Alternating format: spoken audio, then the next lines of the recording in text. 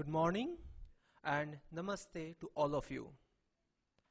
This is Dr. Kaustav Chakravarti and it gives me an immense pleasure for welcoming you all in this Meghdut Auditorium of Indian Institute of Tropical Meteorology, Pune for the inaugural ceremony of the International Workshop on Prediction Scale of Extreme Precipitation Events and Tropical Cyclones, Present Status and Future Prospects, which in short is known as IP4, along with Annual Climate Change Workshop.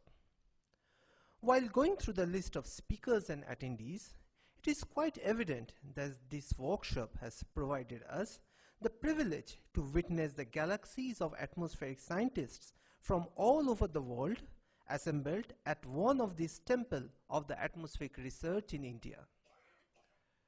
We will begin the inaugural ceremony and I request the dignitaries to kindly take their seat on the dais, please. The chief guest of today's function, Dr. M. Rajivan, Secretary, Ministry of Earth Sciences, Government of India.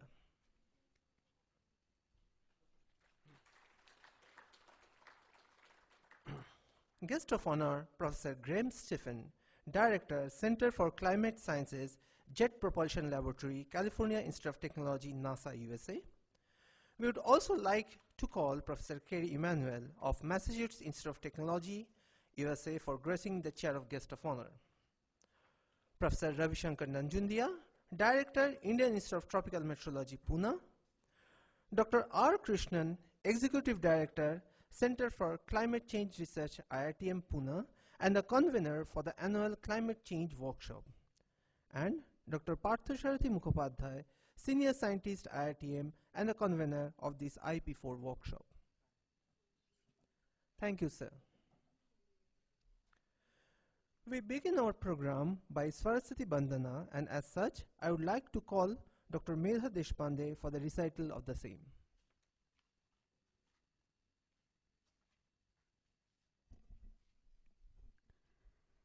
Ya kundendu tushar har dhavala ya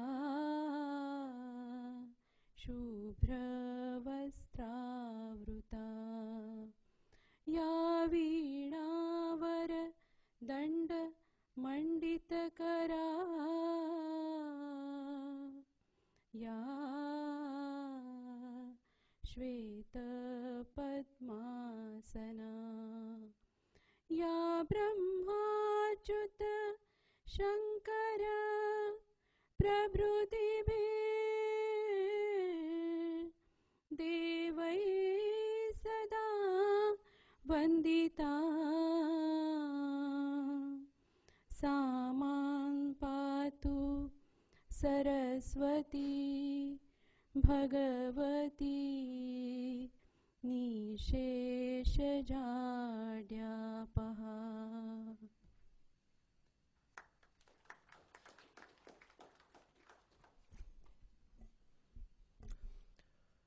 Light symbolizes the absence of darkness, grief, and unhappiness, and lamp leads us from darkness towards light. Thus, it's a tradition of us to light a lamp first before the starting of any auspicious event or rituals. As such, I request all the dignitaries in the dais to kindly inaugurate this workshop by lighting the lamp.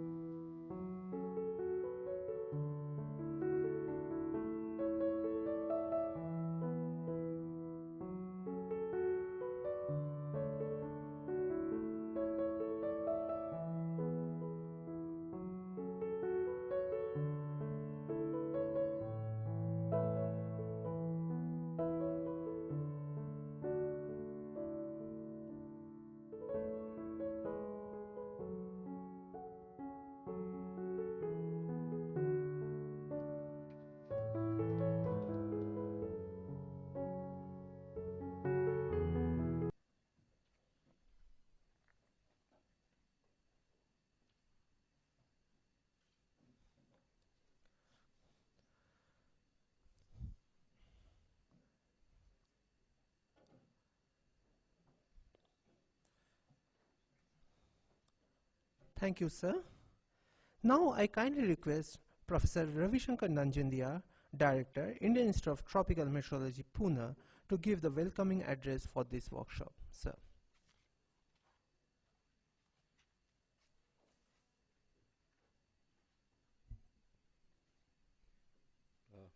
Dr. Rajivan, Professor Emmanuel, Professor Stephen, Dr. Krishnan, Dr. Partha, all the dignitaries, all my colleagues, ladies and gentlemen. It's a privilege for me to welcome you all to this workshop on predictive skills for extreme rainfall events and tropical cyclones. As you all know, these are issues which are kind of extreme interest, especially for us Indians. As we know that the probability of extreme rainfall events is certainly increasing as we see from year to year, and they're becoming more destructive. And also this year we had a fairly different year when it comes to monsoons, when high rainfall events predominated, especially later in the season.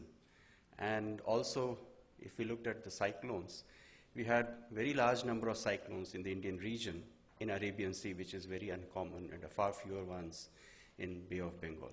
So in a sense, it was a very different year.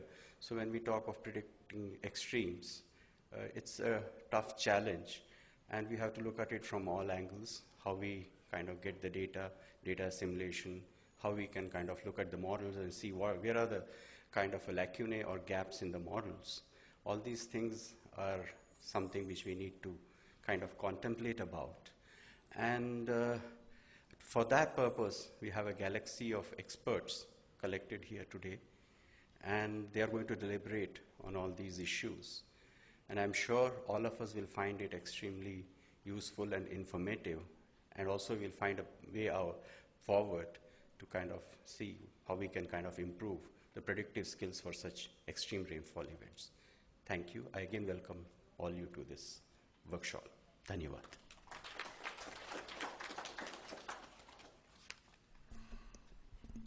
Thank you, sir. Now I request Dr. R. Krishnan, the Executive Director, Center for Climate Change Research in IITM, to kindly provide a brief background of the annual climate change workshop. Thank you, Kaustubh.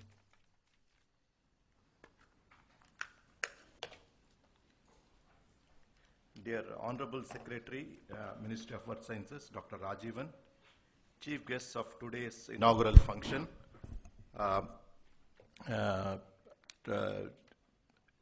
who's the Chief Guest of today's inaugural function, today's guests of honor, Professor Kerry Emmanuel, Cecil and Ida Green, Professor of the Atmospheric Sciences and Co-Director of Lawrence Center, MIT, Professor Graham Stevens, Director, Center for Climate Sciences, JPL, NASA, Professor Ravi Nanjundaya, Director, IITM, Dr. Partha Mukhopadhyaya, Co-Convener of the IP4 workshop, distinguished delegates, and the galaxy of eminent scientists from India and abroad, young researchers, ladies and gentlemen.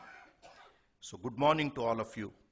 It gives me great pleasure to join Professor Ravi, Director, IITM, in welcoming all of you to this August gathering of the International Workshop on Prediction Skill of Extreme Precipitation Events and Tropical Cyclones, Present Status and Future Prospects, IP4, followed by the Annual Climate Change Workshop on 28 November 2019.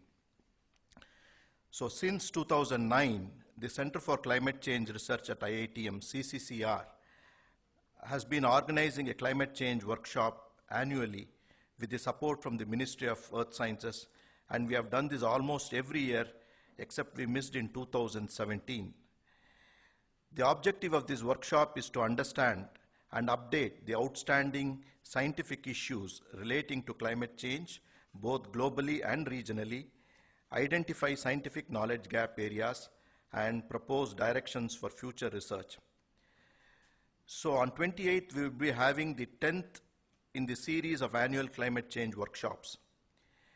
These workshops have provided an important platform in taking forward the scientific research and development activities of the center.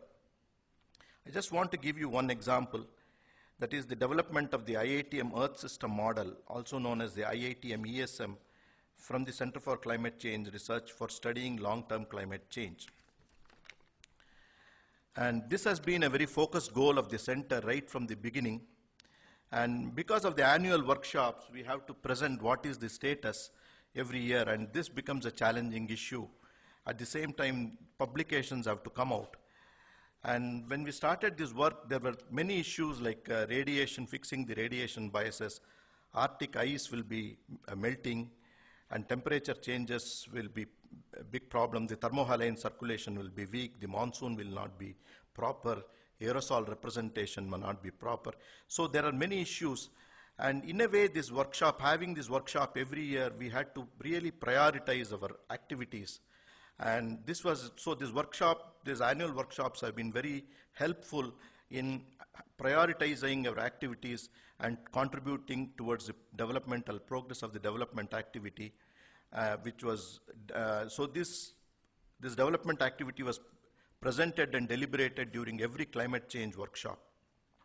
And today I'm happy to share with all of you that the CMIP-6 run simulations using the IITM ESM have been completed, and the IITM ESM will be the first climate model from India to contribute to the CMIP-6 and the IPCC AR6.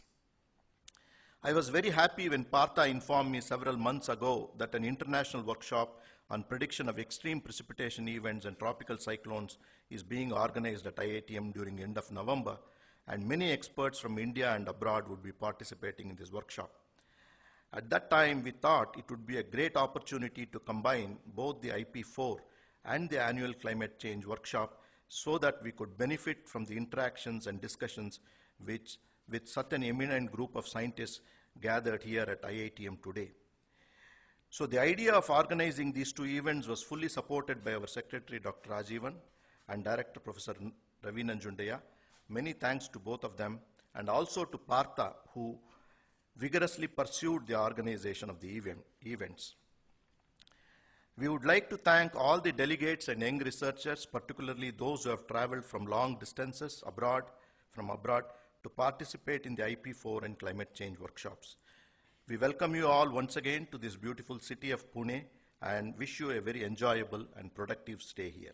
Thank you.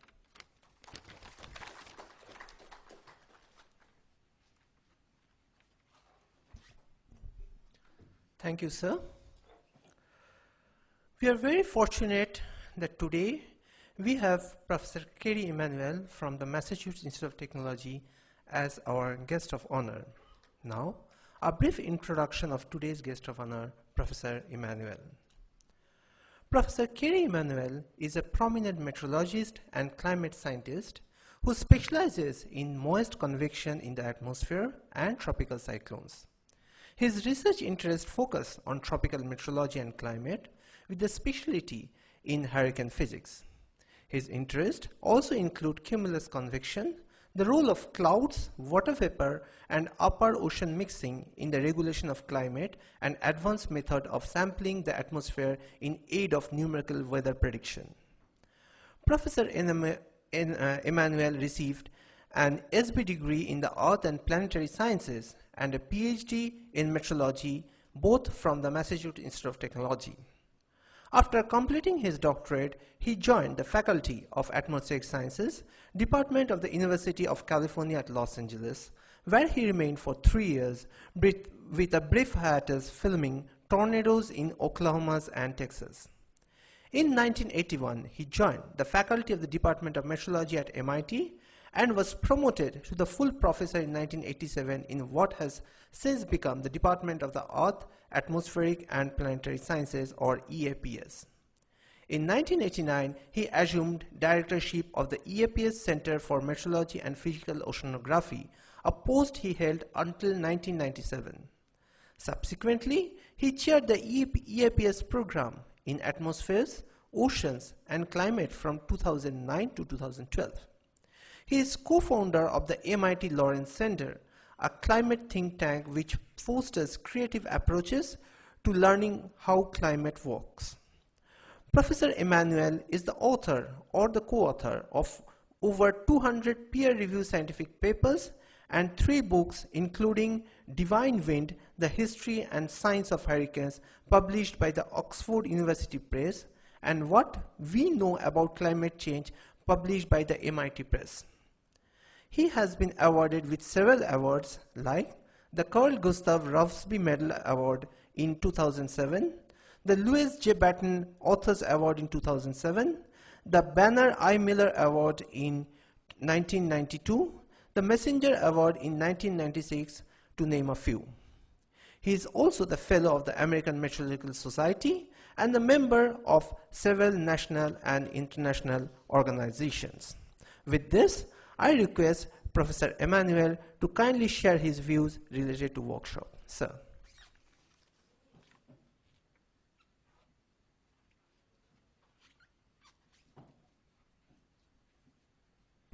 Well, thank you very much, Partha, and also for being such a generous and kind host here. It's an honor and privilege to be standing here in front of all of you today on my first trip to this wonderful country. This is, if I understand correctly, the 58th anniversary of the founding of this very productive and illustrious laboratory known throughout the world for its, the high quality of its research and of the weather forecasts it produces. So we're here this week to talk about 2 subjects, the progress in weather prediction and also progress in climate.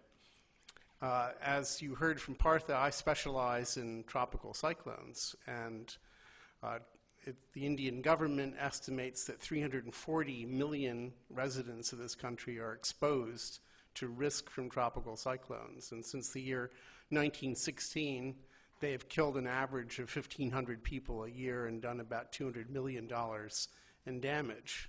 And so these are very serious phenomena, and they're also being affected by climate change. And I want to try to motivate the 2 workshops, in a sense, by talking about 2 different angles of this problem. One is the problem of predicting tropical cyclones in real time. This is a scientific problem and a practical problem where there's been gratifying progress over the last 30 or 40 years. We're much better at predicting the tracks of tropical cyclones. But this institution and several other international institutions have been absolutely essential in adding a new and very important dimension to this problem of prediction, which is the idea of probabilistic prediction, ensemble prediction. And there's been really quite extraordinary progress in this arena, and we're sitting in a place where, in some sense, with respect to tropical cyclones, it's the heart of that progress. We're very advanced here in how we do ensemble prediction. While the quality of ensemble forecasts has grown, it could be argued that our ability to communicate probabilistic forecasts in some parts of the world, including my own country, has not kept up with the state of the art of science. And I think it's something that this community needs to pay increasing attention to. So to take one example, in the United States, I'm not sure what the situation here is in India, we're still very focused on 2 quantities which are sometimes pretended to be independent: the track of the storm and its intensity. And a lot of our measures of our own progress are based upon errors in track and intensity, but these are not independent variables. Not only are they not independent variables, but I would argue they have nothing to do with what most people actually need to know. And the fact that we focused on them has actually demonstrably caused lives in the US. As weather forecasters or broadcast people show the track, they show a cone of uncertainty of the track. People say think they're outside the cone, so there's no problem. It has nothing to do with, or little to do with, the conditions that those people experience. So I'm a strong advocate of moving away from this dichotomy of the track and the intensity. Of course, it's interesting to us as meteorologists, but it's not what the public should be focused on. What we should try to focus the public on is the probabilistic expression of conditions where they are: wind, flooding from rain and from storm surge. That's what we need to focus attention on. And we need to evaluate ourselves, I would argue, based on how well we do in probabilistic point-wise forecasts, and get away from the track and intensity. both as a focus for the public and as a measure of our own quality. So that's one provocative message, maybe not so provocative for this audience, that I wish to put forward. The second thing has to do with the second subject, which is climate change. So what we see all around the world is people are moving to the coast. The number of people exposed globally to tropical cyclones has tripled since 1971, which is much larger than the growth of global population at that time. People are migrating to the coast at a time when sea level is rising, and we're expecting to see changes in the distribution of violent threats to the coast, such as tropical cyclones. So it's becoming really vital to do a better job estimating risk. Now, forecasters, in a sense, are estimating risk on a very short time scale, a few days. Now, but we've left it to a different industry, namely the insurance industry, at least in many parts of the world, the insurance industry and risk modelers, to estimate long-term risk, which is just as important because it affects decisions about whether to allow coastal populations to expand, and building codes for determining how strong one must make structures, incentives to get people to move toward or away from the coastline are all based on long-term risk, but our community is not doing a very good job, I would argue, estimating long-term risk. We've left it up to another industry, and they are way behind us in many ways. They're using only historical events to estimate risk, which is highly problematic because history is short and imperfect, and because of climate change, it's no longer a good guide, not just to the future, but to the present. So my most important message to you today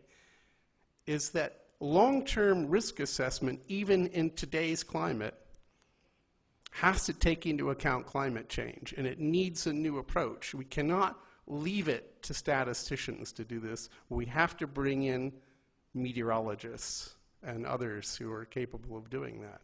To give you an example, we've tried to bring advanced modeling techniques into this whole business of estimating long-term risk. And we estimate that the risk of flooding in Houston of the magnitude we saw in Hurricane Harvey 2017 had already tripled from the late 20th century, which is what the insurance companies and others were using to assess risk. So it's vital that our community get involved in long-term risks of things like floods and tropical cyclones, more involved than we have to date. And that's going to be an intellectual challenge, a good one, and also with great potential benefits to the public. So I'd like to leave you with those thoughts and relinquish my place at the podium. Thank you.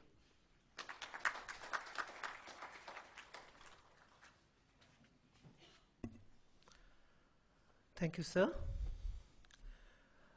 It's also a privilege to have here with us the guest of honor, Professor Graham Stephens.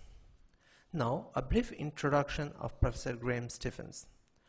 Professor Graham L. Stephens, a PhD from University of Melbourne, Australia, is presently the Director of Center of Climate Sciences, Jet Propulsion Laboratory, California Institute of Technology, NASA.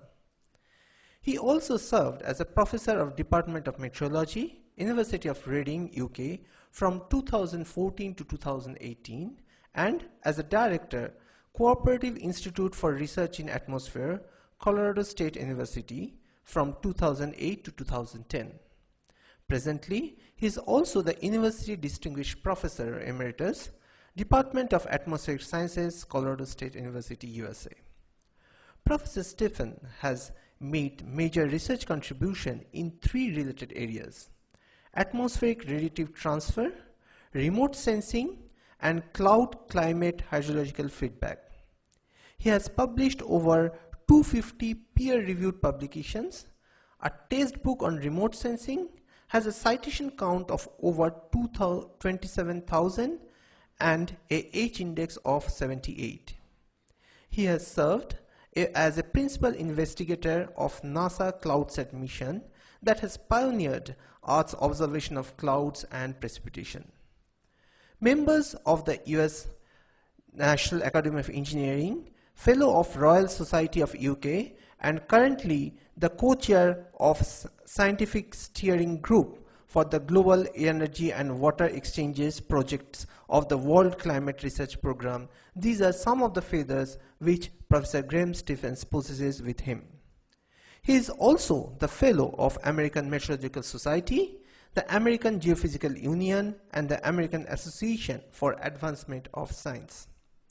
He is the recipient of the American Meteorological Society's Houston and Julie Charnes Award, the Royal Meteorological Society's Mason Gold Medal, the IAMS IRC Gold Medal for Career Contribution to Radiation Sciences.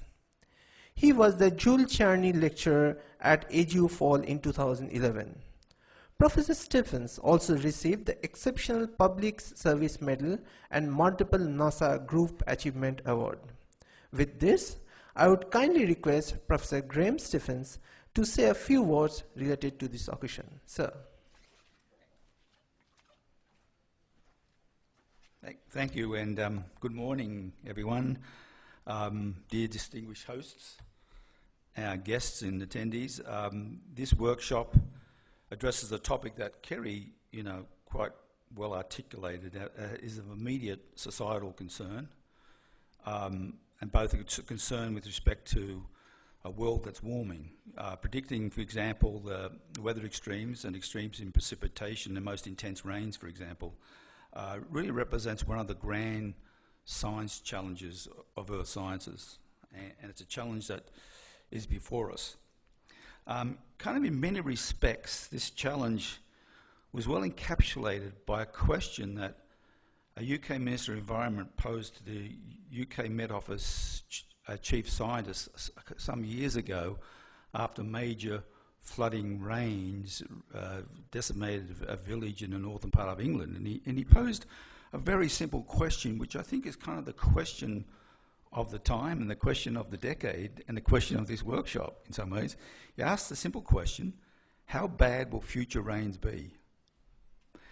And then UK chief scientist obviously couldn't answer that question, and today we really can't answer that question in any quantitative way. And I think really the purpose of what we're trying to aspire to do, all of us, work in this area, is to fundamentally try to make progress to address this basic question. We know, for example, and we've learned since we had this the workshop I was here 30 years ago, we've made some progress in areas. We know, for example, that precipitation as a whole, as Earth warms, will increase, and will increase at about 3% per Kelvin. We know why it has to increase at that rate.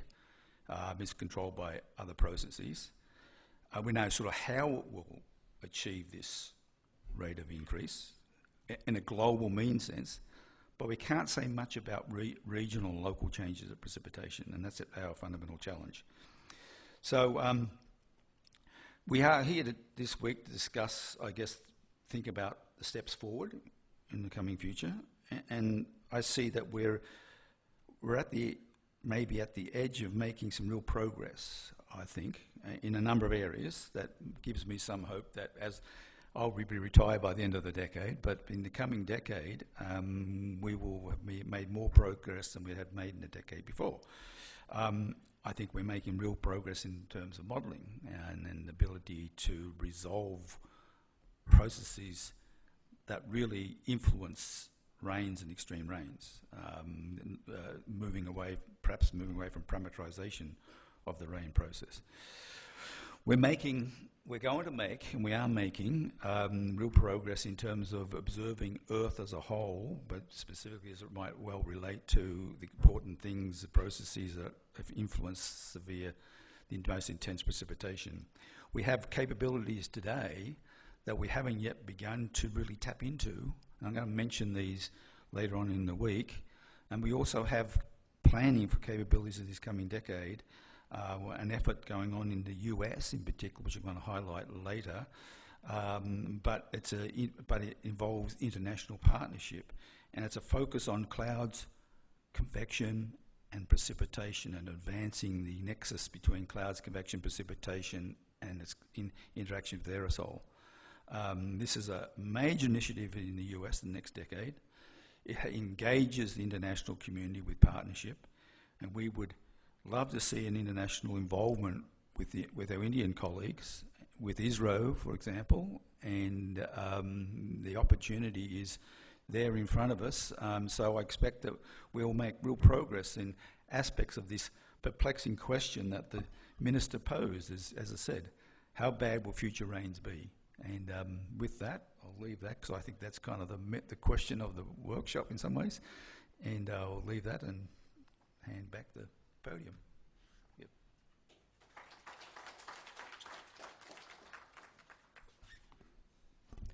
Thank you, sir. It's our pleasure to have Dr. M. Rajivan, the Secretary, Ministry of Earth Sciences, Government of India, as the chief guest of today's function, who, of course, needs no introduction. Dr. Madhavan Nair Rajivan, a PhD in physics from the Savitribai Phule Pune University, then the Pune University, is presently the Secretary, Ministry of Earth Sciences, Government of India. For a career spanning of about 36 years, Dr. Rajivan has worked in several premier research institutes of India in various capacities. He started his career from the Tata Institute of Fundamental Research, Mumbai, and subsequently worked in India Meteorological Department, Ahmedabad and Pune, National Atmospheric Research Laboratory, Department of Space, Tirupati, and Ministry of Earth Sciences, Government of India, New Delhi. He became the director of Indian Institute of Tropical Meteorology, Pune, that is this institute, on March 2015. And in the same year, in the month of December 2015, he became the Secretary, Ministry of Earth Sciences, Government of India. His present research interest includes monsoon prediction using couple models, decadal variability and prediction, land surface processes and monsoon predictability, and extreme climate events, especially the variability and prediction of extreme events like heavy rainfall events, droughts, and heat waves. Dr. Rajivan has significantly contributed for the development of many prediction models and its application to the society, such as long-range prediction models, gridded climate datasets, along with many other climate application products for regional climate services, to name a few. These models and application tools are being used by the India Meteorological Department for operation use. It is to be specially mentioned that the high-resolution climate datasets, like the high-resolution gridded rainfall and temperature datasets developed by him, are being extensively used by the researchers around the globe. Along with the understanding and development of prediction tool for mesoscale weather system over Southeast India, he has specially contributed for the development of advanced prediction tool using hybrid method for the prediction of thunderstorms and associated lightning over the Shar, that is Indian Space Research Center or ISRO's rocket launching site. It is still being used by ISRO for the prediction of lightning during satellite launch. He is the recipient of STURT Young Scientist Award in 2001, 20th Biennial Mosam Award in 2001 by the Department of Science and Technology, Government of India, and the Award for the Young Scientist by the Ministry of Earth Sciences in 2007, Government of India. He is the fellow of all three major scientific academies of India, that is the Indian Academy of Sciences, Indian Science Academy, and the National Science Academy of India. He is also the chairman and members of several scientific bodies and organizations within and outside India. He has more than 120 peer review publications with K-index of 40 and I-index of 86. 9 research fellows have completed their PhD under his guidance, along with several MTech students. We are really fortunate to have here with him today and as a chief guest of this inaugural function of IP4. And now I kindly request Dr. Rajivan to address the audience in this occasion. Sir. Thank you for a long introduction. And good morning, all of you. Professor Kenny Emmanuel, guest of honor for this event. Professor Graham Stephens, Professor Ravi Nanjundaya, Dr. Krishnan, Dr. Partha, Professor J. Srinivasan, Professor Mohandi, distinguished delegates, participants, students, and members from press and media. I am very delighted to be part of this international workshop on prediction skill for extreme precipitation events and tropical cyclones, present status and future prospects. It's a very lengthy title of the workshop. For WhatsApp people, he is abbreviated to IP4 and being organized by IIT in Pune. And also we are organizing the annual climate workshop being organized by Dr. Krishnan's group at Climate Change Center. So I should really congratulate Dr. Partha, Dr. Ravi Nanjundaya and Krishnan for organizing this important international workshop as well as the annual climate change workshop. And also very delighted to see many stalwarts and experts in modeling and observational studies around the world who are here. I should congratulate again Partha and Devi and Krishnan for bringing all of them together to IIT in Pune for very useful and productive discussions on an important issue on prediction of extreme weather. I remember the earlier meeting in very long time back in 89 or 90, in which we had a very beautiful meeting, we gathered of very stalwarts like Professor Arakawa, Kalne, T.N. Krishnamurthy, Sood. I remember Graham Stephens was also there, and I remember his presentations on radiative transfer model on that day. I still remember reading your 1984 paper on monthly weather review paper on radiative transfer. I must have read 4 or 5 times, which was very useful to me because later I used that knowledge for using for my PhD and calculating radiative forcing due to sulfate aerosols. So as we all of us know that monthly our Ministry of Earth Sciences has the mandate of providing weather and climate services. If you really see the progress for last many years, we have achieved a significant progress in terms of modeling capacity and prediction capacity in this country, and the whole perspective of weather forecast has improved. And mainly because of we had more and more better observations and better data assimilation methods. We started using better NWP models, and we have now a suite of models with the different resolutions for right from short nowcasting to seasonal as well as climate change projections, starting from 4 kilometer resolution model, and for air pollution or as well as for fog prediction we use a model with a 400 meter resolution. And we also recently introduced a hurricane HWRF model, coupled HWRF model. First time we are using a coupled model for prediction of tropical cyclones. The last 2 years we are using successfully. And we have also tried to develop better post-processing methods, which are also is very important. And we are also sending people abroad for good training. Human resource development is a major issue, which we are trying to do it. So we have invested a lot in numerical modeling, especially through Monsoon mission, which started in 2012. So with this help, we could develop a good dynamical framework for modeling, for predictions, starting from short range to seasonal as well as to climate change projections. We use, as all of us know that, we use a 2 modeling framework. One is based on NSUB, GFS or CFS. Another is we have another version from UK Met Office, Unified Models. In June 2018, we joined the Ensemble Forecast Initiative, which is at par with any other global centers, and now we are running an Ensemble Forecast system at 12 kilometer resolution, which I consider to be one of the best in the world. So then the generation of GFS 12 kilometer forecast and as well as UK Met Office 12 kilometer forecast enables the country to make many societal initiatives, like we provide now block level forecast for agriculture for purposes that to farmers, extreme rainfall forecast based on percentile which we now give, new initiatives on wind and solar energy forecasting we started issuing now, and also the long lead forecast for high accuracy of cyclogenesis, which now we normally give about 10 days in advance now.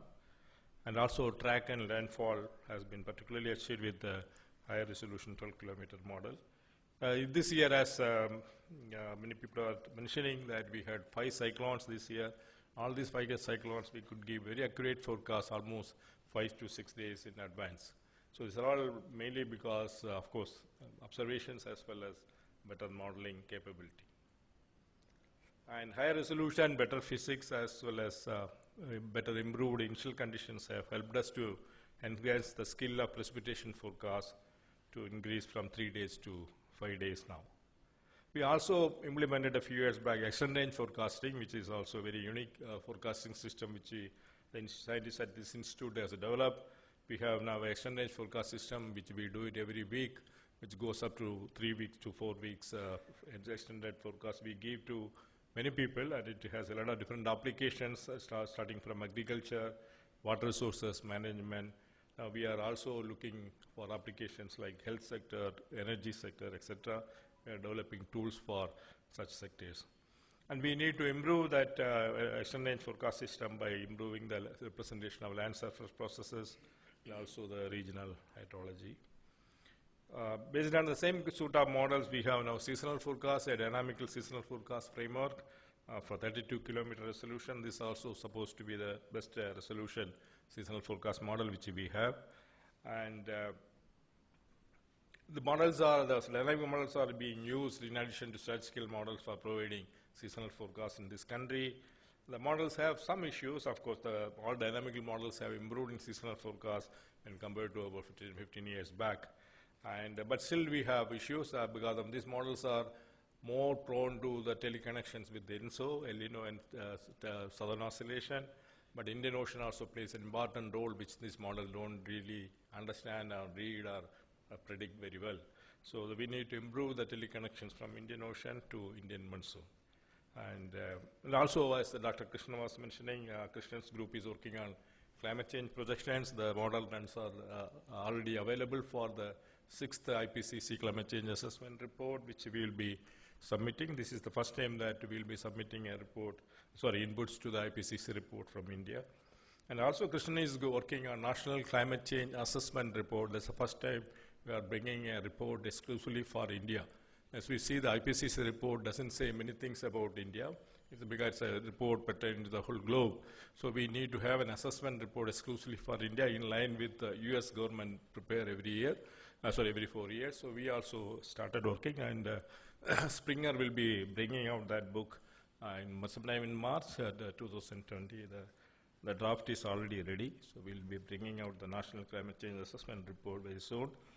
We worked a lot on data assimilation, which I highlighted in the beginning. Now we also started working on coupled data assimilation. Thanks to Monsoon Mission, we got good support from especially people like Professor Kalne, and she is helping us to develop coupled data assimilation, especially ocean atmosphere, coupled data assimilation. Ultimately, we may have to go to ocean, atmosphere, land, and sea ice simulation packages. At present, we are assimilating almost 250 GB data per day. And out of that, 100 GB data comes exclusively from UMETSAT. We had a relationship and a MOU with UMETSAT, and they are giving a lot of data to us. We also done a lot of observing system experiments to understand what kind of data are useful for assimilation. So recently we did a lot of exercise, and we found, of course, the results are similar to any other region. And we here in Indian monsoon region, we found vertical profile of temperature, humidity, and winds are very, very important. So we need to really make use of more kind of vertical profile observations, both from satellite as well as radar. So we are trying to improve the observational network in terms of for improving the data assimilation systems. We are putting the radar network now more. We are increasing the radar network. Now we have about 27 or 28 radars. We are going to make it 50. Already 10 radars are getting installed now over Northwest Himalayas. So by another 2 years, it will increase to 50 radars, weather radars. It is a good number. And also we are, with the help from Indian Space Research Organization, ISRO, we are putting 23 wind profilers at each state met centers. And also we are procuring a lot of microwave radiometer, upward-looking microwave radiometers, which all will give the vertical profile of temperature and humidity, and to some extent wind. A wind profiler will give the wind. We also do a lot of emphasis on intense campaigns, observational campaigns to understand the physics, model physics, as well as atmospheric phenomena, atmospheric processes. We have done a lot of work on starting. We had a history of experiments from Indian Ocean experiment in way back in 1960s. Then we had 1979 MONAX, then followed by we have two big experiments. One is RMAX and BOMAX, and we have also the Mont Blanc experiment. And now we have two important projects. We started the CAPEX, which try to understand the cloud physics process in the atmosphere. And also we started the winter fog experiment exclusively to understand the fog events which is happening over Delhi, especially in the Delhi airport. And we have a cloud, high altitude cloud observatory in the Mahabaleshwar where we take a lot of cloud observations, cloud as well as aerosol observations. All these observations are very useful to understand the physical processes happening in the model as well as the real atmosphere, and also to fine-tune the physical parameterization schemes. For the next step, we have going to set up a atmospheric research test bed similar to ARMS test site in the US. That will be installed, that will be commissioned somewhere near Bhopal. Last few days back, Dr. Ravindra Jundaya has gone and signed the deal with Madhya Pradesh government to get 100 acres of the land. So we will be getting, we already got the land, now we will be immediately started putting the instruments and setting up the ARMS kind of set of research test bed, which will be very useful to understand the cloud process, especially the monsoon systems, which is moving from Bay of Bengal across the monsoon trough, will pass through this area, and we'll get beautiful observations which can be used to improve our physical parameterization, especially on clouds. And we also, what we need to do is, we are doing a lot of good work, but we need to really keep on doing further much work. We need to really oscillate our efforts. We are trying to improve our model resolution. For that, we need a big computer.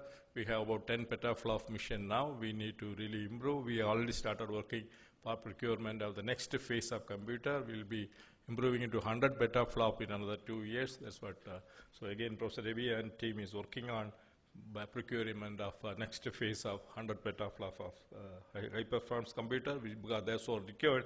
That kind of computing facility is required for improving our model resolution to, we are targeting about 5 to 6 kilometers of global model, and talking about global model. And tropical cyclones, as we know that India is really doing well in tropical cyclones, especially on land, on track as well as landfall. But we have still issues on intensity, as Professor Kiri Emmanuel saying that intensity is slightly different from track. So we need to really understand how intensity forecast can be further improved. I understand this is it's not a regional problem, it's a global issue of intensity forecast. And we also understand the importance of ocean heat content in intensity forecast. So question here we normally discuss is whether we can have real-time ocean heat observation which are available from satellite, whether we can start assimilating into the models and so that the intensity forecast can be further improved. So when we improve our forecast, expectations from public as well as government also goes up. So they need this kind of percentage forecast even beyond 1 week. So can we give this kind of probability forecast for extreme weather events beyond 1 week? So for the government to take the necessary action to take care of the people. And so that is the one target which we have. And also even in general forecast, whether we can improve instead of 5 days, whether we can go up to 7 days of reliable forecast or useful forecast. So we need to really improve models, especially model physics, improve data assimilation, improve the initial conditions. We need a lot of observations. And most importantly, what we are now we have a lot of criticism, and we normally give what the weather will be next 2 days or 3 days. We normally don't tell what the weather will do, what the impact of weather to the people, that is more important. So we are now more focusing on impact-based forecast, which is an important issue. We are also closely working with UK Met Office to frame up this kind of policy. We do it for tropical cyclones, but heavy rainfall, for example, you give a forecast for 20 centimeters, it will rain in Pune. So what? What this 20 centimeter rain will do in 24 hours, what will happen? So the general public or even policy makers normally ask this question, what 20 centimeter of rainfall in 24 hours will do for Pune? So such kind of impact-based forecasts are required. We are learning, and we'll definitely will come up with such kind of forecast in future more. And also important, we need to really understand, start working with artificial intelligence is an important tool. Now all people are talking about artificial intelligence. and also machine language. So these methods also to be used in modeling. And I understand that ECMW, I saw some advertisement from ECMW of advertising and AI techniques for different aspects of modeling, including data assimilation, post-processing. So it's a very important tool. And even physical parameterization, understand even cloud as well as radiation parameterization, people do it with artificial intelligence methods now. So we need to really develop such kind of tools. I'm very sure this meeting will discuss such kind of aspects in this important forum, and we'll come out with some kind of good ideas. There are a lot of young students, and I should thank Partha for uniting a lot of young students, because they are the future prospects for all of us. So they will learn a lot of good things and try to implement and try to help us in our ministry's efforts to improve weather forecasts. And because extreme weather events are increasing, the expectations from the government as well as public is much and more increasing every day. So we need to really grow up and do better things for the country. And you people should really help in the ministry to achieve these kind of targets. So with that, I wish you all the best once again, and once again, congratulations to Partha and his team for organizing this important meeting. And once again, thank you all the big experts who have come from abroad for taking time and visiting India and sharing your good knowledge with us. Thank you very much. Wish you all the best. Thank you. Jai Hind.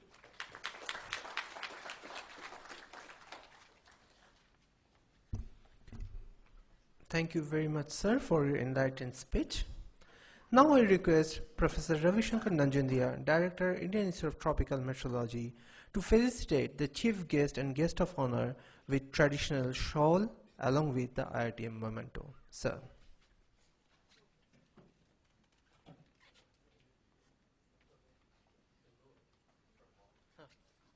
Just come in front.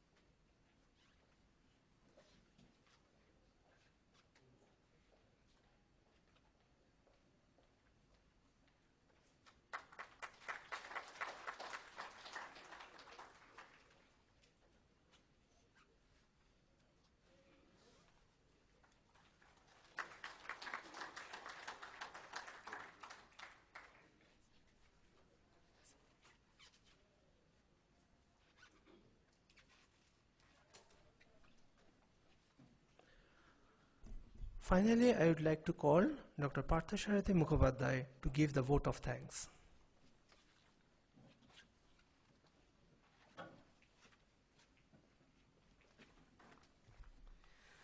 So good morning to all of you, and I join Professor Ravi and Dr. Krishnan to welcome you again. So, Honorable Chief Guest, today's function, Dr. Rajivan Sir, Secretary MOES, Honorable Guest of Honors, Professor Kerry Emmanuel, Professor Graham Stephen, respected Professor Ravi, and respected Dr. Krishnan, and respected delegates from University of Victoria, NCEP, from INCA, GSFC, JPL, MIT, UKMO, ECMWF, from Korean Institute of Atmospheric and Prediction System, University of Tokyo, Kyoto University, respected Jess Srinivasan, Dr. Mauskar, Dr. Kamra, Dr. Rupkumar, Dr. Pai, and all distinguished project directors of IITM, senior officers from IMD, senior scientists from CDAC, and all our mentors, teachers, and guides present here, participants who have come all across India, present in the hall, and also participants who are witnessing this event through the live streaming away from this hall. So it's my great privilege and honor to express a vote of thanks in these occasions, and you'll excuse me, my vote of thanks will take a little more time. We have to make the vote of thanks really big, because in spite of Thanksgiving Day in the US, they have all decided to spend time with the IITM family instead of being in US. So today, firstly, we'd like to express our gratitude to our mentors, guides, who created actually history in 1989, which Secretary Sir was actually mentioning, and I brought this book for the students. There is no e-copy of this book, you have to get this book in IITM library. This was the book you should all know, and we are actually following the legacy of this book. We are not creating history. The history has been already created by people who have thought ahead of their time.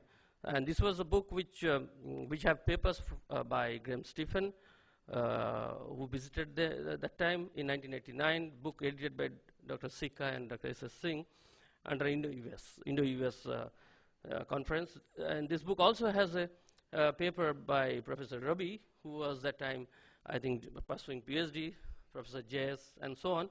So we are trying to, we are always, we try to close the budget. So we are closing it by recreating and bringing Professor Rabi now here, and also Graham Stephen is here.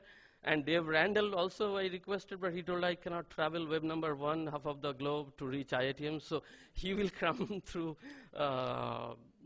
video.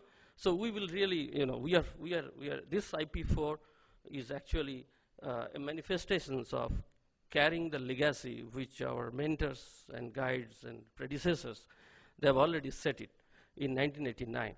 So, so having said that, our deep, so we express our sincere gratitude and thanks to Honorable Secretary Sir for kindly accepting our request of gracing the occasions as chief guest in spite of his extremely busy schedule.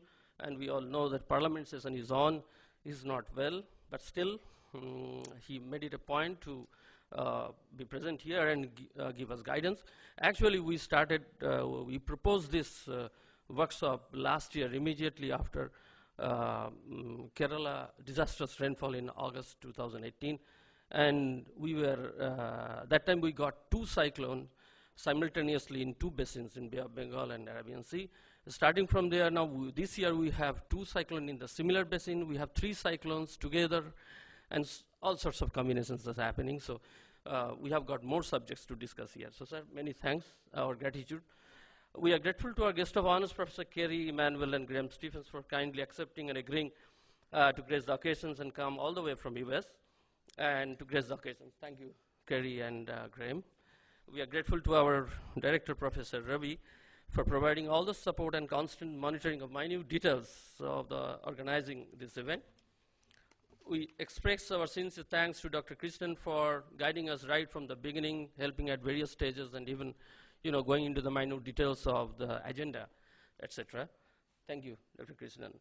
And I'd like to take this opportunity to place on record our special thanks and gratitude to MOES, Ministry of Earth Science, Government of India for funding, and particularly our project head, Dr. Mrs. Parvinda Maini and her team, and protocol officers in MOES, for all the help in funding and clearances from various ministries, which has actually helped to organize and helped all our delegates smooth entry and arrival to India. This is a very difficult task, but they have taken all the trouble to make it very smooth. So our special thanks, sir, to Ministry of Earth Science and our project divisions and Dr. Maini and his team.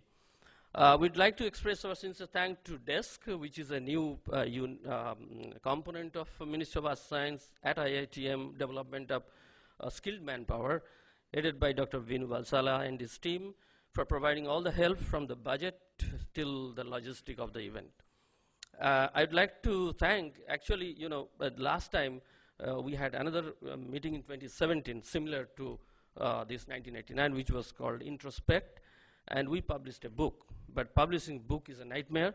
So what we have decided, I made a proposal to AGU, and I am really grateful to AGU editorial board, Dr. Peter Fox and Robert Pincus, for kindly accepting our proposal. And now there'll be a special issue for all the presentations made here and also presentations that is in the form of posters. There'll be a special issue edited by Dr. Rajivan, Dr. Kerry Manuel, and Dr. Graham Stephen. And the paper will be coming in special issue of Earth and Space Sciences or the GEMS, okay, depending on wherever the paper suits better. I mean, if it suits better in ESS, it will go to ESS. If the paper suits better in GEMS, it will go to GEMS. And the last date of the special issue is 30th June 2020. So all of you can take a lot of time, but you can submit the paper and you will get a peer-reviewed paper if it gets accepted. I'd like to especially thank our admin officer, Mr. Rajit Prasad, for providing all the support, administrative procedures, and also pursuing clearances. This is a very big deal from ministry and for IP4 at various stages. And I'm truly grateful to our local organizing committee for arranging such a big meeting, especially Dr. Vinu, Mr. Kapale, Kostab, Dr. Meda, Jogesh, Sampadas, and all IITM departments like IITM Accounts, Security, Library, Guest House, Engineers, Cultural Program Committee, Purchase, Computer Divisions, GS sections for outstanding and flawless coordinations. I would like to thank the service provider who is arranging the live streaming of this IP4. And as suggested by Secretary Sir at one point of time, so this time, sir, what we have done is even the remote participant can ask a question to the speaker by writing the questions, and we can put it in the screen, and he or she can get the reply or response from. So except shaking the hands with the speaker, we try to outreach and give the flavor of all the existence and proceedings through the live stream. So I thank and last but not the least, I sincerely thank all the participants, faculty, scientists, and postdocs who have come across all over India to attend IP4. And inadvertently, if I miss anyone in thanking, I'm sure you will forgive me. So thank you once again.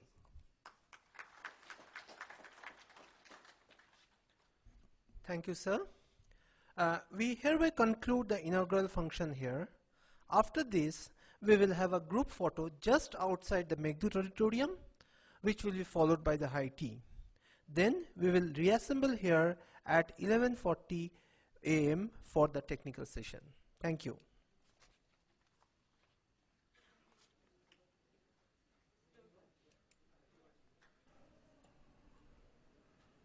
We have one small request. Professor Fuching Zhang, and he is from Pennsylvania State University. He was actually supposed to attend IP4 as a invited speaker, but it's very sorry, and we are very it's very unfortunate that very suddenly, shocking every one of us in the whole fraternity, he passed away in July 2019. He was a giant in tropical cyclone research. He did a lot of path-breaking work in data assimilation, hurricane, and so on. So we propose 2 minutes silence in the memory of Professor Fuching Zhang. And we lost another giant last year. He was our groomer, mentor, institution builder, popularly known as Chris, our very own Professor T.N. Krishnamurthy. So in the memory of these two giants, we will observe 2 minutes silence, giving them homage, and then we will start the technical session. So I'll request all of you to observe 2 minutes silence in the memory of Professor Fuching Zhang and T.N. Krishnamurthy.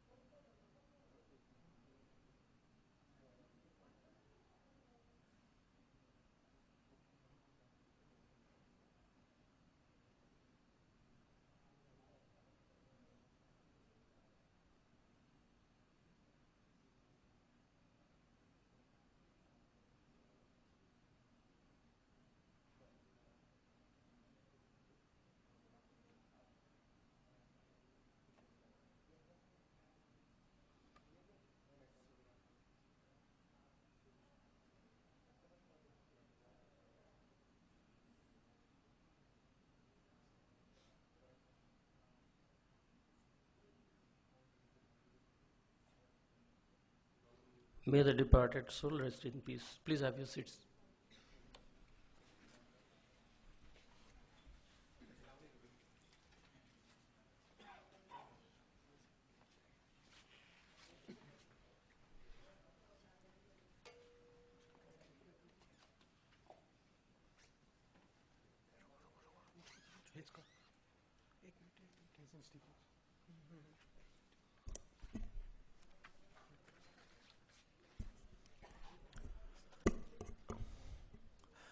We will start the first technical session in which there are two talks by Professor Graham Stephen and Professor Ravi Shankar Nanjundia. I kindly request Professor J. Srinivasan from Indian Institute of Science, Bangalore to kindly chair the session. Sir.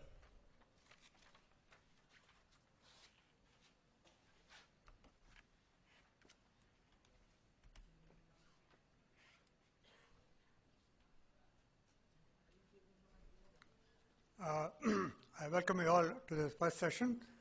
This is a short one. There are just two speakers, Professor Graham Stevens and Professor Ravi Nanjundia. Each speaker has been allotted 40 minutes. I hope they will take 35 minutes, and so that you have 5 minutes for questions. I invite Professor Graham Stevens to give the first talk.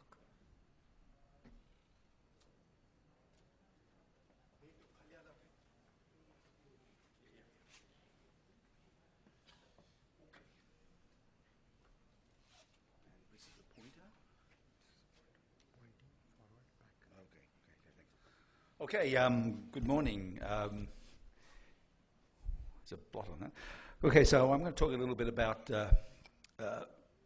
challenges around topics that are to do with precipitation and why we might expect some real progress in the coming decade with respect to the answer to this question I mentioned before. I'm going to start with a few thoughts on parameterization per se, more philosophical perhaps. A couple of examples of long-standing cloud parameterization challenges. These challenges have been around for a long time. They've been around, for example, since CMIP and all the different phases of CMIP, and we haven't seemed to make progress. I'll talk a little bit about the precipitation, and it's more than just hydrology. Precipitation is a major cog in the Earth system, as I will talk about. Observational challenges around convection and opportunities and plans for the coming decade. Okay, so parameterization. So I'm going to suggest that we might think of parameterization in different flavors. Parameterization of the first type, I would consider as kind of a basic part of the scientific process. It basically tries to simplify the outcomes of a set of very complex processes. As I say there, whose net effects collapse down to simple expressions, and these simple expressions are tested and express verifiable laws. And I'm going to talk, the one example that I'll give you in basic physics is the Planck black body function.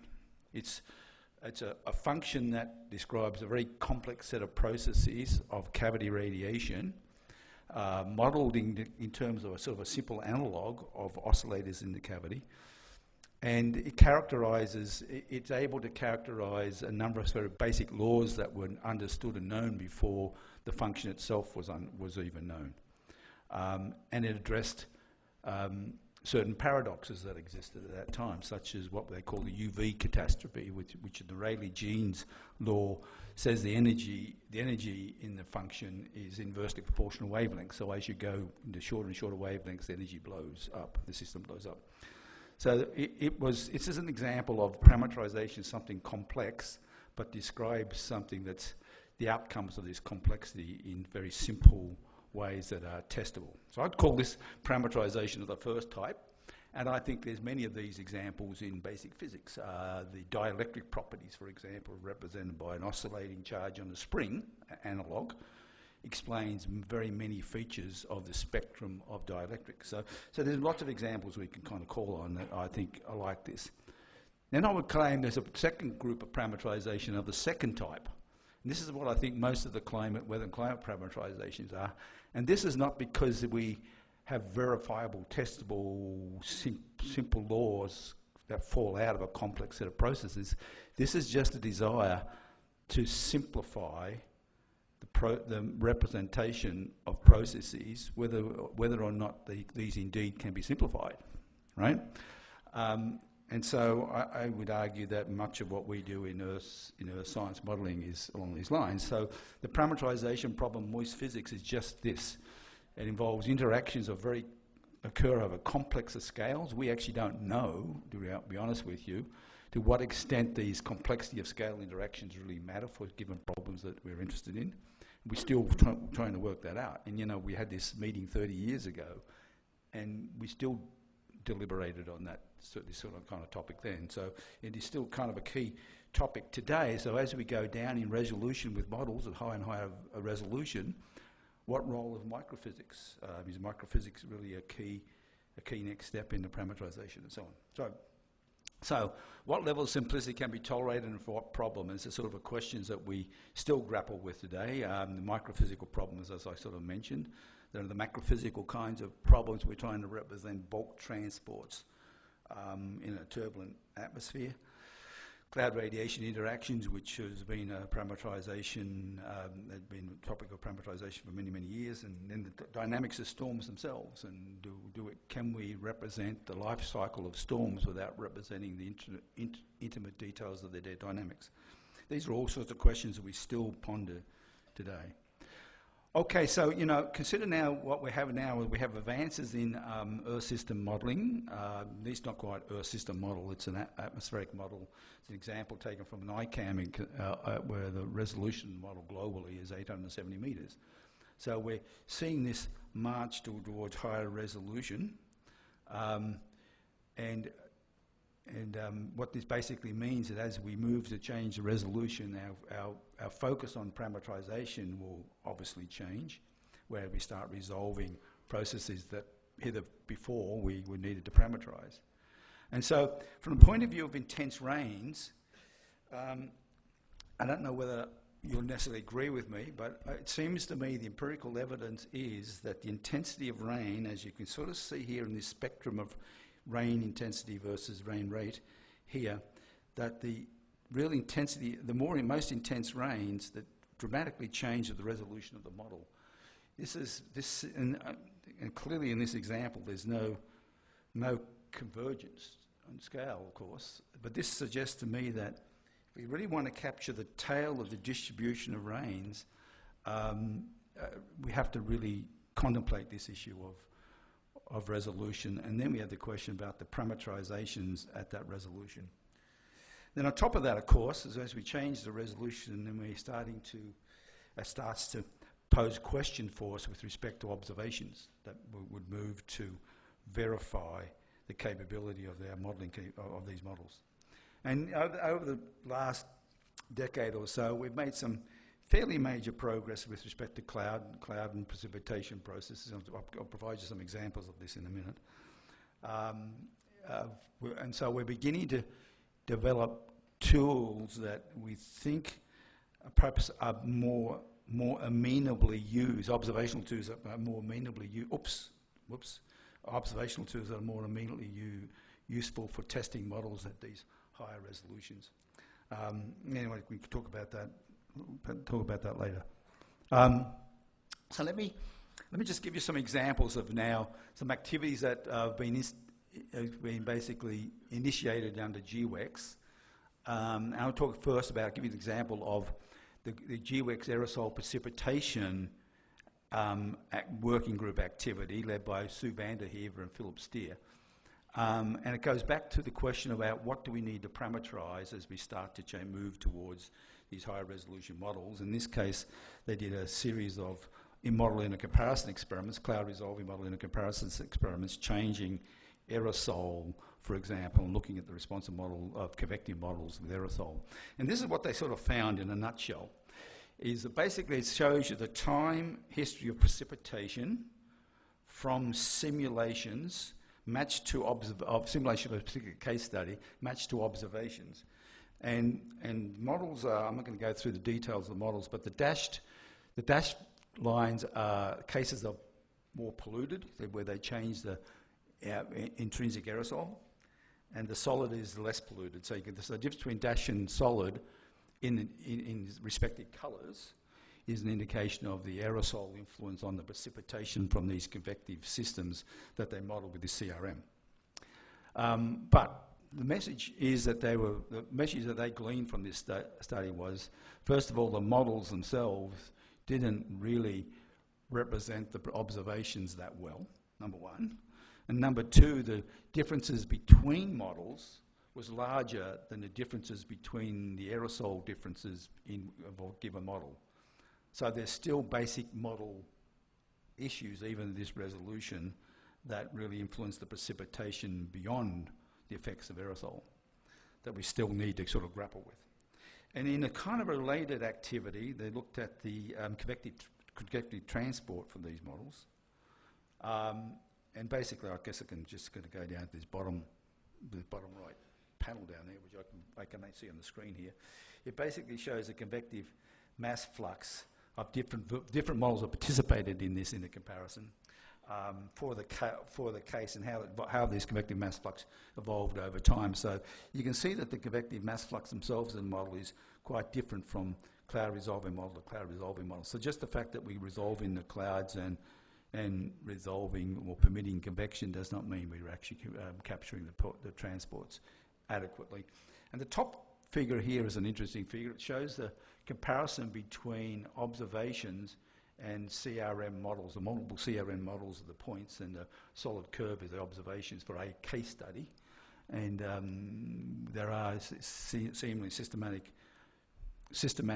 differences between the vertical motion in convective storms and the CRM modelling of these convective storms. So it all tells us that even though going down in resolution is maybe necessary, it's as yet far from sufficient from getting us to the point where we want to go to answer that basic question and use these tools as a predictive tool to answer the question about how bad will rains be in the future.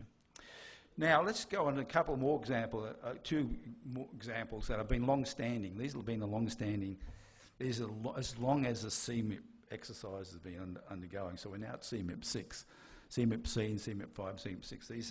These have existed. This is what we call the too few, too bright bias, and this relates to low clouds, not so much precipitating cloud, but low clouds. And this is the climatology. We now have about a 30-year climatology of microwave cloud, low cloud liquid water path. This is a liquid water path derived from these satellite observations showing the climatology of the liquid water path. Now, the liquid water path is quite central to many of the properties of low clouds. It defines the optical depths and the albedo of the clouds. It's central to the precipitation process and so on. So this is a key cloud physical piece of information that you kind of want to try to get more or less right. And the right-hand curve is a Taylor diagram showing how CMIP5, this is a case of 12 different CMIP5 models compared to the observation, which is what's called the MAC. That's the climatology observation of the microwave. And basically, in the mean sense, the model liquid water path, this is for low cloud region over the Pacific, for which we know there are low clouds and for which these are regions of where the air is subsiding, the free tropospheric air is subsiding, so it's low cloud area. And basically, the liquid water path in these clouds is systematically too high, in this case by 60% in this region. Some models are even larger than this. So the clouds are way too wet and way too bright, but they're way too few. That's how you tweak the model to give you the right albedo of the system. So this is a long-standing bias that still exists, and I'll predict it'll carry through to CMIP 6. The other bias is the drizzle bias. And I wrote a paper on this back in 2010, and it's still true today. And so this is a bar diagram of global ocean precipitation, cloud-set observations of the frequency of precipitation versus many different models, including NICAM model, cloud resolving model, cloud permitting or resolving model, NICAM, all the way up to the global models. And essentially, the frequency of drizzle over oceans is sort of a factor of 2-ish too often in the models. And this has fairly significant consequences, as I'll sort of allude to if I get time. So we've begun a series of activities under GWEX called Process Evaluation Studies, PROS. The aerosol precipitation example I just gave you was one of these process evaluation studies. We have a warm rain process evaluation study going on. So as you develop your model, you may want to participate in this to see how you stack up against the observations of drizzle. But we have what we've been able to do in the last 10 or so years, we've been able to actually use our observations of clouds over Earth from satellites and identify and see the warm rain process taking place in the models. So we actually can see the process occurring. And so you can kind of see it here. This is the observations. I haven't got time really to talk my way through this, but these are the observations from satellites. Includes basically it's a two-dimensional representation of two different independent observations. One's the optical depth of the clouds on the y-axis, and one's the radar reflectivity of the clouds on the x-axis. And these are grouped by droplet number concentrations inferred from some other measurements. And the auto-conversion rate from cloud to rain or drizzle is shown there as be a function of some power of the number concentration. And so what you find is that the clouds that have large number concentrations, copious amounts of drops, produce very little rain or drizzle, which is shown here in this y-axis. Is basically the fact that there is, in this space, we are able to show from cloud physical arguments that the slope of this relationship between these two observables relates to the coalescence process, the collection process. So when there's basically no slope, there's basically no coalescence. You see this for clouds that are composed of lots of small drops. As you go to clouds with fewer and fewer drops, you start to see more of the signatures of drizzle and rain taking place.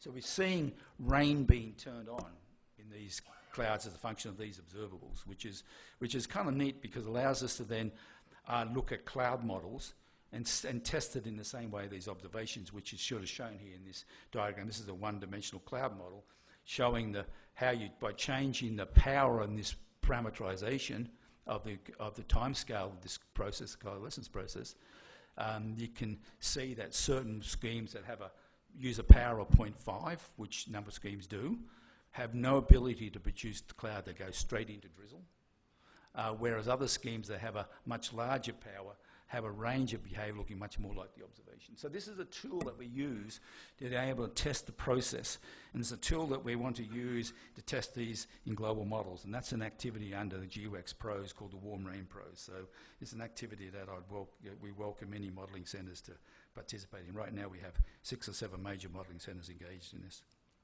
Okay, now let me talk about precipitation. Okay, so precipitation is more than just weather and hydrology. It's a major Earth system challenge. It means more to the Earth system than just water reaching the surface. And precipitation is not just one measure. It's not just the millimetres per day. In fact, there are many dimensions to this, and this is part of the challenge, is trying to address these dimensions. There is the accumulation. This is the total amount of water that falls over some period of time. So when you see the GPCP monthly or annual precipitation rates, that's really accumulation. It's not really instantaneous rain rate. It's accumulation, how much rain has fallen over whatever that window of time is. That's accumulation, and most of the climate community talk about precip as accumulation. But this is not really what matters in many ways. What matters is how often it rains, the duration of which it rains, the intensity when it does rain, the sequencing of the rain. Of course, for that has many implications for flooding, and the phase of the rain. That has major implications, major hydrological implications if it falls as snow and it gets stored on the surface rather than rain and just runs off. Major implications. So just to sort of highlight a little bit of this point, and this is an example I've taken from one of Kevin Trenber's papers. It shows you the rain over a month. The monthly accumulation in these two scenarios is identical, but in one scenario the rain falls in 2 events massively in heavy rain, or versus it's spread over the month. Whether it rains as very intense over short duration, or whether it continually rains as sort of low rain over the month, has enormous implications for hydrology. So intensity, sequence and phase all affect how much runs off versus how much soaks into soils. The hydrological consequences of this are profound. So when we talk about precipitation, we've got to go beyond showing these groovy seasonal or annual or monthly mean maps of precipitation and verifying a model against that. It's kind of meaningless in many ways. So we think about precipitation as maybe a vector of properties. Okay, we have in precipitation, we have a climatology, GPCP, that is our best guess estimate. It's being improved with GPM and other satellite resources. It allows us to look at climatological relationships between precipitation and surface temperature, for example, which is sort of shown here. This is from Trenberth and Shea, and they're sort of shown here the correlation between temperature and precipitation, and you can infer, as Kevin has done, a number of characteristics of precipitation and the atmosphere and temperature and the implications that has for the system.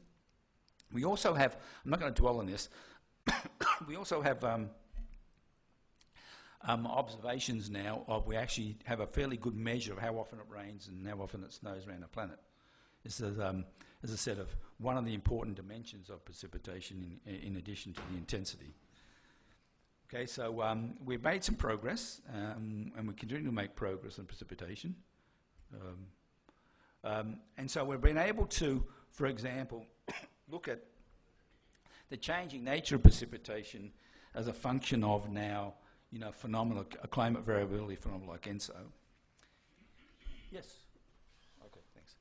And when we do this, we're able to, what we conclude is, and within context of the ENSO phenomena, that the change in precipitation with ENSO is massively super Clausius-Clapeyron. It's, I haven't shown the map. I should have shown the map here, but it's typically in the wet area, the warm region of ENSO. The precipitation change is of the order of 50-60% per Kelvin, way beyond Clausius-Clapeyron. And the reason it's this is because there are feedbacks in the system that drive the hydrological cycle, that amplify the hydrological cycle and amplify this precipitation response. And the feedback that we've been able to quantify, and we're able to quantify the different elements of this feedback, and describe a paper I wrote a couple of years ago, is that it's sort of illustrated in this sequence of events. You obviously, with ENSO, you get the weakened easterlies, the weakened ocean mixing, and increased SSTs in the East Pacific. The warmer SSTs reduce the surface flux, and reduce surface fluxes, reduce surface flux to the surface. And enhanced provides a reduced surface flux. Primarily, the principal one is actually reduced solar radiation to the ocean surface. And we actually quantified how much of a reduction that has been over the course of 15 years or so of ENSO. But what happens in this region is this is a region of massive increased heating in the atmosphere through both the combination of latent and radiative heating that reinforce each other. And then in the regions surrounding the warm, moist regions are drier regions where the radiative cooling is significantly enhanced because of the reduction in the clouds, the high clouds and so on. And so what you basically get is a sort of a secondary circulation that reinforces this hydrological system, enhancing the precipitation to this 50% over this warm region. But the system is kind of a feedback system that's positive in the atmosphere but negative at the ocean, so eventually overall in time erodes and destroys itself. And so the point about this is that the amplification of the hydrological cycle and how intense the rains are involve processes well beyond just simply the cloud physics and the convection. It involves processes that involve differential heating and the dynamics that get set up through differential heating.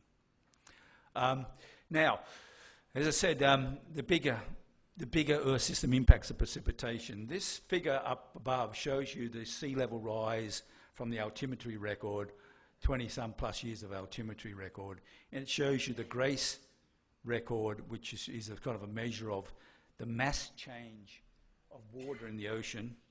So as sea level rises, there's a contribution through the steric component where it expands, and a component through mass increase into the oceans through melting of the ice. And the melting of the ice is about 60% of the total sea level rise. But if you take the mean sea level rise and detrend this, what you find is massive excursions, interannual excursions of sea level. Take, for example, this period here, about 2010, 2011 period here. This is a La Nina period where you see about a 5 millimetre drop in the ocean surface, which is about 2 years equivalent of sea level rise, global. And this is simply the influence of the Earth's hydrological cycle on sea level and the shifting of rains. And it's basically just a shifting of the rains over land instead of over ocean. So this shows you that precipitation has a major influence on other aspects of the Earth system that we might not have hitherto thought about, and this is the case of sea level rise. These are kind of these time series below just sort of re-emphasise the point. Basically, it shows you that essentially when the sea level rise drops, which is the blue curve here, sea surface salinity anomalies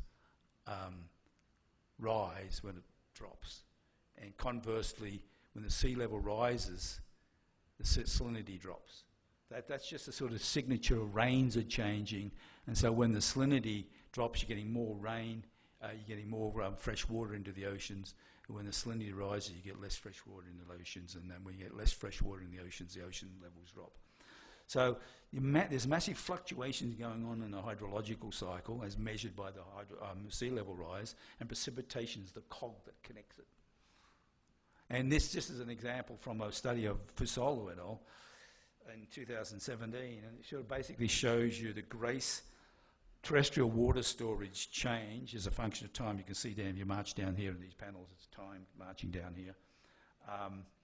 And basically what's happening is as the sea level rise drops in this period, highlighted here, or highlighted there, as the sea level rise drops as you go through that period, the water's systematically moved to over the land, and particularly Australia, which is from where I'm from, plays a particularly important role in this, because Australia, the water flows into Australia, and the only way it comes back into the system is through evaporation and back through the hydrological cycle, which takes some time. So this sustained drop is associated with the massive rains that occurred across the terrestrial tropical regions, but Australia in particular, where the rain gets stored into its inland lakes, ultimately returned back sometime later. And you can see the right-hand panels are the TRIM precipitation estimates from the TRIM radar, showing you how the rain patterns have changed, and we get massive rains, for example, over Australia. So the point here is that precipitation is more than just a weather and a hydrological variable. It's a true Earth system variable. Okay, so one way we can monitor the change in precipitation and its change over time, from at least from the point of view of the global oceans, is from ocean salinity, as I've already hinted at, right? And this is an interesting set of results from Durack et al. It shows you the climatology of salinity from 50 years of in situ or salinity observations. And this is the change in salinity over that time. The point about this is that the change looks like the climatology. And what this means basically one important thing. It means that where the wet areas exist over the ocean, where the salinity is lower, where the ocean water is fresher, these are getting fresher over time, or where the more saline water exists in the regions of evaporation, they're getting more salty. So the wet gets wetter and the dry gets drier paradigm is exemplified in the salinity observations. Okay, so I might just skip over that because I'll come back to this on Thursday's talk. So let's just go to convection as an Earth system challenge as we start to now piece it together and try to figure out how we might be able to make some progress in terms of predicting the intense precipitation change. Convection is kind of a real element of this challenge.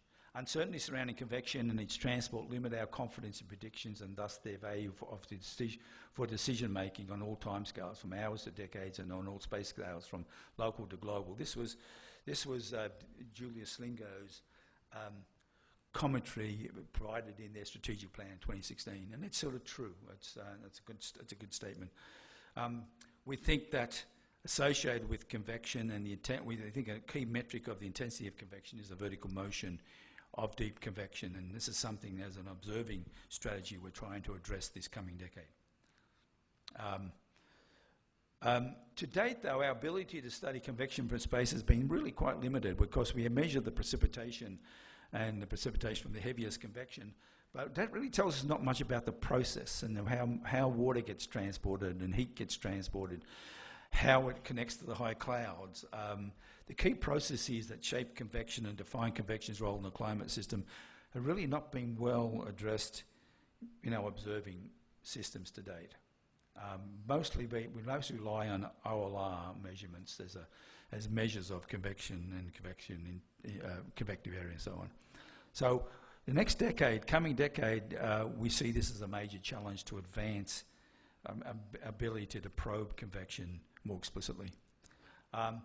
So the observational issues in the coming decade, let me just touch on this, and then Thursday's talk I'll sort of dwell a little bit more on this give you more insight on what's really happening in the next coming decade. But our observational challenges for this are quite large.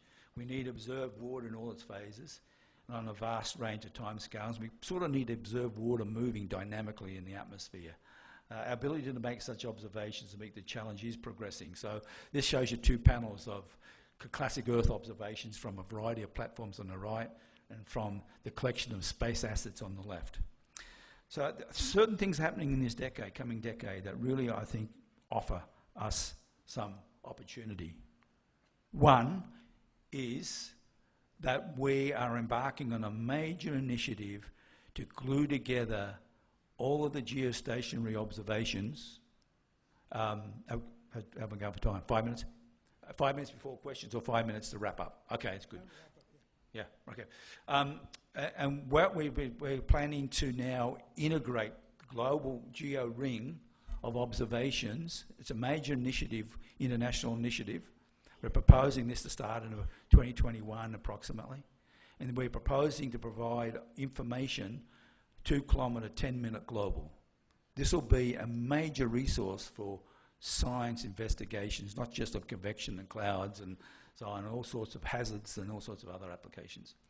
The US Decadal Survey provided directions to NASA, and in those directions are plans to develop a strategy to address aerosol cloud, convection and precipitation in a more advanced way than we have today.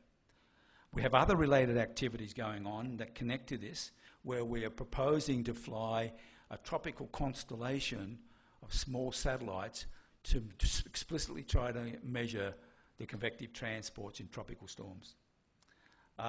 So that's the Decadal Survey. I'm going to mention more about this on Thursday, so I'm going to skip over that.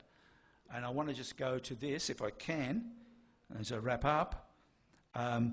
We are, in this decade, we're embarking on a decade of technology revolution. You may not realise this, and this is described in a BAMS article of mine that's coming out fairly soon.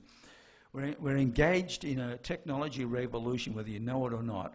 Our observing of systems of the future are going to be different than observing systems of the past. And this is just to whet your appetite. This is an example of what you'll see in this movie is, come on.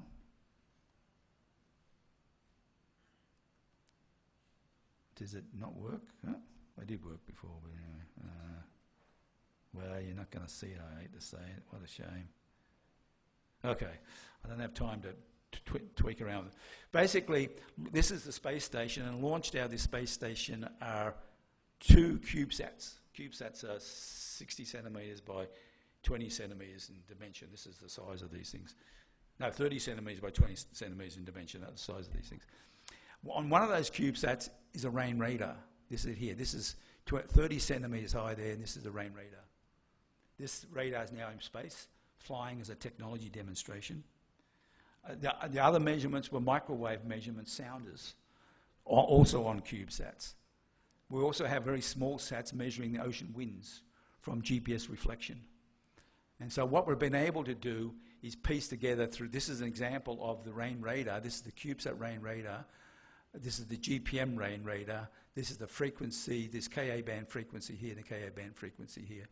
So this is these tools, this is now small, compact, low-cost observing systems that we are about to embark on implementing in this coming decade to address the kinds of science that we want to address for clouds, convection, and precipitation. This is an interesting diagram, just serendipitous example of Cygnus wind, ocean winds, tempests, moisture sounding, and rain radar profiling of the latent heating, as it were, of a tropical storm.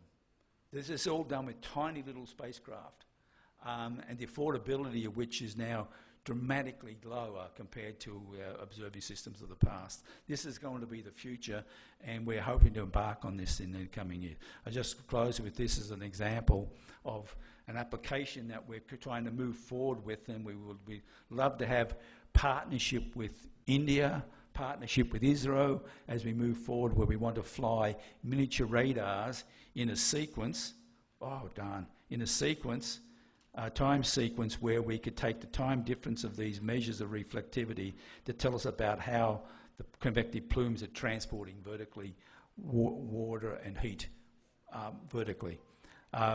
So this is an initiative I'll mention a little bit more on Thursday, and we're moving forward with this. This will be a tropical constellation in a tropical inclined orbit, so we're hoping to have international engagement in this. So let me just finish. This is it. How bad will future rains be? Predicting extreme precipitation is a major challenge for earth sciences. Observing precipitation in many dimensions is also a challenge. Also challenges our observing capabilities. We expect to make significant progress in the coming decade through advances in modelling and through new initiatives in observing system design, specifically to advanced understanding of convection in storms. That's kind of where we are today. We're really in the planning stage and the development stages of these observing system, activities. And we welcome, and it's the right time to develop a partnership or collaboration on these activities. So thank you. Yeah. The talk is open for questions. Yeah. Hi. Yeah. Where am I? Hello. Professor Graham's student. There. Yeah, that was a very nice talk. I have one question. You were telling about the wet gets wetter and the dry gets dry paradigm. That's mostly seen in the oceanic areas. Only over the oceans, yeah. So in the land, this is not seen in many places. No, exactly. In fact. So how do you? So what are your thoughts on this? Exactly. The land is much more complicated.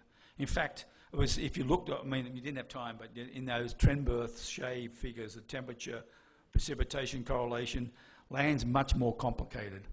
There isn't a clear paradigm, as it were, like over ocean, where wet, dry over the ocean appears the whole, but over land, there are many more other sort of interactive processes that confound the relationship between temperature and precipitation and change. So we don't have a clear answer. Land's a challenge, and hence that's a GeoX challenge. Okay. Any other question here? Okay. Yeah, so the focus is towards the A10 type of observations in low inclination orbit? There are two activities going on. One is there is a NASA-directed activity that will occur in the end of the decade, which is to kind of rebuild the A-train. That will be, and we're contemplating two different orbits, one polar and one inclined. But there's then a second activity that we're trying to champion, has been well received at NASA but not yet selected as a kind of a mission, is a tropical incline in particular. So whether these fuse into one and become the NASA directive, or whether it becomes a separate, more research satellite mission activity, is an ongoing discussion that we're having. But it's good time now to discuss this and potential involvement in both of these activities, because they're going to be real in the next decade. Okay. Are there any other questions? Yeah. Let's see if there are any remote questions. It'll come on the screen if there is anything. Any idea? No? Okay, thank you. So now we thank Program Stevens for a very fine talk. Now I invite Professor Ravi Nanjundaya to give his talk. So 30 minutes I'll want.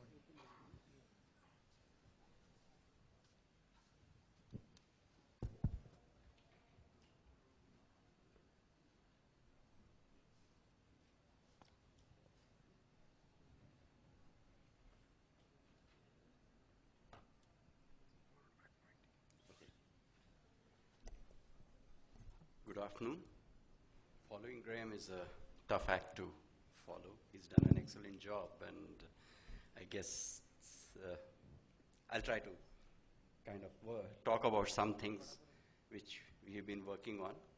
One of them is on some work which we have already done with CRM, and the other one is work still in progress with an LES. Though I have said unified parameterization, we are basically going to talk about parameterizations in general. And basically, there will be two cases where we find that parameterizations as they stand, they are sort of doing a pretty reasonable job, you could say. But there are also cases where something that's the current parameterizations, they may have a little problem. So that's what I'm going to talk about. And when we talk of unification of parameterization across scales and processes, when we talk of scales, it's we have multiple scales which we have already seen, going from the planetary to something less than 10 meters to turbulence scales. And processes, these days when we talk of unified parameterization, we are talking of merging the boundary layer with the convection aloft. And that's the unification across processes that we are talking of. So if you're looking at the state of art in unified parameterization, there's quite a bit of work going across scales for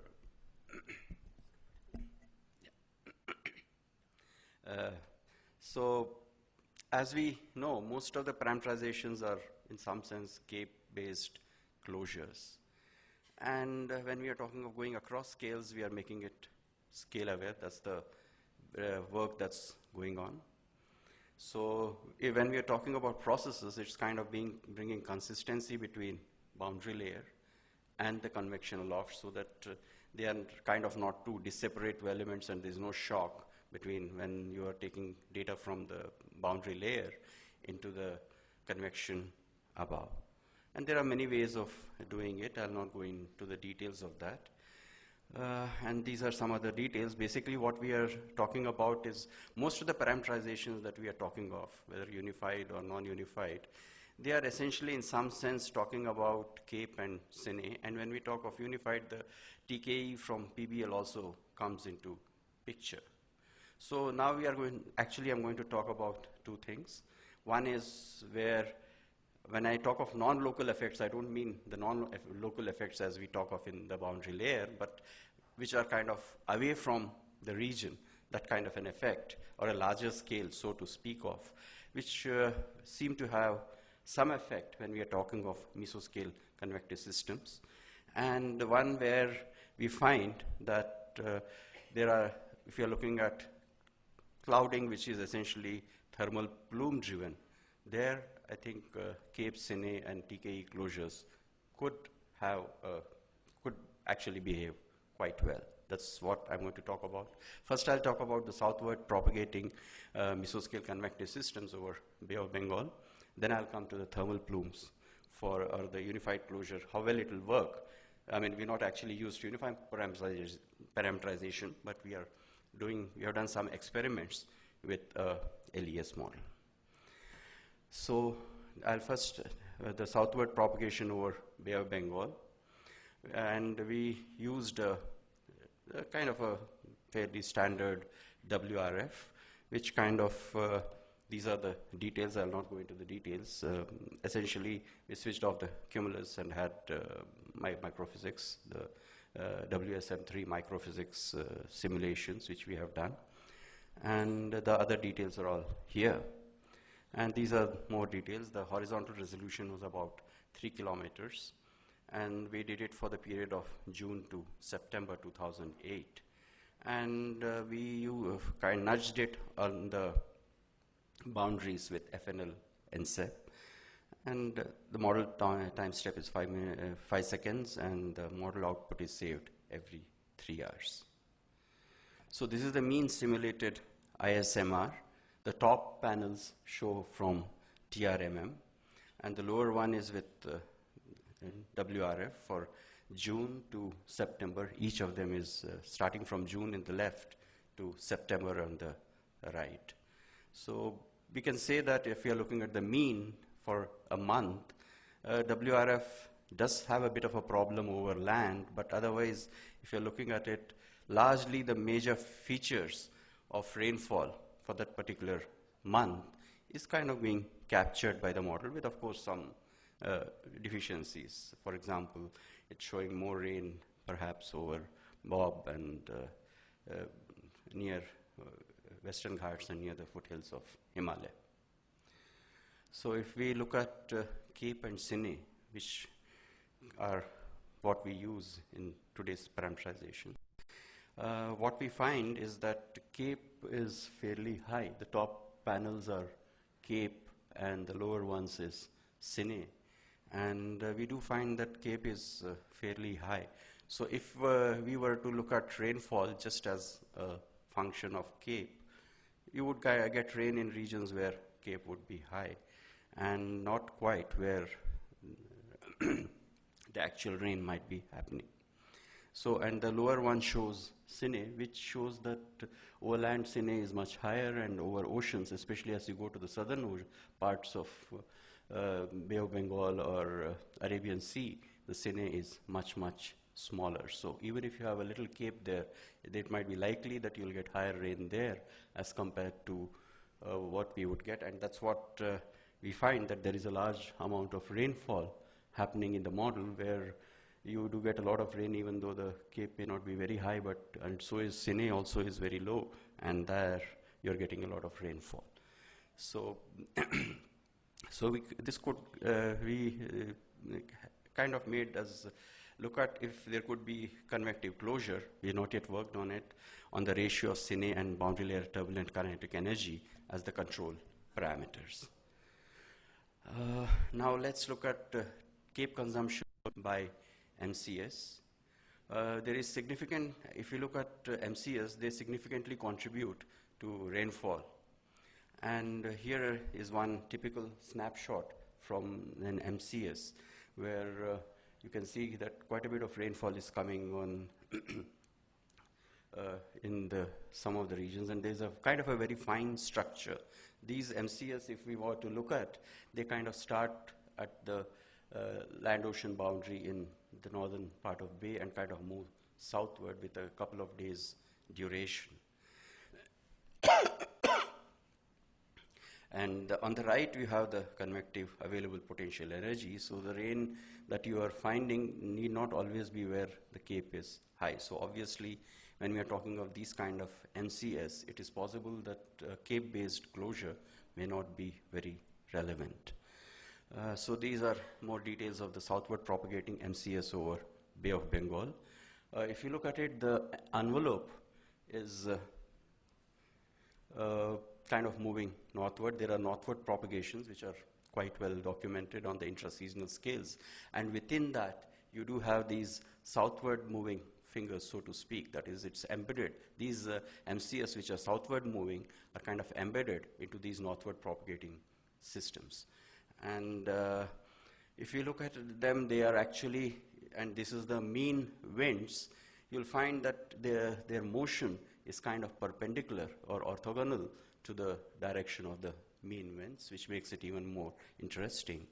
So the speed of propagation cannot be just explained by mean winds at any particular level. And interestingly, we find that in TRIM also that these southward propagations are more prominent during the early part of the monsoon, that is during late May and early June, as compared to the later parts of the season. And the model is able to get it reasonably well, though of course it gives far too many southward moving events. But in a way, it is good for us because we get many more events within the model to understand and see what's happening in it. Perhaps it's a shortcoming, but in this one, we are getting more events instead of just one or two events, so it's good for us to analyze. So if we go into that kind of a time diagram for one particular event in the model, it kind of initiates around 5:30 in the morning, grows, and then starts propagating much later. And by evening, it would have moved from the head bay into the central Bay of Bengal region. And if you look at the structure,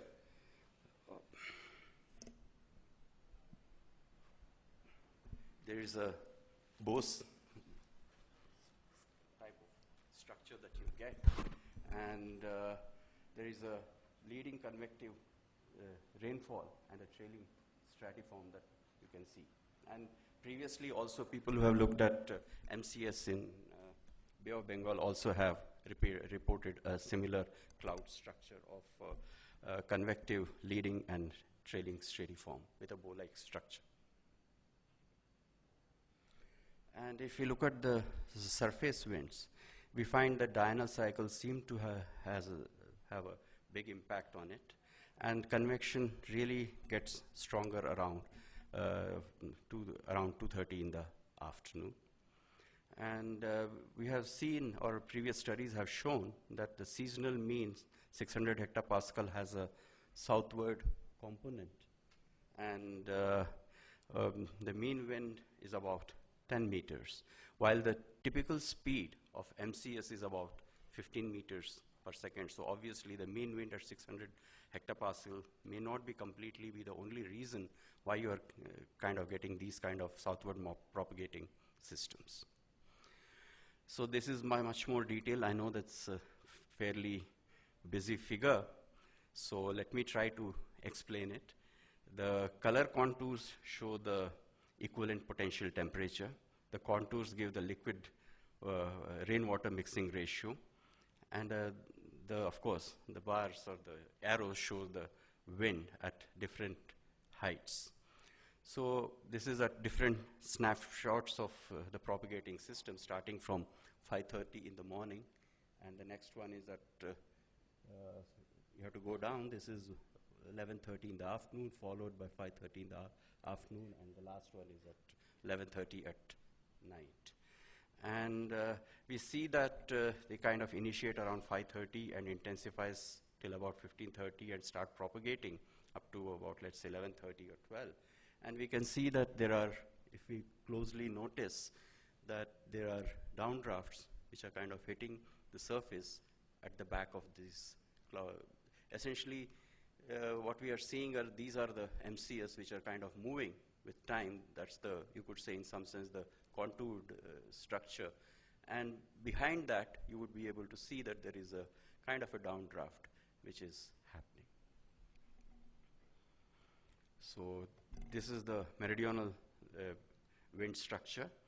And what I would like to point out is that there are southward winds behind the system, which is like the rare inflow jet, which is the blue vector. And you can also see that the speed of the rare inflow jet is about 15 meters per second, which is very close to the speed of the MCS. And here we see the structure kind of zoomed in into the near the surface. And the top one shows the equivalent potential temperature, the difference when the system was not there about 6 to 8 hours back compared to what it is in the current. And that's how we calculate the difference, and that we have calling it as anomaly. The middle panel shows the perturbation pressure, and the lower one shows the temperatures. And so what we find is that there is a cold pool here at the back and a warmer air here, and there are southward winds, as I said, at the back, which is a rare inflow jet, and then you have the northward winds aloft on the other side, or the front leading edge of the convective system.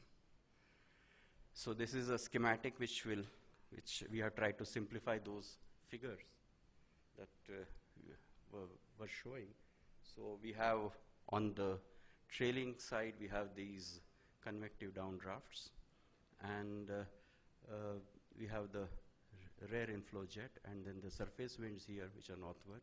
And essentially, it's like a convergence of wind that happens in the front of the system, which kind of forces it to move in the southward direction.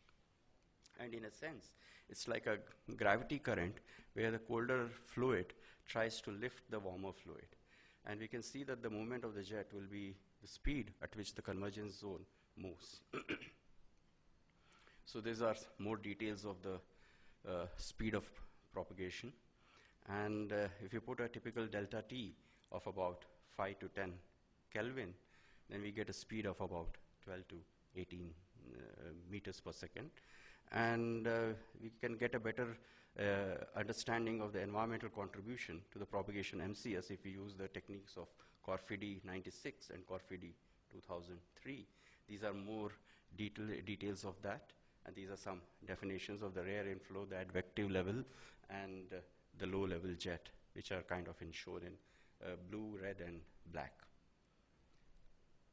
So now if we look at it, then we have the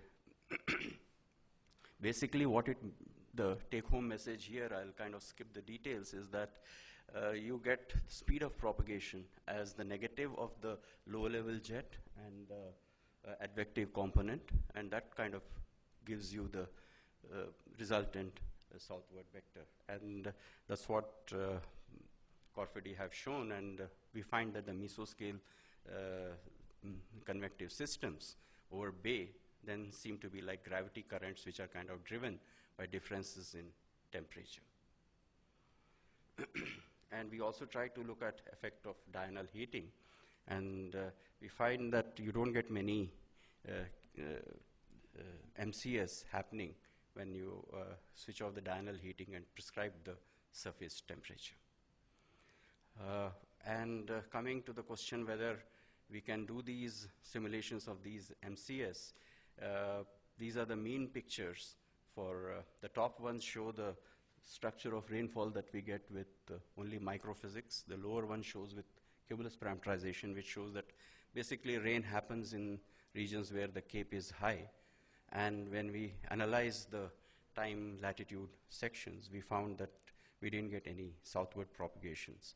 It's kind of, you could say, understandable, because the rain kind of happens only in the region where the cape is high and sticks there, and the southward propagations do not happen. So it kind of shows that there is a case where if you were to look at only Cape and Sine based or even local TKE based parameterization, even if we had unified it, we may not be able to get these kind of southward propagating MCS. These are some other details, and this is the summary of what I just now mentioned. I'll skip this, and now I'll look at a case where we are looking at thermal plumes, which are much more smaller. And these thermal plumes we studied with a large eddy model with a typical resolution of about 50 to 100 meters. And these are the details. We use the UCLA LES model. And it has explicit warm rain microphysics. We didn't go right up to the top, but only up to about 8 kilometers. And we, like all LES, they have XY periodic boundary conditions. And SST was specified at different levels, and surface fluxes were calculated using the Moninobuco. And the data that we used was from an Indian experiment which was done in about, I think, 2001 and 2002, called the Bay of Bengal Monsoon Experiment, or BOBMEX. These are the other details of it. We had about 25 kilometer domain, 100 meter horizontal resolution, 25 meter vertical resolution, and the domain was centered around 17.5 north. And as I said, the initial conditions for the model were taken from the Bay of Bengal experiment. And when we looked at SSTs, we thought we wanted to look at the impact of SSTs on how the thermal plumes kind of form. And so we did experiments where the soundings were the same in the atmosphere, but the SSTs were changed from 298 Kelvin to 303 Kelvin in steps of 0.5. So these were the initial profiles. And here is the simulated clouds after about 12 hours. We need to go away from here, that's about 300.5 Kelvin, and then as we move leftward, this is 301 Kelvin and 301.5, so on, till we reach about 303 Kelvin. That's about 30 degrees centigrade. And what we notice is that even after 12 hours, when the SSTs are low, that's around 27 degrees, you hardly get much clouding. While as you go to higher and higher SSTs, you do get quite a bit of clouding, which increases with SSTs for the same atmospheric profiles that we have used. And this is the liquid water mixing ratio. On the x-axis is the time and y-axis is height. It's averaged over the entire domain. And again, as we go from very low SSTs, we find that the liquid water content increases, or basically the rainfall also increases as we go to higher and higher temperatures. And also we found that if we went for temperatures below 300.5, there was hardly any liquid water forming, which clearly shows that the SSTs have an impact in giving us liquid water or rainfall. And these are the pictures of total water mixing ratio and theta L, that is the equivalent liquid potential temperature. And I guess it's difficult to see, but as we go along, we find that you get higher and higher liquid water as at higher SSTs. And this is horizontal winds. What I would like to point out is as that we go to higher temperatures, the shear kind of becomes stronger and stronger, both in the zonal winds and the meridional winds. So this is changes in surface air temperature with the different SSTs prescribed. And the difference in surface air temperatures, up to a certain extent, the difference is negative, and at higher SSTs, it actually becomes positive, which has an impact both for sensible heat and latent heat fluxes. As you can see, surface heat, sensible heat fluxes are negative up to a certain SST threshold, and they are largely positive at higher SSTs. And basically, what we are seeing again is that as we move along in time, once the clouds start forming and once they kind of reach a stage where they are kind of going above the lifting condensation level, till the lifting condensation level, it would be the surface driven, in the sense it should be a thermal plume which should be able to cross the thermal lifting condensation level. And when that happens, you start getting clouding. And perhaps if we had done even the deeper convection, perhaps we would have got that the shallow convection that we are getting right now could also get converted to a deeper convection if you had a larger domain to look at. But when you're looking at smaller domains, they kind of get saturated very quickly. So we had to kind of stop at around about 12 to 18 hours of simulation. So basically what is showing that SSTs have the formation of thermal plumes, which if become stronger as the surface temperatures are increased, then for the same soundings, they'll kind of go above the lifting condensation level, and convection can start happening. The moist convection can start happening after that. And maybe that's what the whole thing about SST rainfall relationship is, that below a certain threshold, the plumes are not strong enough to kind of beat across or kind of go across the lifting condensation level. But once they are strong enough at higher SSTs, sustained convection can happen. So this is another, the same thing. You can see that once it's kind of crossing the lifting condensation level, you get much more liquid water, and you also get clouds after that. This is the structure of vertical velocity inside and next to a cloud. Next to the adjacent to the cloud, we get subsidence, which is the right panels. And inside the cloud are different SSTs. The top one is 300, 301.5, and 303. We find that we get quite a bit of upward motion, while next to it, we get a lot of descent. That's the structure that we are getting from this LES simulation. So this is about the two methods of TKE generation, but this is about the mechanical energy which is being formed, and this is the buoyancy energy that we get. And what I would like to point out is that very low SSTs, the buoyancy is very small, and as we go to higher and higher SSTs, the buoyancy is much larger, but there is one small region where it is very weak, and what we need is more kinetic energy in the lower levels, which will kind of allow it to kind of go across, and these plumes to go across and then kind of form clouds. This is the shear production, which again shows that, as I said, the shear was higher at higher SSTs. That also kind of helps it for these plumes to form and kind of give us much more rainfall as we go from lower SSTs to higher SSTs. So both the TK, coming from the buoyancy as well as mechanical energy, both of them seem to be increasing as we go from lower SSTs, and that's how we may be able to get sustained rainfall when we go to higher SSTs. These are the details of vertical flux of total water mixing ratio. This is the summary about the LES. That is, boundary layer thermals for higher SSTs are able to cross the LCL and trigger moist convection. So we can show that plume models for boundary layer and clouds, which can be consistent with each other. That is, if you are talking of a unified one, if you are looking at it as a plume, then it would be worthwhile to do that if you are modeling a plume. And we can then have closures based on Cine and TKE also. However, as we have seen in the southward propagation, such a closure may not be always valid, because there we saw that it was the winds at different levels, the low-level jet and the higher-level winds also had a role to play in kind of making those MCS move southward.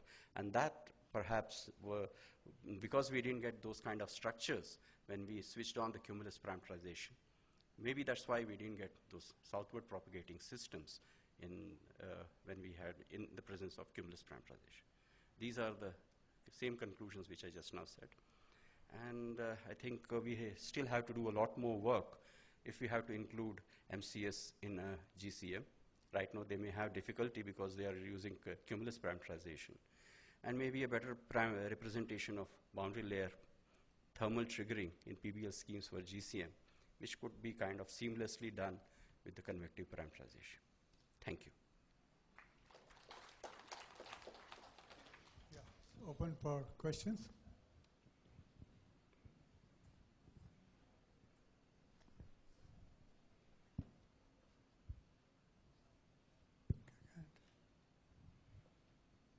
I think there are. Sure. So you mentioned that we keep the SST, we keep varying the SST, but keep the vertical profile as constant. So are we not vertical profile as constant, but we keep varying the SST in LES simulations? So okay. Firstly, only the initial profile is kept constant, and then you run the LES. The vertical profile is kept. It's like a t equal to 0. You are giving a sounding, and you are saying, okay, at different SSTs, what's going to happen? But there is no data for different SSTs for which I can get the exact consistent soundings. Yes, there could be something, but after a few hours, you can see that they kind of diverge, and SSTs also have a very major role to play, rather than the soundings that you're getting in the atmosphere. So are we not introducing unrealistic vertical gradients near the surface by doing this? Well, but then they're kind of smoothing out after some time. Okay, they adjust to the SST. Yeah, they are adjusting. Okay. As you can see from the vertical profiles I showed, and I didn't go into the details of it for. Okay. So, yeah. Any other question? Okay. Yeah, one.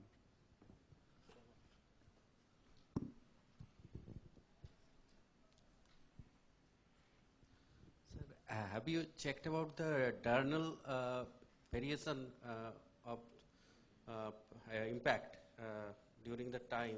If is there any impact change of SST? No, we have kept SSTs right now constant. and kind of prescribed it and seeing what is this. Yeah, it could have an effect, but that's a higher order effect that we'll have to look at later. First, we wanted to see what is the effect of SST itself on the convection. So after that, yes, we can put in many more effects. Maybe we can even put in land and see what kind of convection you get on land, which could be very different because you will even have the surface hydrological effects also coming into it. Yeah, I mean, those are things which could be built up. First, we wanted to see what causes this kind of a threshold in SSTs. And it looks like basically that you have these plumes, which once they can cross the lifting condensation level or the level of free convection, then you can have sustained convection. That's what it looks like. We know there is a SST rainfall relationship. Possibly this is a kind of explanation for that, one possible explanation. There could be many explanations, but this could be one possible explanation for that. Yeah. Is there any remote question? No? Okay. Thank you. So I thank both the speakers for keeping to the time and making sure that we are in time for lunch. So I now hand over to the... Thank you, sir. The end of the session for the first technical session, but before that, I will request our chairman, Professor J. Srinivasan, to give a small token of appreciation to Professor Graham Stephen.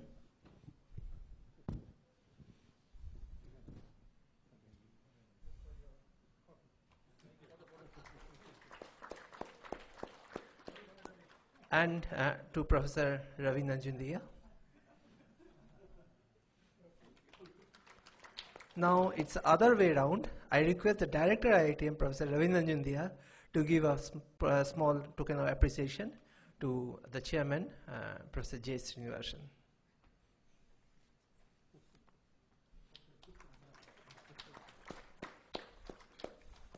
Thank you. We break for lunch and we will assemble here for the second technical session at 2 p.m. Thank you.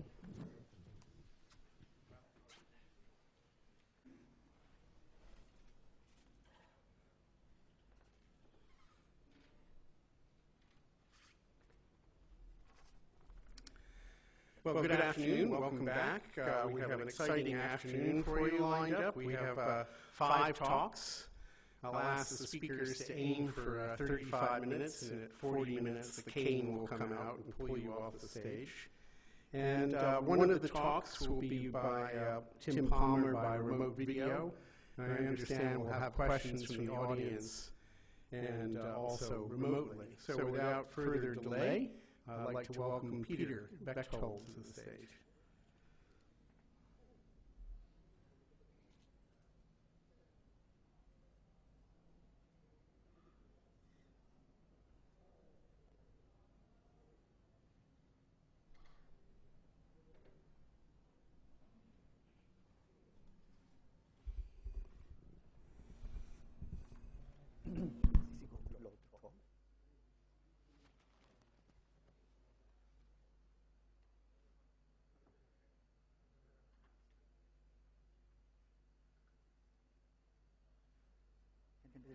Loading the talk.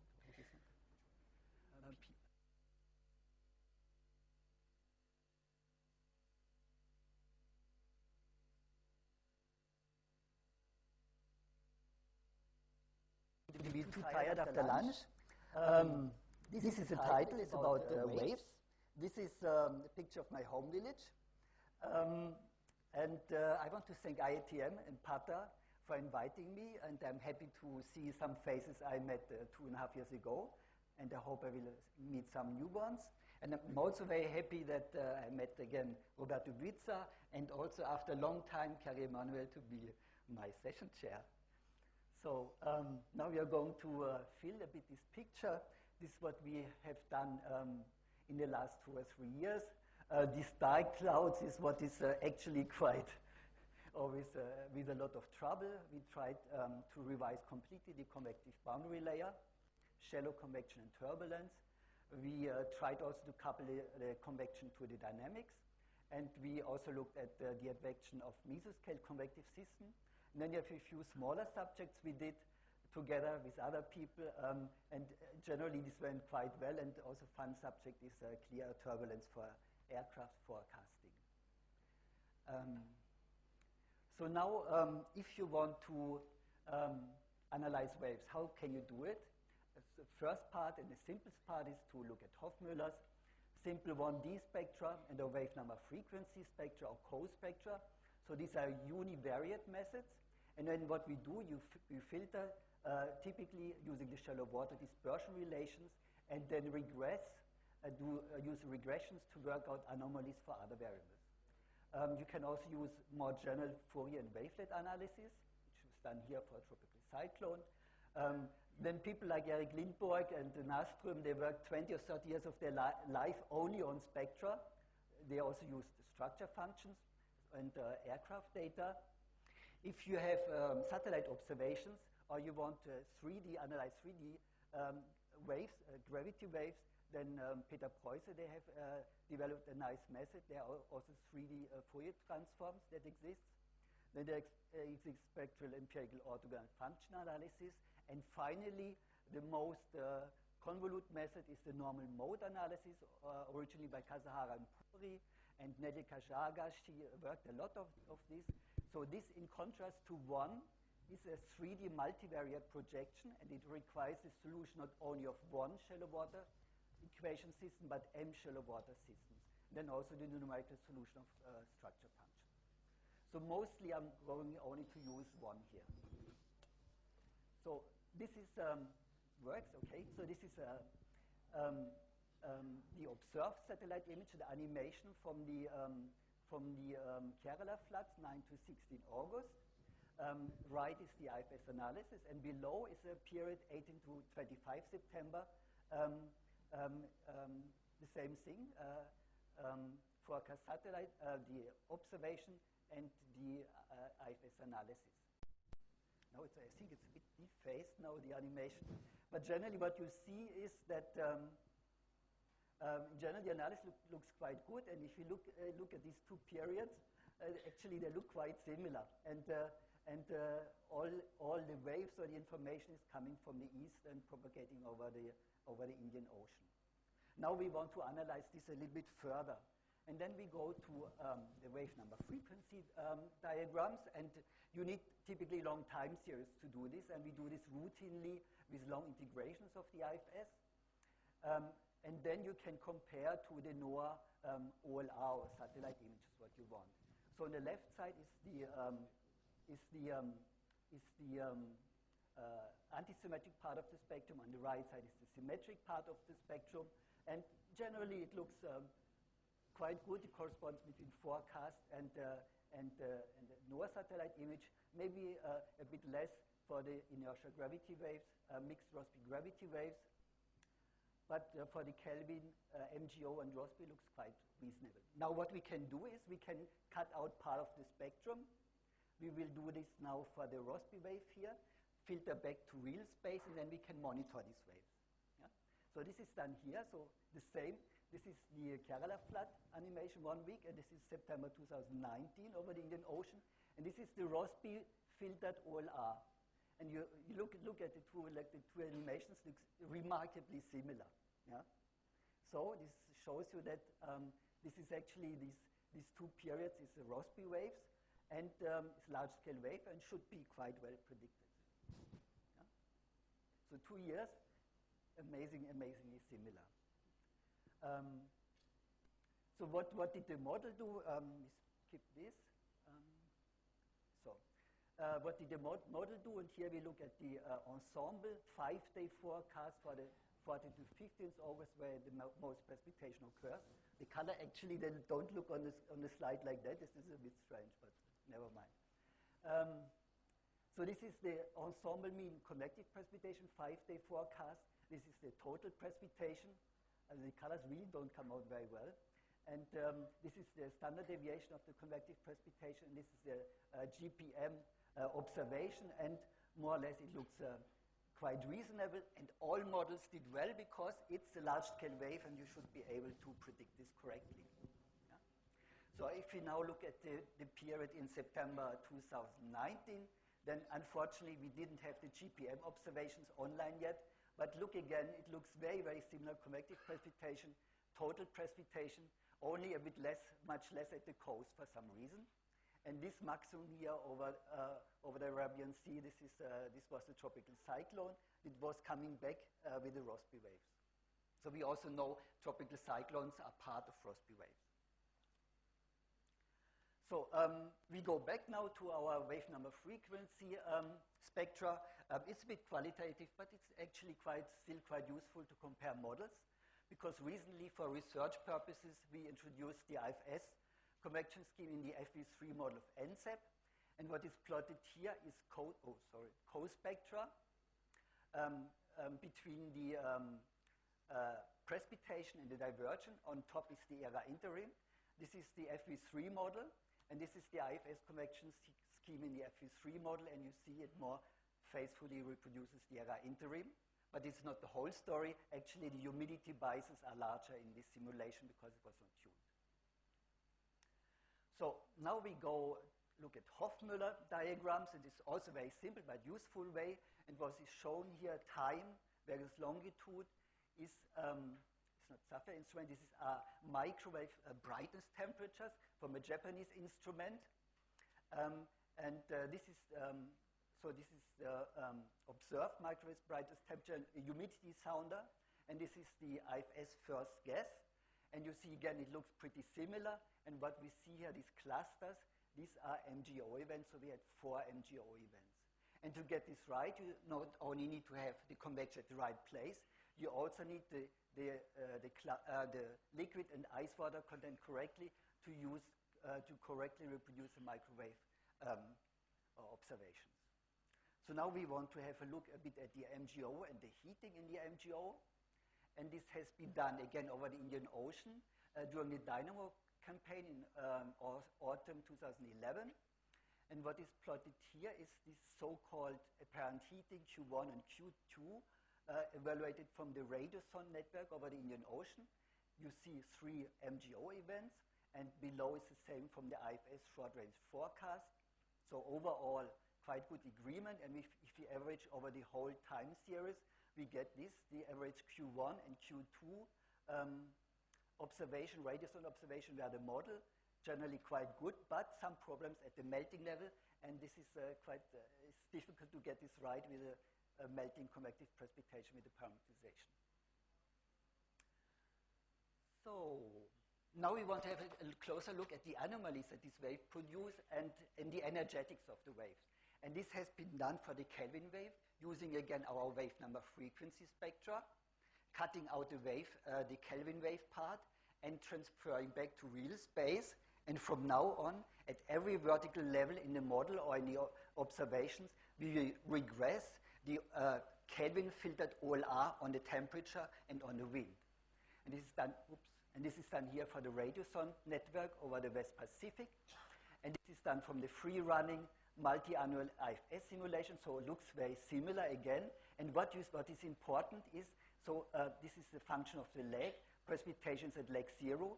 And when the lag precipitation occurs, we have an upper level warm anomaly. And what you also see, the phase lines are in this way in the troposphere, and in this way in the upper troposphere.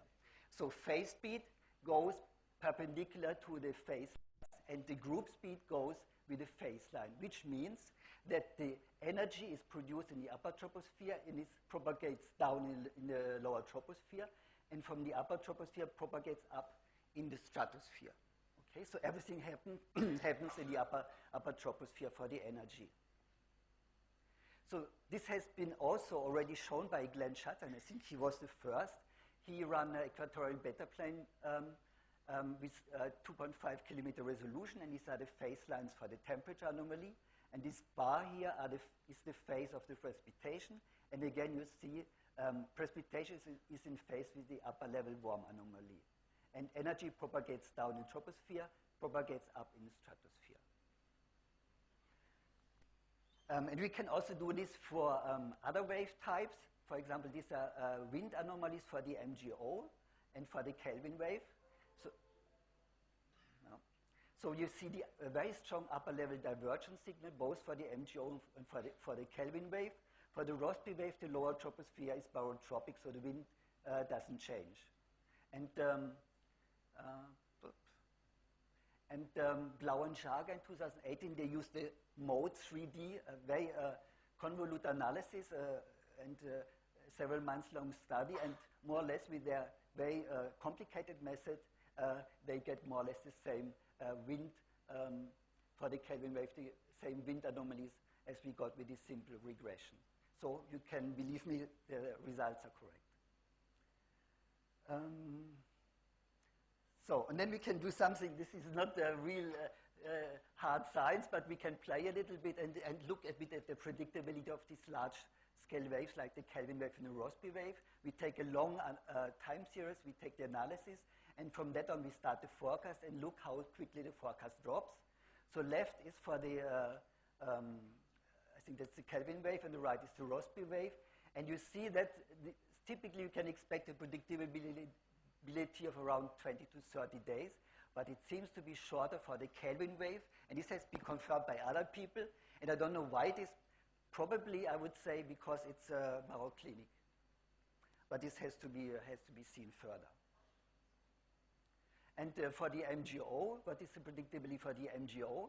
This is the evolution of the predictability in the IFS since 2002 to 2018.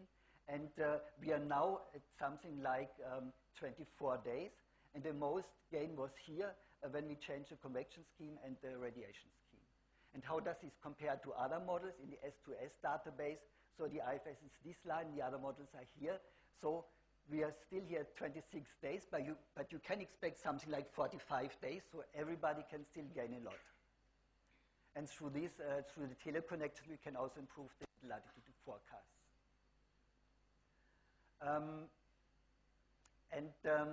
Now we look at spectra. So we have the waves, and we look at spectra, and then it gets a bit complicated. You have to bear with me. So we look at the 250 hectopascal energy spectra. It's divided in rotation and divergence component. And you see the rotational component dominates, as you expect, down to something like wave number 200 in the upper troposphere, and then the divergent component is equal or takes a bit over. Go to the stratosphere. This crossover is already at wave number 30 because the waves are much larger scale in the stratosphere. So now it gets complicated, 2 slides complicated, because we're going to analyze the energetic of the, as a function of wave number, of the energy and of the different energies. And this has been done by Sylvie Mardadel and Niels Svedi. They followed the method by Auger and Lindborg. So what they did is they wrote a budget for the kinetic energy and the available potential energy. So this one is easy to compute in a spectral model because it's the variance of temperature. And if you put the wave number 0, take it out, you have the variance of temperature automatically. Yeah? So you have different terms. There's the conversion terms. It's the most important from available potential energy into kinetic energy. You have this nonlinear spectral transfer, and you have also dissipation, and you have also the Coriolis term or some frictional term. So now this nonlinear spectral transfer is a bit complicated because if this curve is like this, which means that if the gradient is positive, you have loss of energy, and if your gradient is negative, you have gain of energy. And if this curve is positive, it is down gradient, and if it's negative, it's up gradient. Now, if you look at this for now for all the terms, so first of all, this is the units of watt per square meter. So the conversion, this is 3.5 at wave number 0. So this is the total energy we have for dissipation. For example, it can be converted into wind energy, 3.5 watt per square meter. And this is on the larger scales and is down gradient, as we expect. We also know that the kinetic energy in the storm tracks, in the synoptic scales, is up gradient because this means merger of cells. Yeah? However, kinetic energy in the smaller scales, it has to be down gradient, otherwise there's something wrong. However, the APE, available potential energy, is upscale if you go to the mesoscale. How is this possible? How is this possible? You can only get upscale either by merging or by broadening. Yeah, so it's temperature broadening. Yeah. So this has been also confirmed by Jiung-sung and Fujing Sang using a cloud-resolving model of a mesoscale system, and where they only analyze the kinetic energy, and here especially the buoyancy term. And again, this buoyancy production is in the upper troposphere, and from there the flux is downward in the lower troposphere and in the upper troposphere. So the results also apply to mesoscale convective systems, and they got more or less the same result qualitatively. So now I had 15 minutes, and I spent the rest a little bit on mesoscale convective systems and on gravity waves. So we heard already this morning something about mesoscale convective systems and how difficult this is with the convection parameterization. So what is shown here is, but we look more closely over Africa, where it's even more difficult. So this is a meteosite sequence, 15 UTC, 18 UTC, 21 UTC. And these are the 3-hourly rainfalls, and you see at 15 degrees north, these convective systems are getting larger during the night and propagating westward. This is the operational IFS system, but run at 4-kilometer resolution, and you see there's something at night, but it's too far south and it doesn't seem to propagate. If you switch off the convection, then this system gets much stronger, and you see it seems to propagate. Okay, problem, and what can we do? However, this is also confirmed by lightning observations. My colleague Philip Lopez, he recently introduced a lightning parameterization based only on the Cape and the frozen water content in the cloud-based heights from the convection. This is an example for a system over US, and here the number of lightning strikes. And if we do this quantitatively for the whole summer of 2018 over the US, using GOES satellite observations and UBMET surface observation compared to the lightning from the IFS as a function of local time, we see that the convection occurs a bit too early, but especially we miss this mesoscale system during the night. Yeah? So after all, now convection is stochastic, and you need an ensemble. Okay, then this is done here. We use the 50-member ensemble and perturb the convection by 6 parameters. And you get nicely a spread at 18 UTC, at 20 UTC, maximizes a bit at 50 north, but it cannot correct for the systematic errors you have in the model. Okay, then my colleague Sylvie Mardadel and myself thought, what can we do? Maybe we should improve the convection dynamics coupling. So instead of having all the subsidence occurring on the grid scale, having the on the subgrid scale, having the subsidence to occur on the grid scale, and hoping that it goes directly to larger scales. Which means that the heating, so the conversion is not produced by the heating, but because it's produced directly. So by putting the mass flux divergence in the continuity equation, and then you have to subtract an equivalent term from the individual prognostic equations. So in practice, it's simple. It looks simple, but it's a lot of work. And if you want to do this correctly for microphysics, it's really difficult. But we got it running. But the main result we got is you need to go down at least to 2 kilometers to get some positive effect. So all to satisfying. So go back to the drawing board. And so I show again the satellite images. And what we did is this. And it looks not bad at all. So we changed the closure, and we realized we needed to take the advective effects into account, because then you get this positive and minus effect that pushes the convective systems in the right direction. So ideally, you need a full prognostic equation, but we didn't manage it. It was also difficult with the boundary layer term, and we got away with the advection of humidity only as an additional term. And now we want to do this quantitatively over the whole month. So this is here, if you go to the right side. So these are thin diagnostics, 3 hours before convective system occurs, and 3 hours during, and 3 hours afterwards. So this is, so here the solid line is the thin before the rain, and the dashed line after the rain. So the bottom is with parameterized convection, what we have now, and nothing changes. if you switch off deep convection, the scene afterwards is much larger. And with this change closure we did, we got more or less a similar behavior. And then we can look at the advecture of the system. So we look at 3 hours before, during, and 3 hours after by doing a composite of precipitating mesoscale convective systems. So this is the precipitation. So these first 3 lines is the convection, deep convection off run. So a lot of precipitation, too much, but you see that the center moves to the left. Yeah? This is like 0 and it moves to the left, so it propagates westward. The standard run doesn't do anything, obviously the centers are aligned, and with the revised run, then you see that the centers before and afterwards move to the west. Now if you look at spectra, so that is terrible, the colors. So now you really have to believe me because it looks terrible. Yeah. Okay, so this 200 hectopascal kinetic energy spectra is a function of wave number. So this is the standard run at 4 kilometer in blue. This is when we switch deep convection off. So this is a log scale, so it's factor of 3 kinetic energy more, and this is way too much, so you cannot do the model like that.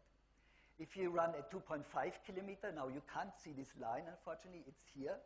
We run 2.5 kilometer, and we run 1 kilometer global non-hydrostatic is this yellow line. Yeah? So this is much lower than if at 4 kilometer deep convection off, and we think this should be the truth. And this black line here is the revised convection run. So it pretty closely follows the 1 kilometer results. So and now we can evaluate the precipitation against synop observation. This is done here at 4 kilometer, 9 kilometer with a standard parameterization and deep convection off. And you see the error is much larger with deep convection off, 50% larger in arm. So we can't use it like that.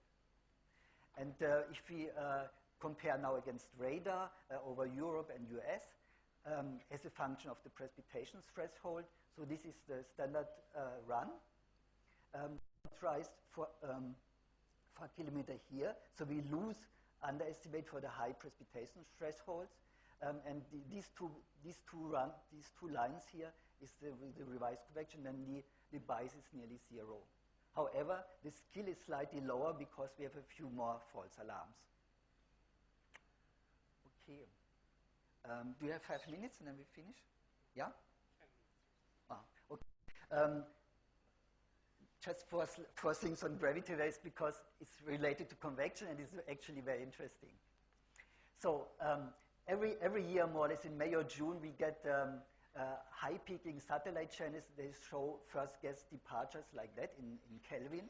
And you see Patagonia and you see the southern hemisphere storm tracks. And actually, this is quite complicated stuff. You have orographic gravity waves, and you have also horizontally propagating ducted gravity waves, and also some generated along the storm tracks, and converging to the south and converging to the north in this region. It can be shown. So now we filter the IFS wave number 80, the temperature field, and what we get is this. And look at this. It looks very much like the so these are really gravity waves. So it's a low pass filter. So what we see here is gravity waves. So now why don't we see the tropics here? Because the satellite channel is too broad to have them correctly. Yeah? But you see it's in the tropics where the convection is, and it's in the southern hemisphere storm tracks. This is summer. So now we take 2 analyses. One, the standard analysis, and the one where I change the convection as you saw before. They look on average for 1 month pretty much similar. And now I plot the daily for 0 and 12 UTC standard deviation in Kelvin. And the amazing result was, I found it quite amazing that these gravity waves don't appear anymore, which means they are quasi-deterministic. But what is left over are the convective gravity waves, and they are not deterministic. Yeah? And this is just one example. We have a radiosonde station Punta Arenas in Chile, and just to show you how this looks, this is a case where the observation radiosonde model looks very good, and this is where the observation blue in the model is completely out, and you see the amplitude of these waves is up to 10 Kelvin. So it's really this is the, where if you want to go somewhere, you should, for gravity waves, you should go there. And they had this campaign, South Track, now is still running, and where they flew the aircraft and also sail drones and everything, and we did this clear air turbulence for the forecasting for them. Okay, so this is come to my summary. Getting the phase and the amplitude of convective heating right is important for the wave modulation. You need to get the large-scale waves right. So further improve on the MGO, this is one of the main sources of mid-latitude predictability. We have some problems in the maritime continent, which is a barrier, and because you have their diurnal cycle convection, that makes it difficult. If you get the wrong heating there, then it's difficult for the convection to pass that barrier. And I showed you the problem of diurnal cycle, especially during the nighttime propagating mesoscale convective systems. I showed you some spectra, but you should get the spectra right for the good reasons. And be careful with the having a 5/3 spectra, but way far amplitude by just switching the convection off. At 4 kilometers, neither convection permitting nor parameterized is ideal, but there's a possibility to get it right.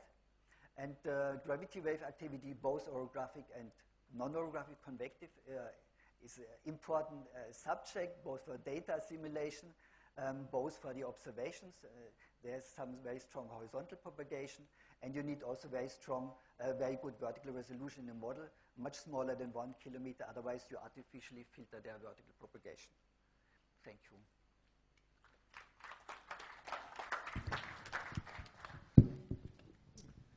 Very good. Thank you, Peter. We have plenty of time for questions from the audience. Yes. Could you say something more about the advection correction you did, the water vapor advection, how it helps? I didn't want to say everything because I did not explain everything before we have it operational, that the others do it before. It was on purpose. Yeah.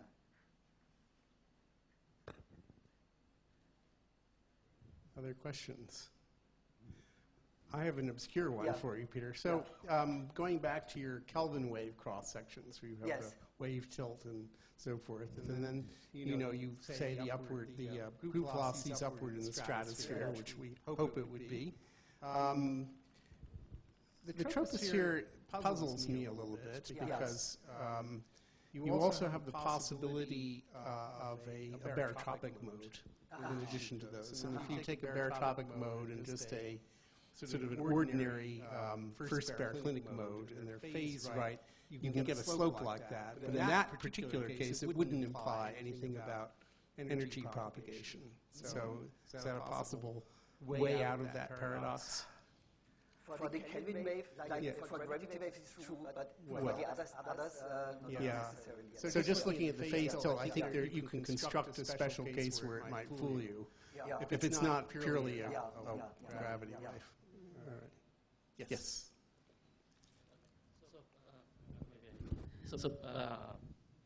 You said that filtered Weller data that shows that westward propagating Rossby wave is manifested in the form of Kerala heavy rain, right? Yes. And you know, due to right reason or wrong reasons, models are very efficient in over predicting the Rossby wave power, right? Yeah. If that is true, then why all the model, including IFS, GFS, and UM, they failed to predict this Kerala event 2018 in particular with longer lead? Up to 5 days, up to 5 or 7 days, it seems to be okay, and I think Roberto is going to show something. Why afterwards I didn't look, and I don't know why. I don't know why. But this is probably, I would say probably there's an error in that region. Yeah. Switch mics. Have any other questions? Are there any remote questions that are coming in? No. Okay. So thank you very much, Peter. Our next speaker is Ken Milne from the UK. Yes, let's thank Peter again. Next speaker is Ken Milne from the UK Met Office. So I'll give you a warning.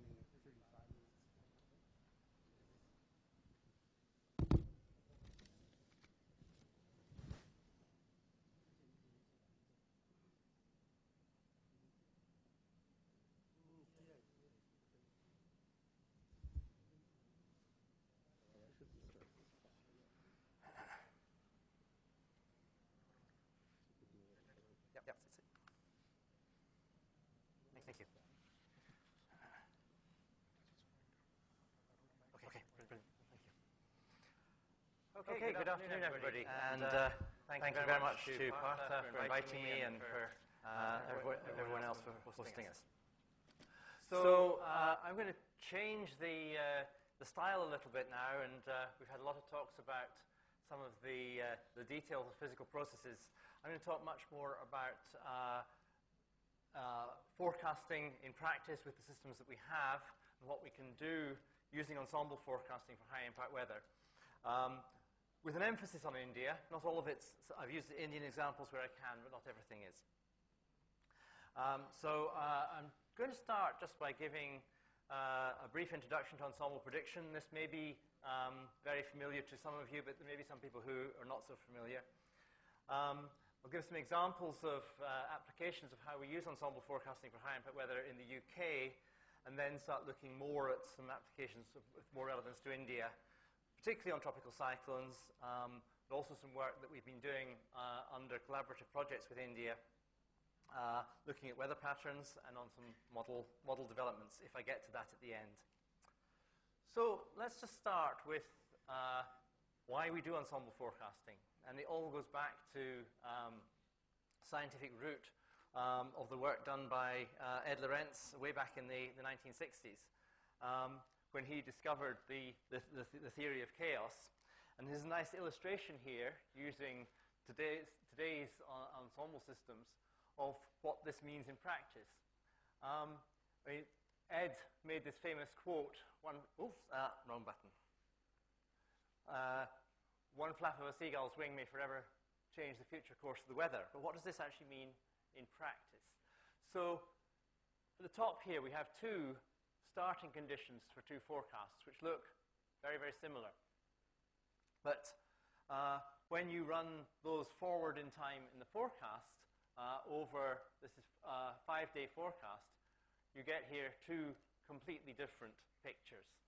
So to just take, in a conventional sense, a single forecast with a model and say, here is your forecast for 5 days ahead, when actually this is equally likely to be the outcome, it makes little sense.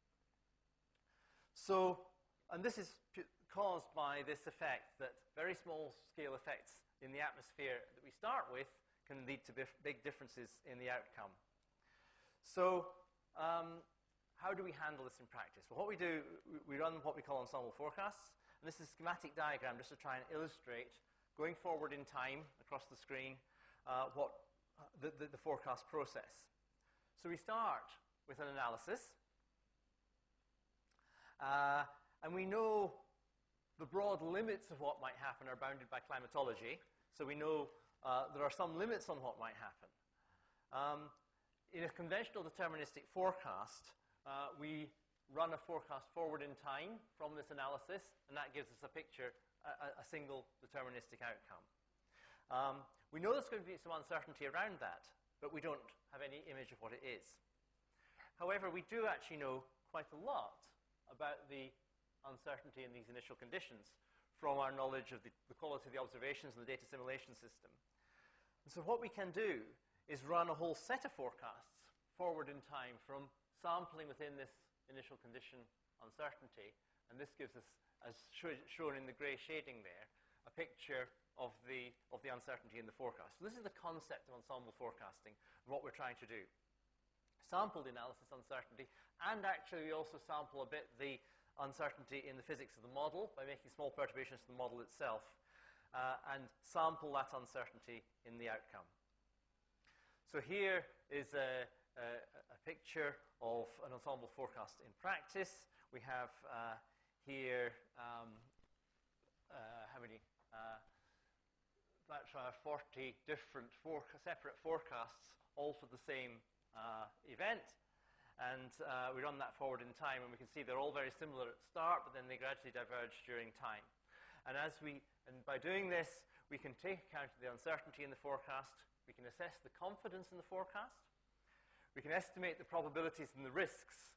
So on a very basic level, if 9 out of 36 members in a forecast predict something to happen, then we have a 25% probability. And the ensemble mean, this ensemble average, provides a best estimate of a single forecast of what is predictable. But of course, that in itself, it becomes smoother and smoother and more like climatology as you go further ahead. So you also have to take account of things like probabilities for more severe events. And focusing here on our ability to forecast high impact weather, then of course we have to take account of those probabilities. So putting that into practice, I won't go into great details here, but this is just a picture of the model configurations that we in the UK Met Office run in our operational systems now. So, of course, we start with a global system, and in global we have a 10-kilometer resolution deterministic model, and we run our ensemble. All our ensembles are called MOGREPs, which stands for the Met Office Global and Regional Ensemble Prediction System. So we run an 18-member, 7-day global ensemble 4 times a day.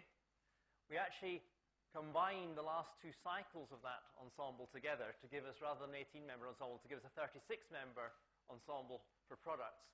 And not only combining these 2 cycles in its time-lagging sense doesn't just give us a larger ensemble, it actually improves the ensemble performance as well, because it gives us additional sampling of the uncertainty through multiple analyses. Just upgraded this actually to improve the perturbation system to what we call Ensemble 4D Ensemble VAR. It's a very complicated name, but it's essentially using an ensemble data simulation process with an ensemble of 4D VAR analyses to give us the initial perturbations. And fairly soon, a couple of upgrades from now, we will be making this a fully coupled system. At the moment, it's an atmosphere-only system. And then nested within that, we have on this domain here a UK ensemble, where we are, so the UK model, we have a 1.5 kilometer in this central domain here, resolution for the deterministic, and 2.2 kilometers for the MOGREPS UK convection permitting ensemble. And this convection permitting ensemble has recently been upgraded so that it's actually an hourly cycling system. What we do is we run 3 members every hour, and then in the same way, time lagging, combining multiple cycles, we combine 6 cycles of this, 3 members per hour, to give us an 18-member ensemble. But of course, that ensemble is updated every hour by throwing away 3 older members and adding 3 new ones. I'm not going to pay much attention to the Euro model down there. That's an old model which is soon to be retired and doesn't run an ensemble. So, but that shows you the global and UK ensemble systems that we run. Just to show a little verification, we do, of course, lots of verification. This is just showing a couple of examples of the verification which is done to the WMO standards for ensemble prediction. On the left, we're here just doing a comparison. We have the ability to compare our performance on a range of different variables and things at different lead times with other ensemble systems reported in the system. But we also do a general overall index comparison with performance of other systems. And on this particular plot here, the Met Office ensemble is represented by the horizontal line, and everything else is relative to it. The ones below here are better, and that's the ECMWF ensemble there. The others here above, so we're very competitive in the global between the ensembles in the world.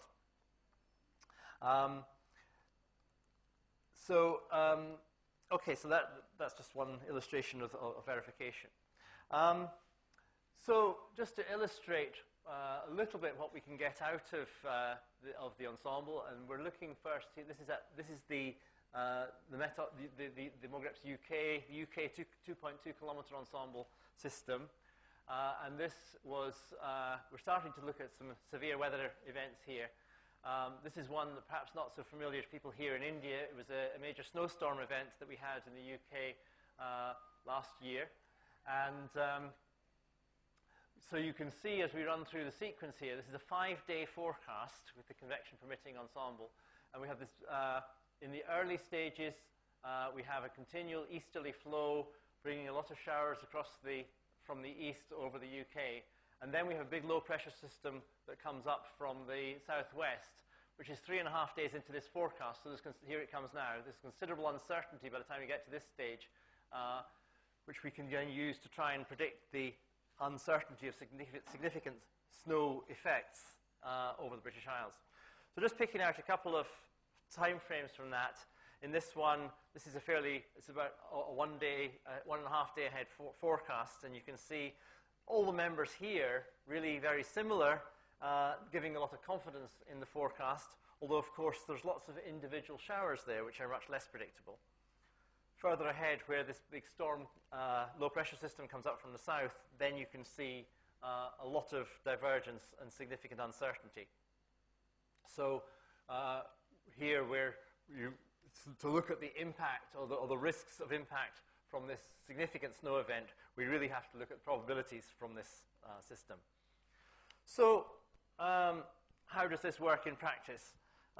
So this is from the global ensemble, this same event, looking at the probability of significant snows. This is the probability of 24-hour snow, including 1 centimetre. It's not a huge amount, but enough to cause disruption in a country like the UK where we don't get huge amounts of snow. And the colour scale here illustrating the probability from this ensemble of getting this amount of snow. And this is a 6 to 7 day lead time here. So you can see actually already, even at that range, high confidence of the snow from the showers all coming across the North Sea down the east side of the country. But down in this region here, relatively low probabilities. I keep forgetting I can move this on with this. Similarly, we can see then how that probability of snow, and here we're looking at a slightly higher amount, the probability of 24-hour snowfall exceeding 5 centimetres. So that's a more significant amount of snow. As we go from 6 days ahead through to 2 days ahead, and this is all from the global ensemble we're looking at the moment. So 6 days ahead, we get a rather large area with fairly low probabilities in general. And then as we go forward in time, closer to the event, we start to refine. The ensemble members become more similar to each other. The differences become smaller. And the confidence, therefore, in where the high-impact event is going to happen grows. And you see that from relatively low probabilities in the southwest here, although still slightly higher than the background, we start to get higher and higher probabilities in the southwest of England, which is an area which normally gets very little snow. So that's a very significant event in that area. One of the things I'm going to talk about a little bit is some of the systems that we have for diagnosing high-impact weather specifically from ensembles. And the first of these is a system specifically designed to support our operational forecasters in issuing severe weather warnings.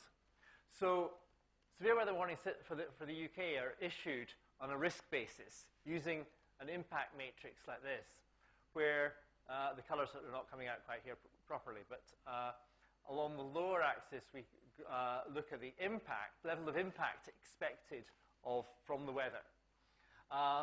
And on the vertical axis, the probability, how likely the event is. So the ensemble clearly is a useful tool in helping to assess the probability here. Now, what we're doing here, that's the actual warning that was issued for this event. So we've got warnings for the snow showers coming off the North Sea up here, and for the effect of the storm coming up from the south, down in the southwest here. But what we're doing here, 1, 2, and 3 days ahead, is actually using the ensemble. We define some thresholds which represent levels of impact here for use in the ensemble, and then we can estimate yellow, amber, and red warnings directly from the ensemble. And so you can see that the colors on here estimated direct from the ensemble as a direct support to the operational forecaster in issuing the warnings. Unfortunately, the colors haven't come out very well on this projector. So that's one of the tools that we have, which uses the ensemble to help turn them into high-impact weather forecasts. Another tool which we use a lot in the UK, particularly looking a little bit further ahead in the forecast, is there's been, over the years, much research in how best to use clustering methods, to cluster the information in an ensemble and summarize it. And this is the method that we found most useful for the UK, is we define a set of standard weather regimes or flow weather types represented by the broad scale flow over the UK. And this is very similar to the way that operational forecasters think in terms of, well, where's the wind coming from, what's the pressure pattern, therefore what is the expected types of weather that we're going to get given that pattern. So from climatology, from over 100 years worth of climate data, we've defined this standard set of regimes from which we can then calculate a lot of the climatological statistics or the conditional probability of certain high-impact events happening. And then with the ensemble forecast, we take all these regimes and we match each ensemble member to the regime it fits best, and then horizontally across time look at which regime, how many of the members fall into each of the different regimes. And so early in the forecast, you can see we have high clustering, all the members in the same regime. But as we go further ahead, we can see different regimes coming in. So that's very useful in sort of summarizing the forecast. But as I said, we can also then associate certain impacts with particular types, particular regimes. And this is just one example of doing that. So we call our system, the system decider, and this is the coastal decider is specifically looking at the risk of coastal flooding due to storm surge. Now this plot here, I haven't got time to go into lots of detail, but we're looking at all the regimes across here, and the conditional frequency given that regime of storm surge events. This horizontal line here represents a high enough surge event to cause coastal flooding problems. So you can see only a few regimes do we get some events exceeding those. So we can generate a conditional probability of getting an event based on which regime we're in, and from that we can identify just a few regimes which are likely to produce it. And from that we can then generate a product which gives us probability of a storm surge event happening, a coastal flooding event happening, conditioned on these regimes. And it's a very nice tool for giving an early picture from a long-range forecast where the models are best resolving the large-scale flow of the risk of a coastal flooding event. Now you'll see in a moment why I want to come back to that. Okay, so I'm now going to move on to one specific topic of tropical cyclones, where some members of my team are doing a lot of work on this. So in his talk earlier on, Kerry, in his little introductory talk, Kerry mentioned the prediction of storm tracks from tropical cyclones and also intensity. And we do this from the ensemble. Although I completely agree with Kerry that we actually need to go further and look at the impacts of these. But we can track the individual cyclones in each member of the ensemble and build up a picture of the probability of a storm passing close to you. And we can also produce a sort of storm following meteogram, which gives indications of the intensity of the storm. Now, of course, the intensity of the storm is usually quite severely underestimated in a global ensemble because the model resolution isn't high enough. So one of the things that we have also developed the capability to do is to nest a convection-permitting 4-kilometer ensemble within the global ensemble and track it with the storm.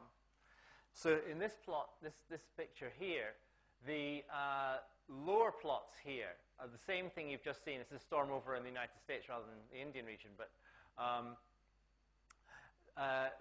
here we have the global ensemble tracks and intensities diagram from the global ensemble. But on the top here, we have the same thing from the 4-kilometer ensemble. And you can see that the intensity here is much stronger in the 4-kilometer ensemble and much better represents the observations. In fact, in this case, slightly over-predicts the intensity. So this is still very much a research topic. And in fact, we found this was a nice example, but in some of the recent storms, we found actually the 4-kilometer ensemble tends sometimes to over-predict the intensity. So it's not always a useful tool, but it's an approach to dealing with the intensity issue, which we're working on. So we do a lot of verification work on our storm tracks, and one of the things that we focused on here is the use of multi-model ensembles. So we actually combine, we look at our own ensemble, but also the ECMWF ensemble, which we use as well, and the NCEF ensemble, and then we look at a multi-model ensemble, which combines all three of them. And this is very consistent with lots of work that's been done on multi-model ensembles, which consistently tend to show that the multi-model ensemble performs better, or at least as well as the best individual ensemble. In this case, we're showing different tropical cyclone basins across here, and each basin, the individual ensemble which performs best varies from basin to basin, but in every case, the multi-model ensemble performs the best. So this is very useful for the multi-model ensemble approach in getting the best overall performance that we can get. I won't go into the diagram on the right just because of time.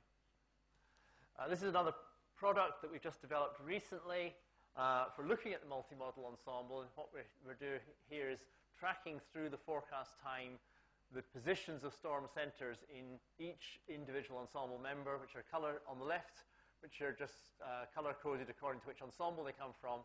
On the right, we're doing the same thing. The symbols represent which ensemble they come from. The colors represent the intensity. So it's quite a nice product just for showing how the uncertainty in the storm position grows over time. This particular event, we've got two storms in the same sequence. Another way that we actually present tropical cyclones is through a product we have called the Global Hazard Map, which is a global map system for high-impact weather. And we present a number of different things to this, not just tropical cyclones. We calculate probabilities of extreme events relative to local climatology. So anything that probabilities of exceeding the 99th percentile of local climatology, which exceeding extreme part of climatology is a good indication of a likely high-impact event, because local sort of protection and vulnerability depends largely on the climate that an area is used to. So this is a global tool for doing that. But within that, we also plot tropical cyclones and present it. So here are the tracks as you saw them before. We also plot the areas of strong winds in polygons and also polygons of heavy rain. So other ways that we can present the tropical cyclone information. And now one of my team is going a step further. Helen Titley is doing a PhD on specifically trying to explore the predictability of fluvial flooding from tropical cyclones. So this is going a step further into the impact of the storms. And she's a relatively early stage yet, but she's building up a lot of information on the return period of rainfall amounts and of the precipitation accumulations. This is from the ERA 5 analysis. But then she's also using this, how this works within a hydrological model to generate the flow rates within river systems as well. So at the moment, she's at the stage of building up a large climatology of historical storms to learn more from. But it's an interesting project which we're taking forward. So I talked to you a minute ago about the decider system we have for the UK, for weather regimes for the UK. Well, under our WCSSP India project, we're now developing a similar system for India. And this is also in conjunction with another project, which is going further beyond to downscaling, to looking at the impacts of the weather in terms of landslides through the landslip project. So we'll be looking at the conditional probabilities of landslides given the regimes. So what we've done is developed a set of regimes similar to what we had for the UK, now for the Indian region, using a cluster analysis, again from climatology. And this has been developed, as I said, with in future planning to use this for looking at the impacts of the weather. So we can define these, we can describe these clusters in terms of the climatology of the clusters. Here, either with respect to the reanalyses or with real observations. Here are two pictures of one particular cluster. It's an active monsoon cluster. On the left, characterized by the era interim precipitation. This is 24-hour rainfall in millimeters. Or on the right, from IMD's high-resolution analysis, which gives them much more detailed analysis. I can see you looking at your watch. Okay, fine. And so here's two different weather regime patterns characterized in the same way, an active monsoon one and a retreating monsoon one. So you can see the rainfall patterns very different according to which regime we're in. Not surprising in the monsoon climate.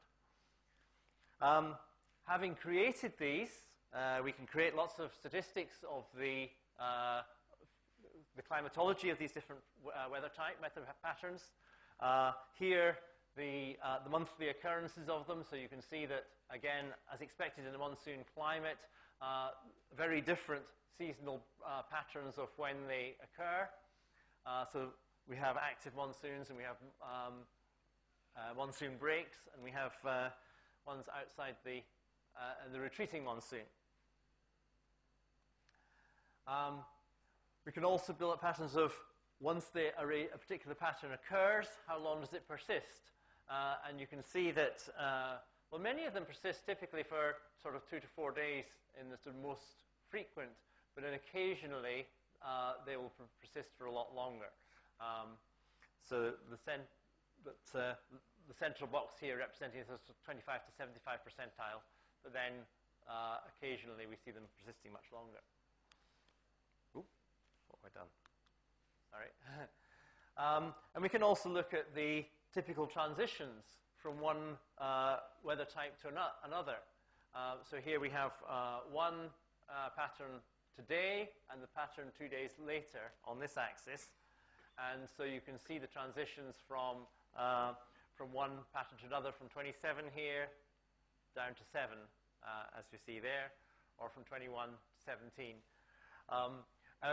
And we can build up a large picture of the behavior of the transitions between different regimes, which is useful. So let's look a little bit more at some specific cases related to some high-impact events. So here is if we look specifically at, not far from here, at Mumbai, and you can see here we have the different weather patterns along here, and here's the sort of typical, the climatological precipitation amounts, daily precipitation amounts occurring at Mumbai given the regimes. And you can immediately see that there's only a relatively small number of the patterns which produce all the precipitation at Mumbai, and of course in some cases some very large amounts. And on the right-hand side, we're highlighting the 4 regimes which give the most precipitation at Mumbai on average. And we can do the similar for other locations around India as well, of course. So how do we use these in forecasting applications? So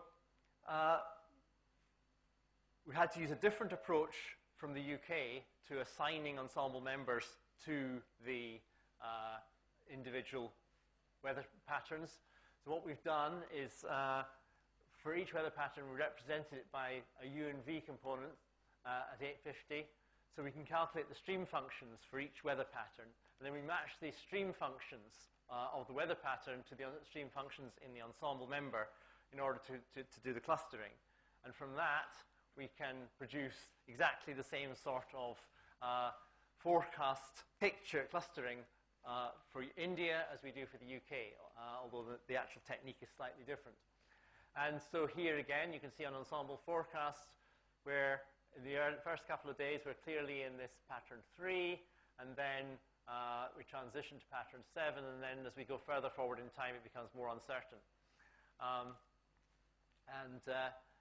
We can do that. This is for the full set, and this is just doing the same thing for grouping those together into whether they are active monsoons or western disturbances or monsoon breaks or the winter dry period, etc. So we can summarize the forecast in these terms. So let's just give a couple of examples. One example for the Kerala floods. And you can see that we have looked at the climatology of precipitation for quite a number of different locations all around the country, and looking here particularly within Kerala. And we can see that weather patterns 19 and 21, which are both active types, are among the wettest at all the locations. And we've looked at some of the other weather patterns as well, and what their characteristics are. So if we look at the time of the Kerala flood, the period through from the 1st to the 20th of August, and here we see the rainfall amount, I think this is at Mumbai, and you can see a few days with much higher rainfall than others. And if we look down at the bottom here, we can see that in the couple of days, in the days immediately before these big events, we've been consistently here in weather pattern 21, with some other break ones occurring in between. So clearly that we saw that already that pattern 21 is typically one of the wettest in this region, and duly in this big flood event, it was 21, which was leading to this rainfall. Yes, the two wettest periods both associated with this wet weather pattern, and see how we get the rainfall down this western side in that rainfall. So how did that perform in the forecast? So we start 15 days ahead. You can see that, so we have here the forecast 15 days ahead, highlighted here. And on the right-hand side, the climatology of frequency at this time of year of these different patterns. And you can see actually that broadly, the forecast matches the regimes which have the highest frequency at this time of year. However, actually pattern 21 is a relatively low probability at 15 days ahead, and the highest probability is this pattern 4, which is actually a break pattern. As we move forward in time, and we get a little bit closer to the event, then by only 11 to 12 days ahead, suddenly pattern 21 has become the most probable event, the most probable regime. And then by 6 to 7 days ahead, it's becoming a very high probability of this pattern 21. So the forecast tool is giving us some good early warning of the right weather pattern, which led to the Kerala flooding. And of course, as we get right up to 1 to 2 days ahead, it's completely dominant. So, illustrating that this tool, which we developed originally for the UK and now adapted for India, is providing a useful forecast tool for clustering the ensemble for this region as well. I shall skip over that. Just to finish up with, just want to show you a couple of the other things that we're doing to advance our ensemble forecasting capabilities in collaboration with India through the WCSSP project. And in particular, developing a seamless coupled system, global ensemble forecasting system in collaboration. So I mentioned earlier on, right at the beginning, that we are moving towards having coupled global system ourselves. And what we're doing within this project is looking at how to provide the most effective perturbations for the ensemble, for the ocean component of the ensemble, which is something which hasn't really been done very much in the past. So what we're doing here, developing a perturbation system for the ocean based on an ensemble data simulation with perturbations to the ocean observations, perturbing not just the intensity of the sea surface temperature, but also and I think some of the flow, the movement of the currents from the observation, but also just perturbing the location of the observations has helped provide the most effective perturbations. And the bottom plots here are showing the spread in the ensemble, and the top plots are the root mean square errors. So you can see, particularly in the Southern Ocean here, we're getting large spread in the same regions where the errors are the largest. So this is, yep, okay, that's fine.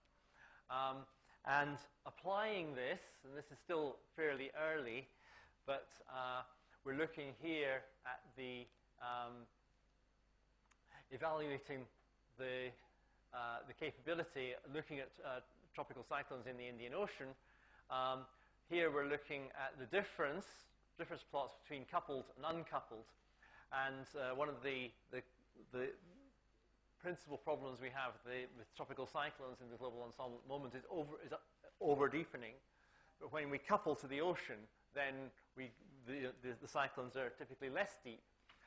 And so just to summarize what's here, this is showing the differences. We get quite significant differences both in sea surface temperature and in the wind speeds in the storms. So over here, the plot at the top here, in terms of the depths of the storm, much better matching the observations with the coupled than it does with the uncoupled in both these plots here. So some promising results coming from coupling, which will have impacts for our ability to forecast high impact weather in this part of the world. Thank you very much. So, questions? Yes, in the back there. Yep.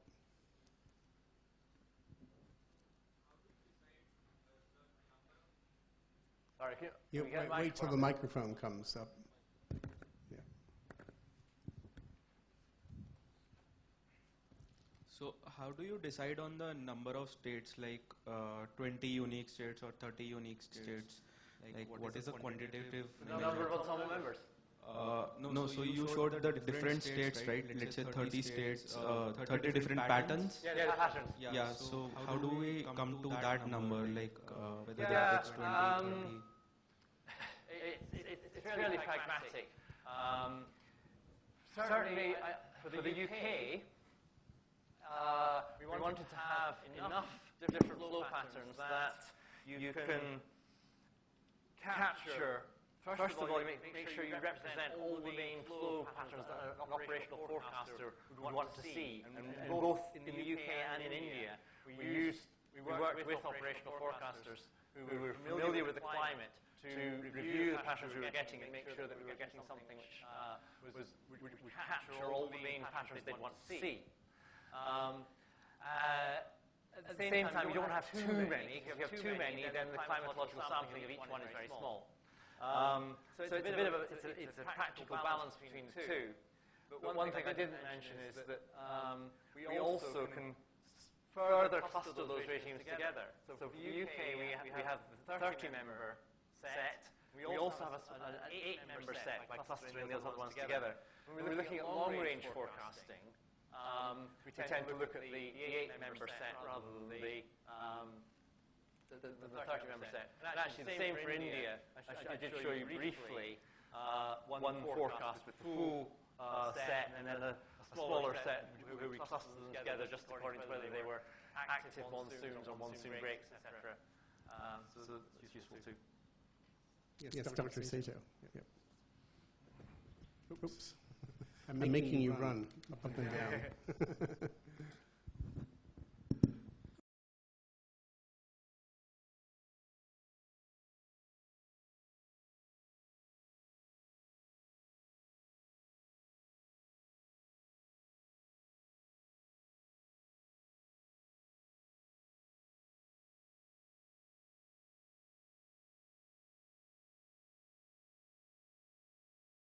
Previous ensemble before was just a downscaling where we took the global, obviously the UK ensemble is nested within the global ensemble, and the global ensemble perturbations provide the boundary conditions, and we also use the global ensemble for the initial perturbations around a single analysis.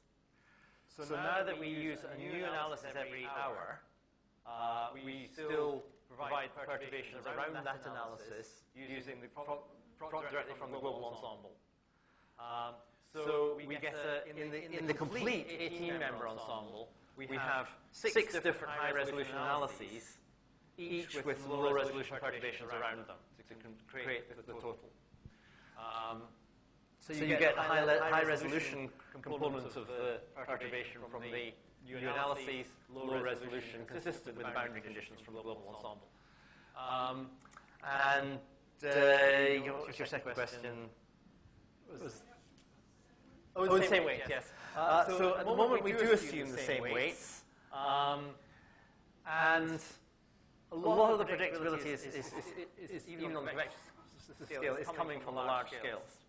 So it's not inappropriate. And we have generally found that the ensemble actually performs better probabilistically by using a larger ensemble, which means going even further back in time. So we're not. There's probably a small benefit to be had by weighting the members differently, but I think actually the difference in probability is going to be quite small. I don't think it will make a lot of difference. One thing I haven't talked about at all today is we are now running a big new post-processing project, developing a new post-processing system for blending different ensembles together. That system has the ability within it to weight different ensembles. It will be a really good test bed for testing exactly the sort of question you're asking in the future. We haven't done it yet. But to be honest, I don't think weighting will make all that much difference.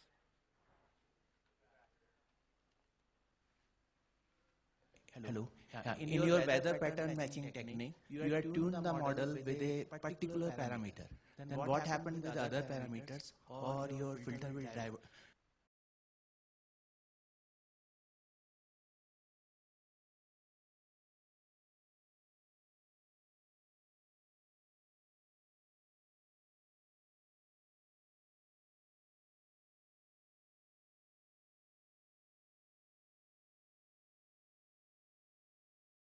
I'm not quite getting the question. Okay, I will discuss it.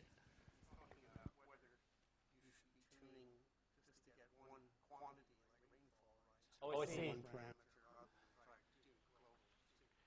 Trying to train the ensemble specifically to optimize for a particular parameter. Yeah. No, we don't do that. One tries to sort of calibrate the spread of the ensemble and everything to get broad-scale parameters as well as one can, and then one makes certain. One's trying to produce an ensemble which is good for a wide range of things, and then you measure and verify its performance against a variety of parameters. We don't try and tune it for any particular parameter, but in general, The first principle is to get for example, the ensemble spread right for the large-scale flow parameters. And then, if you in a sense, trust the distribution of other ensembles, of other parameters to be dependent on that. But of course, they're not perfectly, so you have to verify them and see how good they are. Then, of course, you can look at trying to improve the relationships within the model by improving the model. We have one remote question which everyone can see except the speaker because he's too close. What may policy implications, decision-making of overestimation of multi-model ensemble data product results in? I'm not sure how to interpret that. Overestimation of multi-model ensemble. What are the policy implications of overestimating multi-model ensemble data product results? I'm not sure what the questioner means by overestimation of multi-model ensemble data product results. We use multi-model ensembles because, in general, they give us better probability distributions of most parameters that we look at. And in terms of policy, better decision-making comes from getting the best representation we can get of the probability distribution. So I think that using a multi-model ensemble should give us a better estimation, therefore better decision-making, and so that should support good policy. I mean, there could be some questions over why are we using somebody else's system or something, but I think in terms of decision-making, this is the best approach. Okay, I think we better move on, but thank you very much, Ken. And the next... Good, yes, let's have another round of applause. Next speaker is Dr. Yujun Zhu from NCEP.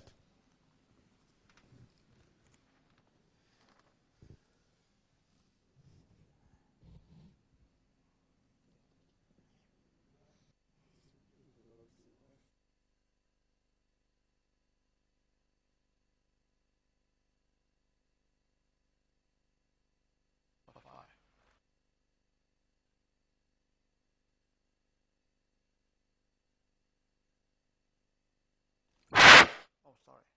Okay.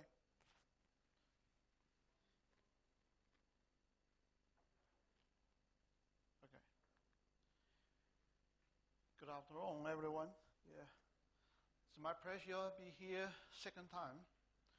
I'm ensemble leader at the NCEP EMC.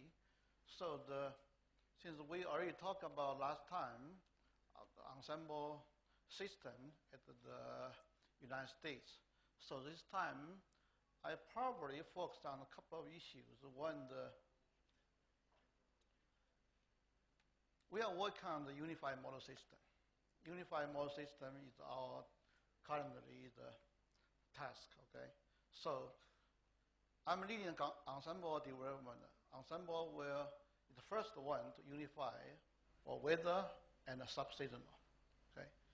Climate is the seasonal forecast is the next one, okay? Second one is FO3. I assume that most of you are aware of the United States to change the operational model from a spectrum to the FO3 dynamics. So for my talk, maybe the many areas touch at that point, give you some status and some plan. So as I said before, the unified system mainly comes stuff from S2S. Many of you may be aware of that one. It's a very hot topic today, is sub-seasonal seasonal. We don't have the sub-seasonal like the week 3, 4, the products or prediction before, okay, due to the requirement of the society and the public. So in recent years, all the international, national centers start to look at the sub-seasonal predictions. So make the week 3, 4. Let me see the point. Yeah, week 3, 4 become operational. That is the idea, or expectation to build up the seamless forecast system. Okay, so this kind of is the NOAA, United States, accelerated this effort, and Ensemble is a pioneer to take this kind of, the working on to follow up European Center already, the unify from weather, subseasonal, seasonal, the climate study. So during the period, United States organized called the NOAA SubX, subseasonal experiment. I'm not sure how many of you are aware of that one. That is the 3-4 years ago, they found the 6 models to jointly develop the subseasonal predictions.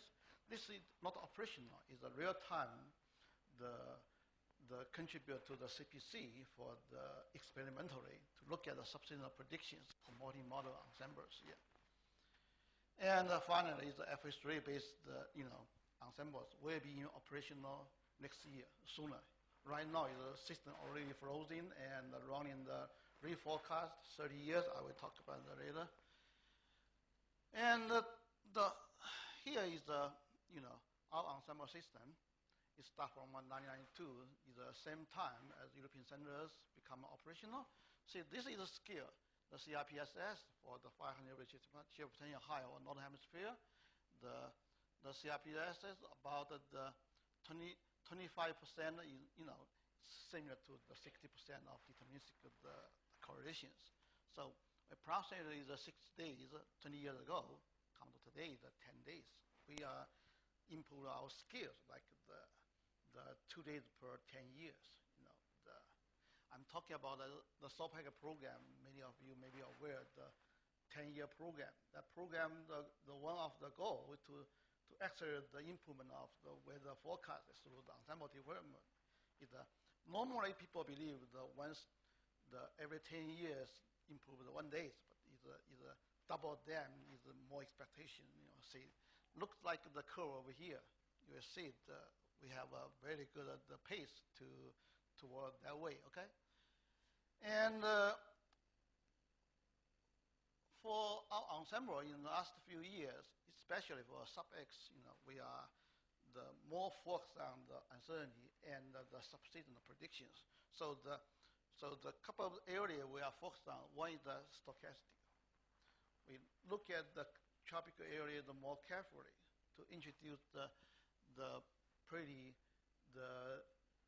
mature techniques Europeans are using, the SCAPS and the SPPT, and this is the one is now in operation, but in the NSAP data simulation to use that zoom to simulate the physical perturbation in tropics. And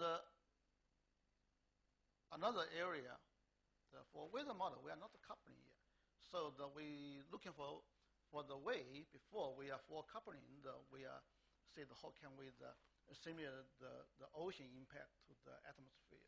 We use a 2-tier ST that use the CFS already coupling in real time to use that predictive SST do some process like bias correction or normally add to what is called relaxation methodology. So we call it 2-tier SST is another area we're working on.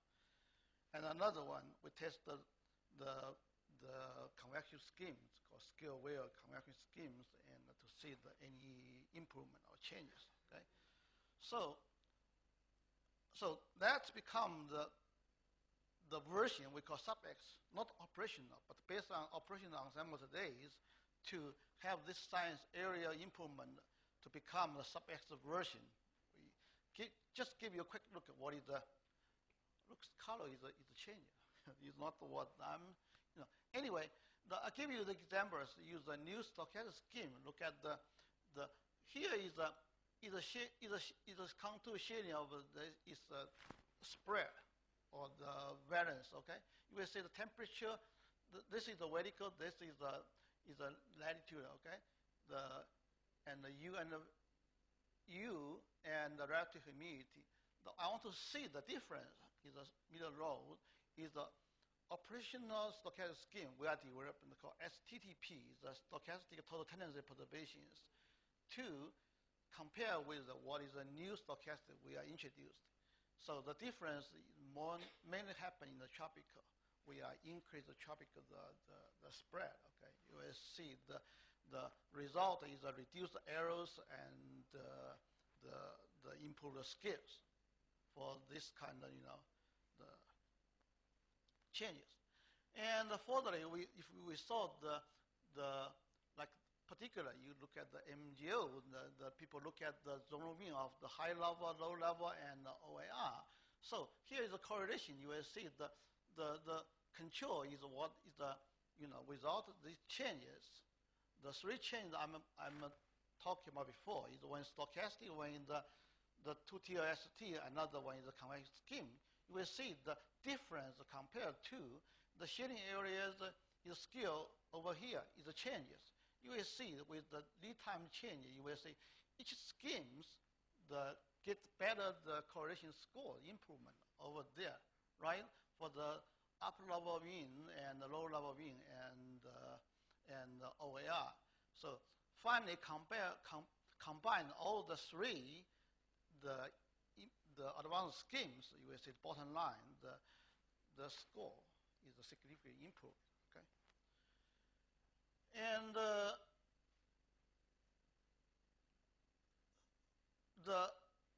I'm put the operational version 11 is the kind that you see the daily data. If you say the NSAP operation data, the version 11s, the forecast only out to 16 days, not cover subseasonal.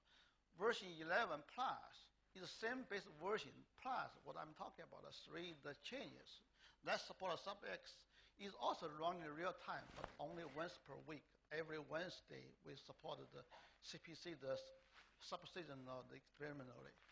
And so the changes I'm just talking about, and some performers already showed that one. And I'll give you some the particular application for the United States. For example, over here is a week 4 temperature. What did that look like? People are aware of that one. They come to the week 4. Most of the forecast is biased. Okay, you need to run the hindcast. That is sub-X one requirement. Is model participate in this project. You need to promise or guarantee you have 15 plus years the hindcast. We're running 18 years the hindcast to support a sub-X. Use that hindcast to the bias correction. You will see compare the Loomis square errors with without, and RPSS is getting much improved. The bottom, if you saw the one, is a low forecast, it's almost a no scale in the central the plane area. You see that one. After bias correction, you will see all the value over there. Okay, so it's very important. I tell you for week 4, both precipitation and the temperature. I show temperature over here. You need to calibrate. Okay, without calibration, I think most of the model is no scale or less scale. Okay, and MGO is the people say that this is the main source to connect to the middle latitude. Okay, from a tropical, our models without any science improvement or upgrade, that scale is pretty low. This is based on 2 years period. Is a 2-year average, not pick up the strong, the ANSO MGO period, just the overall. The scale is pretty low. After the science, I don't know, where is another curve? 1, 2, 3. I suppose to have a 4 curve over here. So one is not up here.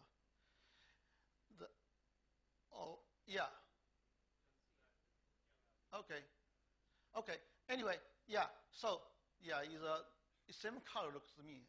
This is one is a new stochastic scheme. Is getting much improved from the MGO scales, and the blue is at a 2-tier ST.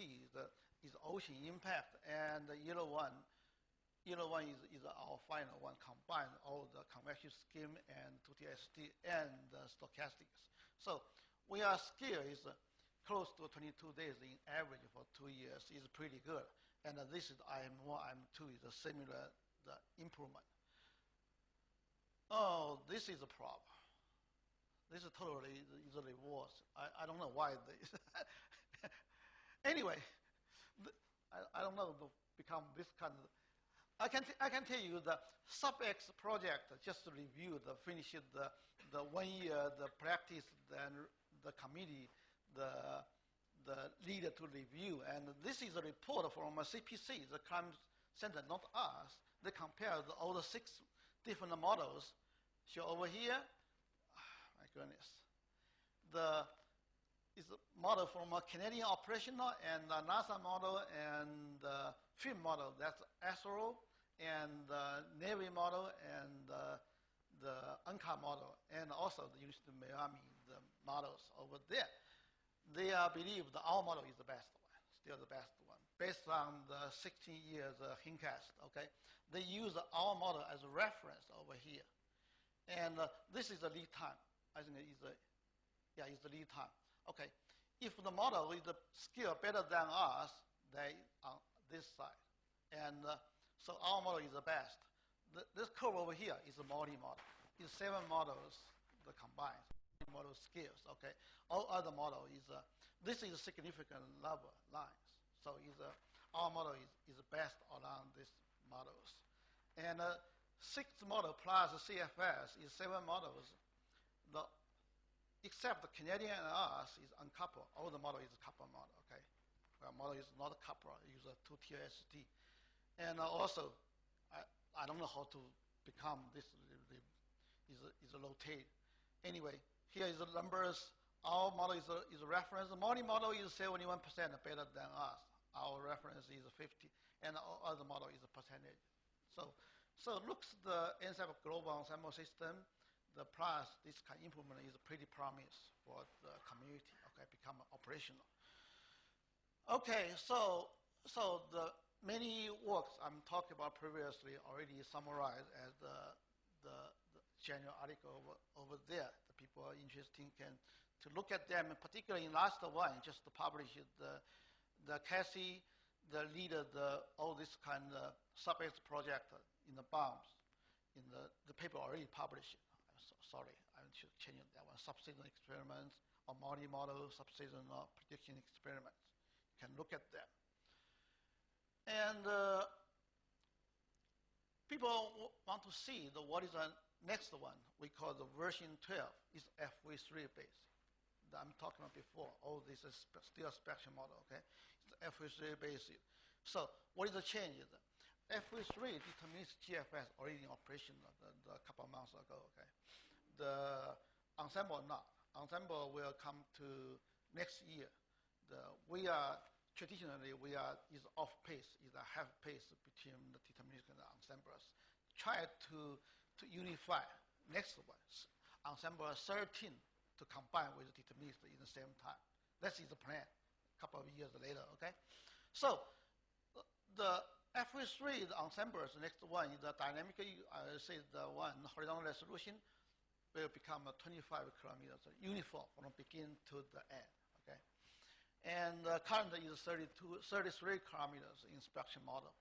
And the physics still the same physics as spectrum model, except we have some, the one is a microphysics, use a GFD or microphysics instead the Zolkar physics. And tuning the stochastic physics, we take the zoom out, only use the SCAP and the SPPD. The less function of SCAP is coefficient is very small. And 31 members, and that is the plan to run 31 members, okay, and then some the minor changes. The computation cost is pretty huge, yeah. And let me see. I didn't see the colors. One is red, one is black. To me, I view all the black over here. Yeah. Anyway, I can tell you that this is a sub-X. I'm just to give you summary previously. Okay, FV3 is the future. Next one. This is the day-to-day. The 1 year average Loomis square errors. You will see that the curve over here. I can explain to you. The top one, this one, is a sub-X. Okay, and this one is FV3. Overall, FV3 gives the better performance than the sub-X. And the spread, this is a FV3 spread. This is a sub-X spread. For sub-X, we have a large error, small spread, still a little bit under dispersion, okay, for come to the FA3, is more close, more close. I think later on I have some demonstration. Maybe we are error a little bit larger if you solve maybe the bias, okay, to contribute to that one. Spread is more reasonable. So the overall the FA3 is better than the spectrum model, okay, I want to say over here.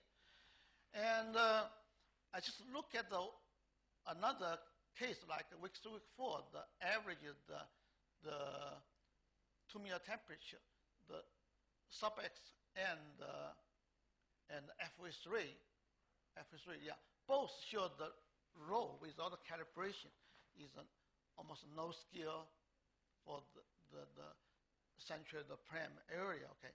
But look at the FA3 without the calibration, the most area show the scale in the same period, okay. After calibration, I hope they get the more expected the scales. And for MGO, compare the 1 year period is the same period. The FA3 did give the better the MGO scale. This is the overall. I'm 1 plus I'm 2.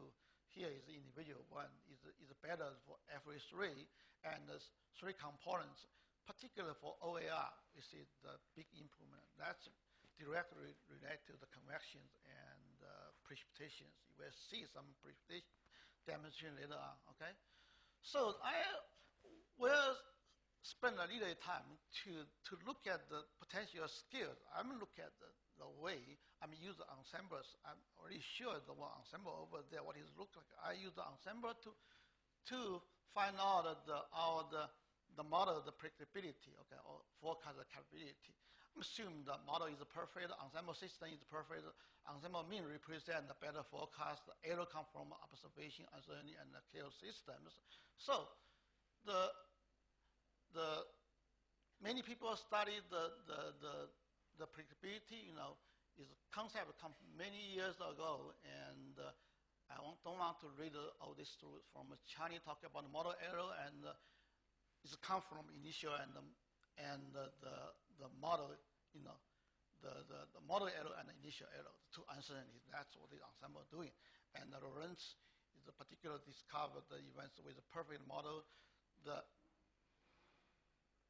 Even you have a perfect linear condition, the forecast loss of scales. People are aware of that. Why? Because the chaos system. And so in general, people are asking the many questions about the 2-week limit of predictability. And I just cited the slide from Fortune Zhang and a student. You know, this morning we have a 2 minutes silence for the Fortune loss in July. Okay, so here is the Fortune study recently to talk about the predictable time scales based on the kinetic energies and the temperature, humidity, and others. You see, this is the real scales based on the wavelengths and the scale for days, and the thin lines is more predictability. Look at that one. So the predictability really depends on what you look at. What is the elements and the events, whatever. You look at them. So what I'm looking at here is more about the large scales or the circulation levels to look at what is the predictive scale. And based on 2, one is the 500 jet potential high to look at the Loomis square errors and the correlations, and another one is MGO to see what is the FA3 and F3 ensembles and the spectrum model, sub-X version, the predictability to look like. So here, back to the same slide over here. You see, no, I don't see others. Is lost my. I describe over here the spread. I'm sure spread over here is compared to the combinatorial and the combinatorial variance. See, the spread is pretty match what is the combinatorial, the variance to look like. So the ensemble for FVC version, the spread in statistical sense is more represent the combinatorial variance. Okay, it's very close to. So and also I mean look at the spatial distribution. It's the error and the spread distribution by the point by point to see, where is the over dispersion and where is the under dispersion. Looks to me is pretty comfortable. It's just less or more like 10 or 20%. So globally, it makes sense that our ensembles in the spatial distribution is pretty reasonable. And another way to look at it is scatter plot to look at your error variance, and this is the is the spread variance and the error variance. See the correlations. To except some high values or extreme, the most of them is pretty matched to each other. Okay, I want to see the ensembles is pretty close to the not perfect. It's pretty close to perfect to look at the predictive study. Okay, so based on this one, look at this is the overall with the 500% high. For extratropical day-to-day scales, the sick line is a true scale against the best analysis, and the thin line is ensemble control against ensemble mean. Not ensemble control, ensemble each perturbator against the ensemble mean to see this is possible the potential scales. So for this is two versions. One is the sub-X version, one is the F-raised version. Both show that we have a large scale. Is overall we could reach the 14 days for predictability. Okay, and if we break down to different wave groups, is the planar waves, the 1 to 3, the 4, 9, and the 10 to 20 about synoptic waves. You will see the sick line is the real scale. The thin line is the potential of predictability scales. So you will see the planar wave you could reach about 15 plus days if you are to get the perfect system like DAs, model permutations, and others. And look at the MGO is a similar fashion we do the MGOs. The kind of scale is about 20 days. If you are to use the assume the conditions, you will reach the more than 30 days of MGO scales. Okay. And I will talk about some details of FV3 GFS. Okay. The first one is the tropic storm. Tropic storm. I think that this workshop is mainly talking about the tropic storm and extreme, right? And Carrie in the morning also mentioned talk about the tropic storms. We have. I didn't talk about much about uncertainty. Okay. I know we have challenges. Even the community. We just finished the 8th ensemble user workshop. I hosted them in August in the College Park, Maryland. We still have challenges for user to understand or communicate the uncertainty. So I will touch about the tropic storm, mainly still the intensity and trackings to see the static, what it look like, and also precipitations. And here is we run in the ensemble FE3 models for 2 years respectively, already finished. Last year, the current year still ongoing. And the twice per day for 2 years, 17 and 18, the sample size over here. This is the Atlantic the basin. That is the United States NOAA more care about this basin and the East Pacific. West Pacific is not the NOAA the mission area, but you have static over here. So blue one is the kind of operational, the black one is FS3. You look at the score over here is significantly improved. Okay, so vertical bar to represent the significant levels. Okay, I don't know. The people always argues the East Pacific is a degrade over there. The want to give the particular reason why the East Pacific is a degrade, and the sample size, of course, is pretty smaller than compared with Atlantic and West Pacific. And look at the ensemble spread of the tropical storms. We without the improved stochastic schemes, the operational we have the color of this by me. This one is operational. This is operational spread. We are under dispersion. The Hurricane Center complain a lot. The track forecast is under dispersion. But after the improve the stochastic schemes, you will see the error reduce it over here. See these two curves. This is only for 2017. Okay, this is for 18. The error reduced, and I think that this is 3 basin. Yeah, because either 1 basin, maybe sample is too small, and 3 basin together, error reduced and the spread increased. Look at spread is more matched to the error size. Is we get the much better the people asked to, and for the 2018, we are error also reduced a little bit, not that much as the 2017, but the spread is also increased. This is the operational spread. This is operational errors. Yeah, usually is a black and a red. I'm sure over here all the black. Yeah. And intensity. The operational is a blue one over here.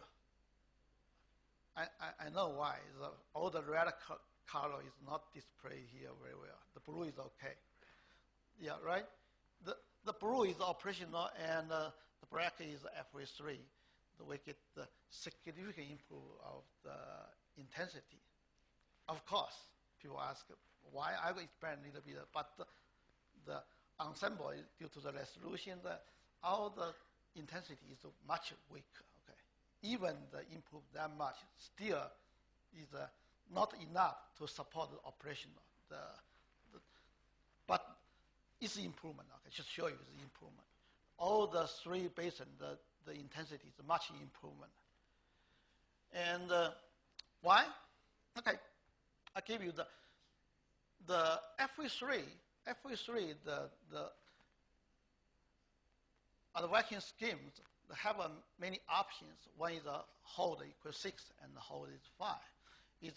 The difference of this one is applied array scheme. Both use the PAPPM with the same accuracy order, except the 5 had the weak 2-theta X filter and the less diffusions. This makes these changes. Okay, we are FV3 for the original version. We suggest to use this version. In last minute, the Hurricane Center complained the intensity get the worse for the GFS. Then we decided to make this change to the 5. See, that's only one parameter change for dynamics. Make that huge difference over here. Okay. And I talked that before. The precipitation, I promised that it's get much better. Here is trouble again.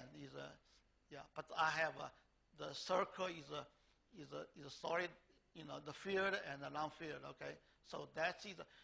This is the operational. The circle, the non-field, that is operational, and another one is the FA3.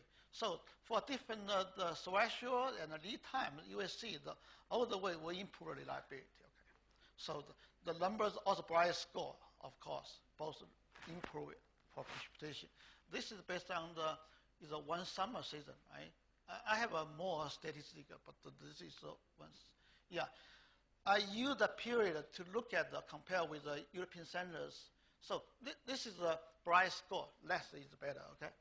And operational the curve to the 9 days over here is this curve, and the come to FA3 is a circle over here, and the European centers is more close to ours, okay? And here is a reliability diagram, show the very similar behavior of the European centers and NSAP after use the FV3 models. Yeah. And I show a couple of the cases. We still face some challenges. Okay, yeah, that's the last few slides. And one is a hurricane, the Sandy. People know, well know that is a kind of the important the hurricane to hit the New York cities. If you remember at that time, is the European Center to predict the 7 day ahead to turn around, and our model is 1 day behind. Okay. Anyway, later on, many people to make the experiments try to simulate, say so how many days we can predict the turnaround. So because I'm a ensemble guy, it's uncertainty over there. Doesn't matter. You are simulated or deterministic, get the answers. You have a larger uncertainty the early times. All the model you run different ways. Okay, come to the certain time, 6 days and after, most of the model is turned around. That's the uncertainty over there. We need to study, understand this kind of uncertainty. And another case I'm sure over here, I think Kelly also talked about this morning, is the track in the habit. Let's see the track is weird, all right? You stop here for the 1 day, then come back. I'm giving examples. European Center did predict this kind of turnaround. The ensembles, the 4 day ahead, okay? But not consistent. Before and after is changing, okay? Our model is the 3 days also ensemble predict this turnaround, but not consistent before and after. That means the uncertainty over there, okay? Even you catch up in the 1 day time, doesn't mean you make the good predictions. It's uncertainty. Yeah, you need to understand. And I skip these two products, okay? Just talk about the kind of operational. We need to understand. We make some progress day by day, okay? Here is I just picked up a couple of weeks ago is a storm. This ensemble is the 10 day ahead. 10 day ahead. They predict these storms is a strong storms. Okay, this is the observation. Observation cut by the age is corners only. So it's pretty matched. 10 days. You didn't understand. You know, it's a pretty longer the extended forecast. You know, we make the big progress. However, we still face some changes. Like the Weather Prediction Center asked me to look at a few key examples. Like this is a summer storm. Is a very strong observation show over here. This is a weather forecast that use all the information to predict. It's much closer we have. But however, our original model and the global model, both of them, is not make right. I think that the mainly is the location. We have a difficulty to make this kind of, you know, I don't know. Yeah. So the use FV3, this is the observation. This is early model, have nothing to show the strong over here. Is the latest model, we get better. Still have some gap to catch up this extreme. Yeah. So this is my last slide. I'll show you the next ensemble system plan to implement by August 24 next years. We are running 30 reforecast to support this subseasonal, the calibrations. All the data we have published the public for research committee to look at our system and some application if you are interested. It's a global system. So the August 26 and 25 kilometers, 31 members, 4 times per day. The 35-day forecast only run once per day at the 00 site, plus 30-year reforecast. And the 30-year reforecast once per day at the 00, the 5 members out to 16 days, 11 members out to 35 days, only every Wednesday. That's it. Sorry.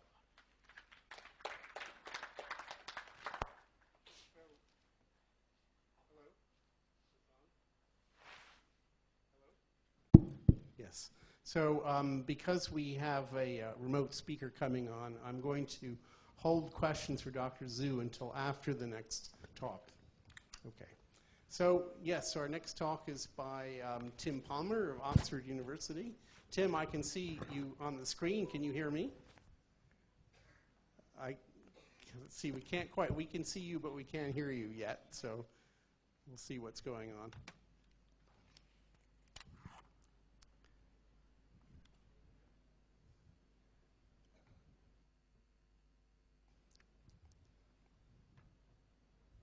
Still can't. Hello? There, we can hear you now. So Tim, okay.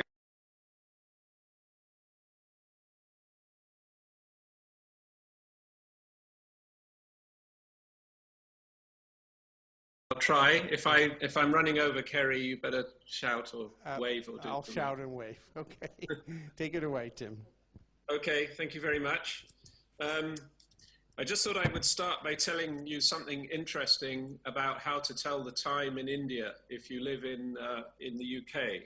So currently the time is 20 minutes to 11 on my analog watch here. So to tell the time in the UK, in India, you just turn the watch upside down. So it now reads 10 past 4. So it's one of those quirks of nature, I guess. So there we are. Okay, now let me just see if I have my talk. Let me just see. Okay. Okay. I can't hear anybody, but could somebody wave or something? Can you see the slide, the opening slide? We can. Okay, great. All right, fine. So I'll press ahead.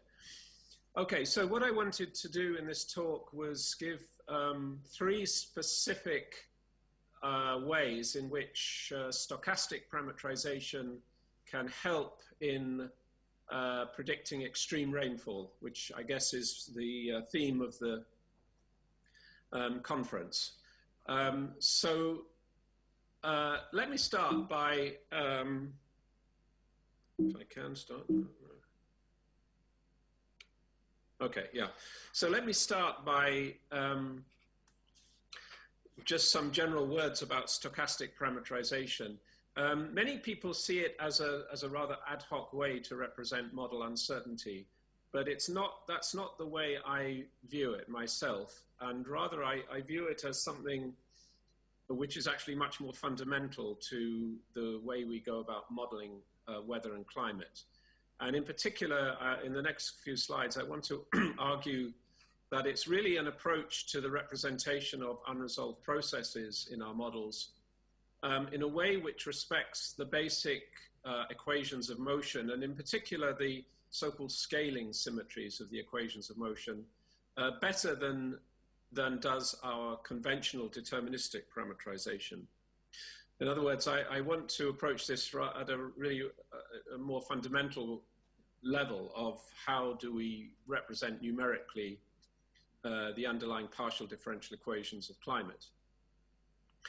So this is the kind of canonical approach to modeling, which everyone knows, I guess, which is that you start with some PDE, the Navier-Stokes equations, for example. You project these onto some basis elements, which for the case of, say, ECMWF is a spherical harmonic basis. And then everything else on the right-hand side of the equation, the unresolved processes, are traditionally, at least, and what I'm calling canonical, the canonical approach, traditionally represented by formulae, deterministic formulae, which take as their inputs the resolved scale variables, typically at the grid scale, with some free parameters which you attempt to fit by theory or observation, although in many cases these parameters are really fundamentally undefined. You'd like to think that the parametrization takes a relatively small part of the overall numerical cost, but as we all know, that's not true, and I think in the case of ECMWF, it's about half the compute cost. And for more Earth system-based models with complex aerosol and chemistry and cryosphere and so on schemes, then this right-hand side can actually take as much as, I think, 80% or so of the compute time. The point is that that line between the dynamical core and the parametrization in the canonical approach is a very hard line. So it's a very sharp division between the dynamics and the physics, as we call them. And in a way, parametrization is based on the ideas from statistical mechanics that you'd like to think you have a large ensemble of processes at the subgrid scale that can be represented by some bulk formula. So the picture for convection would you have lots of little convective cells within a grid box, and you hope that in some sense the statistics of all these subgrid processes will, on the grid scale, give you a well-defined bulk formula. So that would be fine if this is the way the world looked, but it isn't the way the world looks like. The world looks like something much more like this, where we see a spectrum of different scales, for example, of convective systems, some individual, some highly organized, and so on.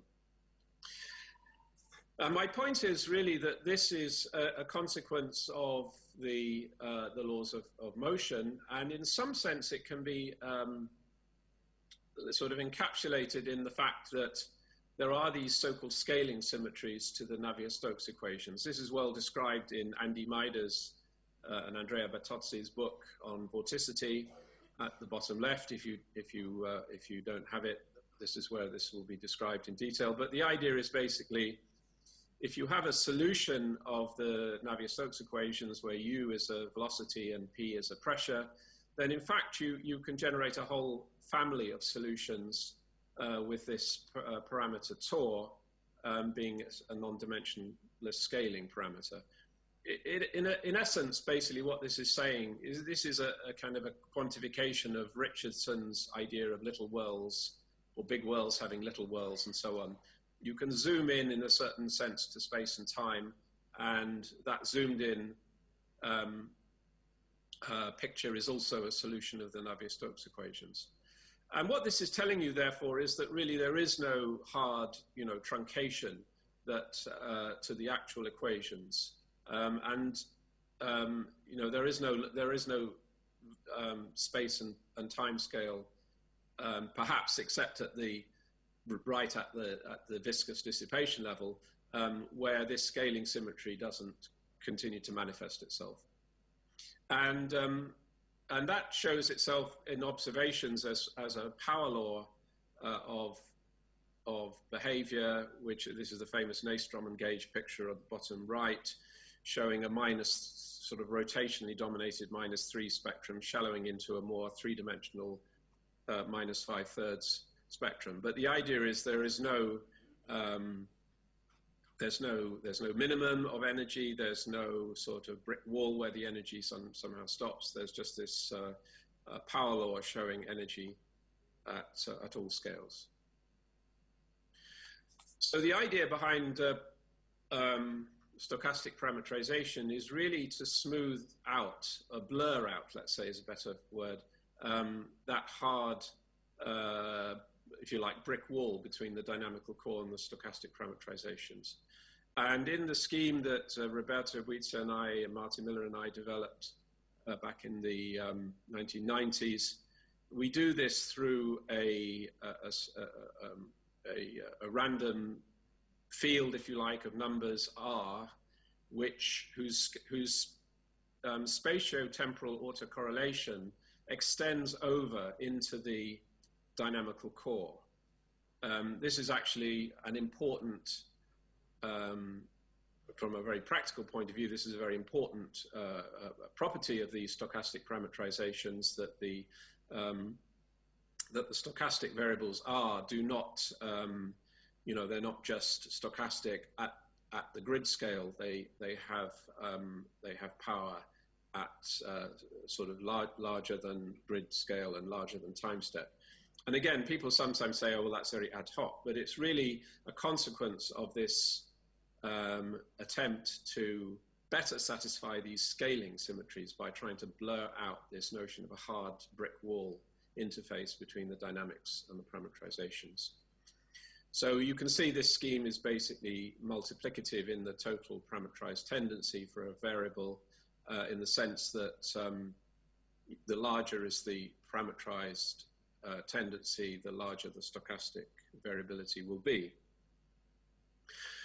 Okay, without any specific reference to extreme rainfall, I just start by showing a couple of examples of the impact of this. And the first one really, and it was perhaps one of the reasons for doing this in practice at ECMWF, was that it kind of radically improves the skill of ensemble prediction. So the top right shows the the CRPSS, the Continuous Strength Probability Skill Score, which is one of the headline skill scores at ECMWF.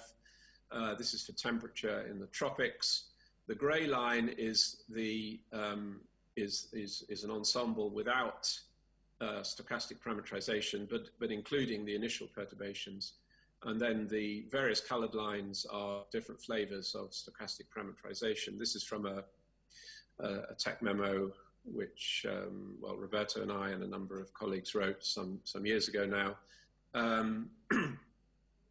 I have to say, I think of all of the kind of changes that have ever been made to the ECMWF model, this one must surely rank as having had the largest impact per change in lines of Fortran introduced into the model. So for a relatively minimal number of extra lines of Fortran, you know, we've gone from, you know, I don't know what that is, 4 days of extra skill in terms of tropical prediction. So, you know, it's hard to underestimate how important that is for the medium range skill scores. But it also has impacts on other things, and this is work done by an ex-student of mine, Hannah Christensen, when she was a NCAR ASP postdoc, looking at stochastic parameterization in one of the NCAR models, and in particular looking at the ENSO variability. So these are long runs where the model, the result on the left shows the model run with deterministic parameterization, and essentially having much too strong a spectral peak in ENSO on the timescales of few years, on multi-annual timescales, compared to the observations in blue. And the stochastic parameterization, you know, radically changed that on the right-hand side. This is, by the way, a non-trivial result, I would say, because I talked about the spatiotemporal autocorrelation being greater than the time step, but it's only, you know, on the order of 10 or so time steps, or so it's certainly not extending directly into the interannual timescale. So there's no direct power from the stochastic parameterizations on these multi-annual timescales. So the fact that it's affected a multi-annual variability means it's done through, you know, an interaction between first the convection and then perhaps feeding into the MJO or something like that, feeding into an upscale cascade, if you like, of processes that are then resolved by the model. Okay, so I wanted to focus on, for the purposes of this talk, on 3 aspects which I guess feed into, well, actually maybe 4 aspects which feed into more things like to do with extreme rainfall and tropical cyclones. So the next slide I'm going to show is from a paper by a postdoc of mine, Peter Watson, who led the work, and other colleagues from around the world, indeed. And we're looking here at the ECMWF model in its climate configuration, and it's a model called EC Earth, whose, you know, it's based on the IFS plus the Nemo Ocean, plus a number of more kind of climate-related parameterizations and modules. And we're looking here at the frequency of rainfall or events delineated by their rainfall frequency. So the x-axis shows the rainfall rates, and the y-axis is the frequency of occurrence in some sense. So again, we're looking at the tropics. There are 2 observational data sets, TRIM and GPCP, and these don't actually always agree. We're looking at parts of the tropics where they do agree, so we can be confident that the observations are probably correct. On the left-hand side, we're looking at 3 different EC Earth models, if you like, ECMWF models. One is called well, there are 2 deterministic models. One is called low resolution and the other is called high resolution. Low basically means it's T255, it's kind of CMIP type resolution. The high resolution is the T1279, which is a relatively high, for a climate model, resolution, but they're both still convectively parametrized, deep convectively parametrized models. And then the red one is the low resolution, but with stochastic parameterization. So the left-hand side shows an increase, particularly at the higher rate of rainfall in the frequency of occurrence. The middle diagram is basically the same thing, but where we're showing frequency relative to the GPCP data. And the right-hand figure at the top is the frequency of occurrence relative to the low resolution model. And, you know, perhaps the one on the right-hand side looks the most dramatic in terms of really radically increasing the frequency of occurrence of these relatively high rainfall events. Interestingly, at this resolution, going from T255 to T1279, I mean, it does have some impact, but it's not as dramatic as the stochastic parameterization. The bottom shows something which also models have some issues with, which is to do with the temporal autocorrelation of precipitation events, where the deterministic models have too much autocorrelation compared to the observations, either GPCP or TRIM. There's a little bit of disagreement between the observations here, but clearly the deterministic models are too strong. The stochastic is an improvement, but still not quite at the level of the observations. Okay, and just moving on to tropical cyclones, my colleague Antje Weisheimer gave me this figure. This is work, I guess, which hasn't yet appeared in print, but I think is in sort of preprint stage. We're looking here at the basically frequency of tropical cyclones over some period of time, sort of a typical reforecast period of time, which is used to validate the ECMWF seasonal forecast system. So on the left, top left, we've got observations of tropical cyclones. On the right top, we've got the latest so-called System 5, or SEAS 5, as they now call it. And the bottom is System 4, so that's the older system. And now there are two differences about System 4 and SEAS 5. One is that there is an increase in resolution, but the second is that the System 5 has stochastic physics, whereas previously it didn't. And one can ask the question, so you can see clearly that System 5 is doing better than System 4 in replicating that observational density of tropical cyclones, but you can ask the question, what's it due to? And here we're looking at experiments that have been done, first of all, switching stochastic physics off. That's the very top right now. Stochastic physics is off in System 5, and you can see that's dramatically reduced the frequency of tropical cyclones. Going downwards in the middle, you can see that changing the resolution of System 5 has also had a negative impact, but probably not quite as strong as particularly in the Asian region, not as strong as the switching stochastic physics off.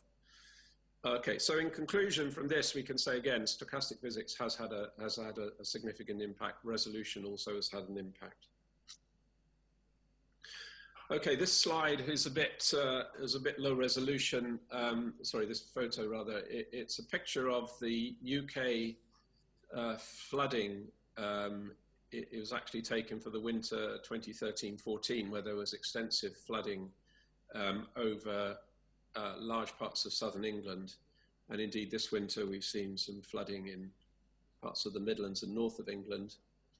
And this is a different type of extreme rainfall in the sense that we're talking not so much about an individual event, but rather persistent heavy rain over several days or weeks or even months.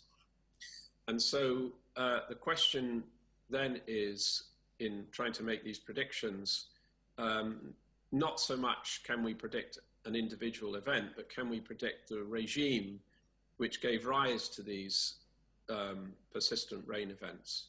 And this was a particularly strong example of a positive NAO winter.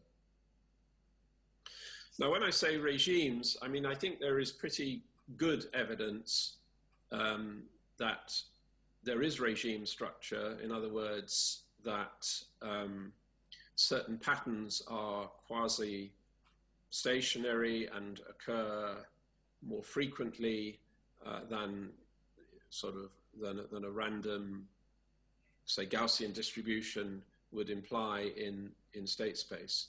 So this is an analysis that was done some years back. People like Susanna Corti led this analysis, for example, of using k-means clustering to identify 4 of the dominant winter regimes in the North Atlantic sector, the NAO plus at the top left and the NAO minus at the bottom right, and more of a blocking, European blocking pattern in the top right. Now, right at the very top of the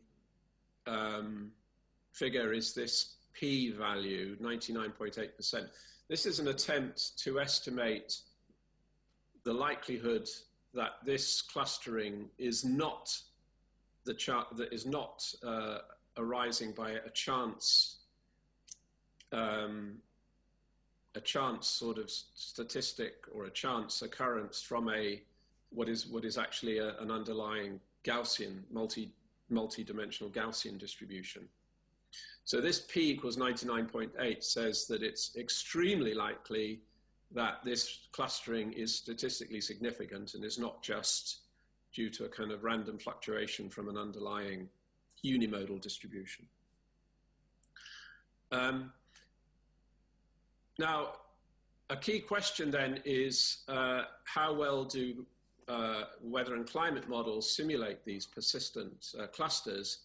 And the way we've looked at this is and this is work done by, again, a postdoc of mine, Andrew Dawson, with Susanna Corti, looking at how, again, ECMWF at different resolutions can simulate this high level of statistical significance.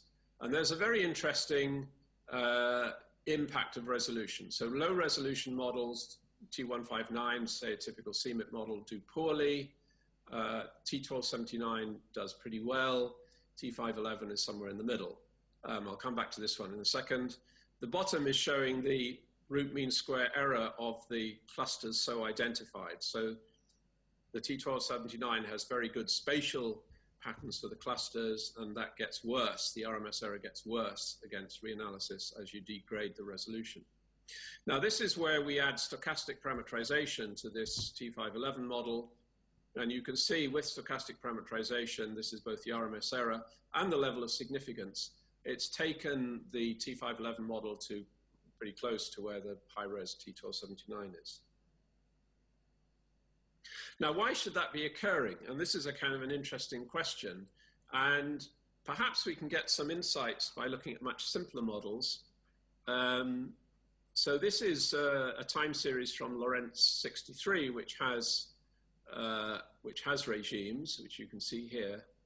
This is the result of adding noise to each of the 3 equations in Lorentz 63, so just additive noise.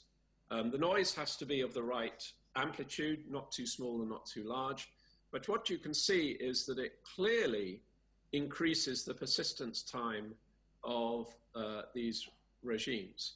This was first pointed out by Frank Kwasniok back in 2014.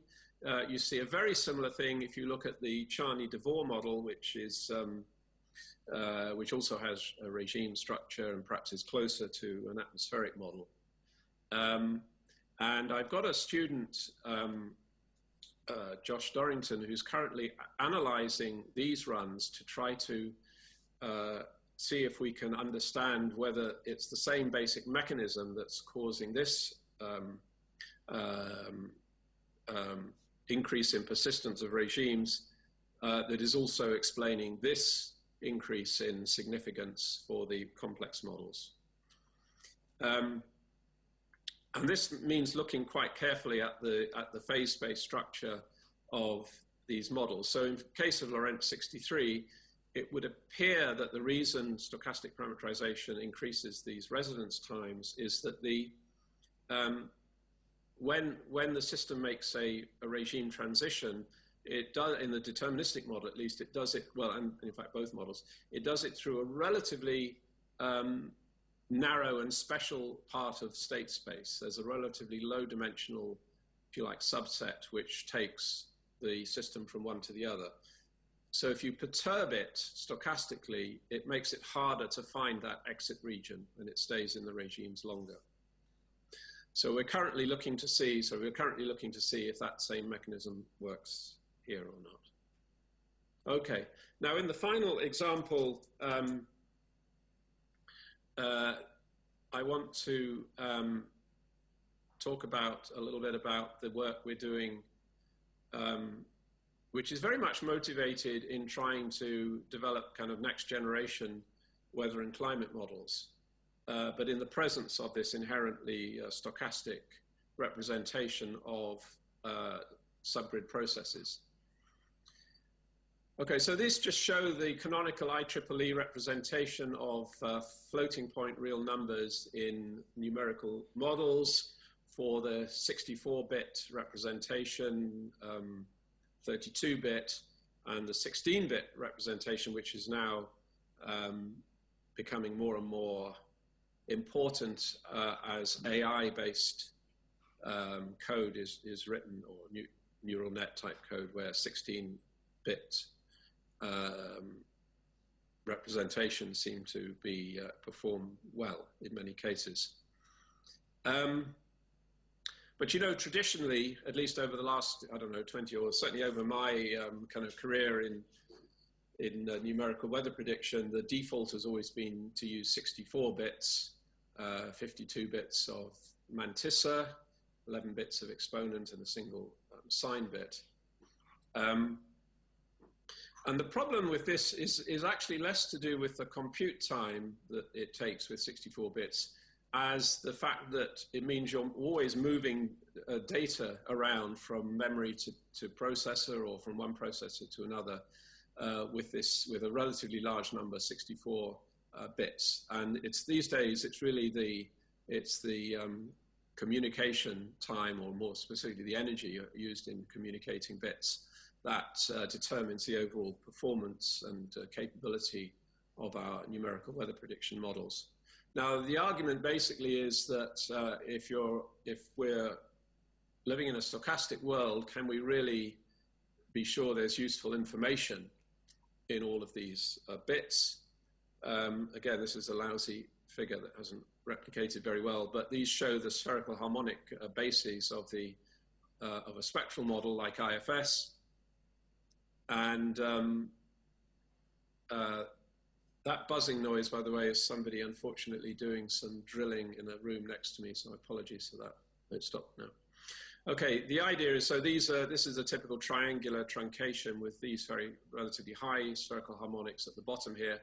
So this is where stochastic parametrization is kind of directly inputting into the dynamical core, and then it sort of slowly percolates up to the top. Well, the argument, therefore, is that, you know, certainly at these truncation scales, having these very kind of generous 64-bit representations could well be unnecessarily kind of profligate, and basically would slow down our computational speed, and it means we're not using the computational resources efficiently. This is a paper by a postdoc of mine, Matt Chantry, that looked at this question in a spectral model of what is really the minimal number of bits you need in the significant bits, the mantissa bits, to make a medium range forecast. Now, we're using the stochastic parametrization as a kind of irreducible level of uncertainty. So the idea is, how much can we reduce from the, whatever it was, 52 bits of double precision before we start to see the errors in the forecast increase over the inherent unpredictability that's been produced purely by the stochastic parametrization? And you see something like what I showed in that last schematic, that the number of bits decreases as you go from low wave numbers to high wave numbers. So you certainly will need single precision for the low wave numbers, but as you get down to high wave, this was done in a T255 model, by the way, I should say, you're down to just a few, relatively small number of bits. In fact, small number that you actually might consider running this part of the spectrum, the dynamics, with actually half precision. I thought I'd give you a nice graphical example of this, which is Hurricane Sandy. This is the one that, led the Americans to, ask themselves, why are the Europeans better than Americans at forecasting storms? And whatever it is, whatever makes the Europeans better, if that is the case, it's certainly not due to the use of 64-bit precision, because these are some just animations of Sandy a few days before the storm hit. And it's being run with, this is the traditional double precision, here single precision, and here basically down to, single precision, and here down to half precision. And this is actually just in the dynamical core, I should say, but we have pretty good evidence that this would be true because we can now run the parameterizations at half precision with pretty much the same results. So this is an animation of the forecast from these three models, and you see that in fact they all track back towards the East Coast and then dissipate. And I think you'd be very hard pressed to, I'll show it again, you'd be very hard pressed to see any difference at all between the three.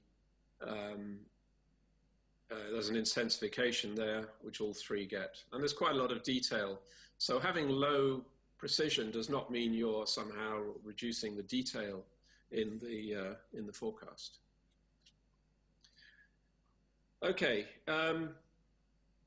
so I've put all this stuff together in a review paper which appeared in Nature Reviews in Physics, which I'm happy to, I can send people copies if they're interested, but if they want more detail on all of this, that's where they can get it. And I'm going to make a conclusion, then just make a couple of remarks after that. Slightly lost track of what time I started, but I think I'm roughly on time. So what I've tried to say is that stochastic parameterization is not primarily, it's not really just a way to represent model uncertainty. I would argue it's a way to actually better respect some of the symmetry groups in the underlying equations of motion, better than our more traditional deterministic parameterizations. I've shown that it has some significant impacts in improving extreme rainfall, not only for individual events, but in relation to persistent events. And, you could argue, maybe you could argue that the impact you see on the individual events is what you might have expected naively of what a stochastic scheme would do. But I would argue that the impact I showed you in terms of increasing regime persistence is extremely non-intuitive. It's a very non-linear, mechanism.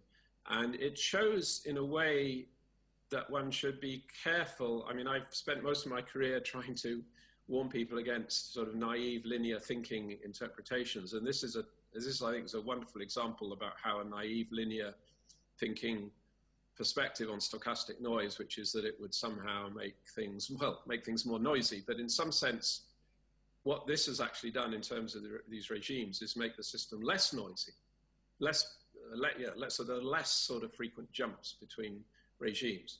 So, we live in a nonlinear world, and this is a terrifically interesting example of a non-intuitive, non-linear impact. And then, as I've said, stochastic parameterization really does provide a benchmark for reducing numerical precision. I mean, more generally, I would say, one of my bugbears in life is that people, develop extremely sophisticated numerical schemes with nth order accuracy and so on. But these developments are often done without coupling to the actual physics and subgrid parameterizations. And the problem is, as soon as you do that, the very uncertainty of the parameterization process then would immediately kill any benefit you might gain from these kind of highly accurate numerical schemes.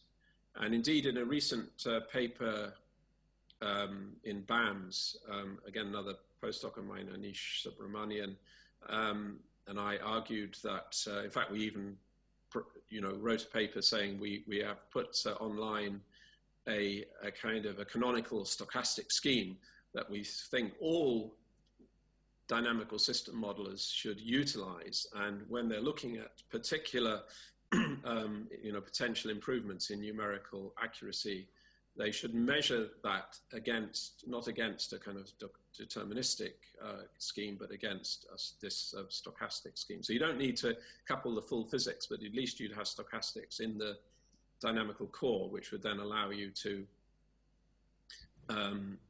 so if the impact of your nth order accurate scheme was 0 or epsilon, let's say, again, measured against the stochastic noise, then basically that cost of the extra accuracy is not going to be realized in practice. Okay, if I have just 2 or 3 minutes left, I'm looking at the audience to see if anybody's waving violently to say there isn't time. So, okay, I'm just going to say 2 more words or so. When I say 2 words, 2 slides. I just want to make an appeal to my dear colleagues from India, because it has not passed, my attention that, India is now an extremely advanced high-tech country. The slide on the left shows it's already apparently left the West behind in terms of certain electronics, and I'm well aware it's got a very vibrant space program. And so what I want to argue here is that it's time, I think, for Indian meteorological science to not so much catch up with the ECMWFs and NSEPs of the world, but to leapfrog over them. And I think that although, I've argued stochastics has certainly a very positive role in helping us predict extremes and so on, in a way, it's not the answer to all of the problems. And I think really to make further major advances, we've got to move towards models which resolve deep convective systems. There will still be a role, by the way, in such models for stochastic parameterization, because there'll still be, shallow convection and boundary layer turbulence and subcloud turbulence and particularly microphysics, which will require stochastic schemes. But we now, to make the next big giant step forward, we need to move towards convective systems in global weather models. I'm well aware of the fact that these exist for regional models, but the problem with regional models is that they inherit all of the problems of the global models. So we need to do this in a global model. And the reason I'm making this point is that India now is in a position to leapfrog over the traditional weather forecast systems by building the first global 1 kilometer ensemble forecast system for medium and maybe intra-seasonal prediction, maybe even seasonal prediction. Now, in my view, as I say, these models should be stochastic. I think they should take advantage of the fact that we don't need double precision. We can use single and indeed many situations half precision.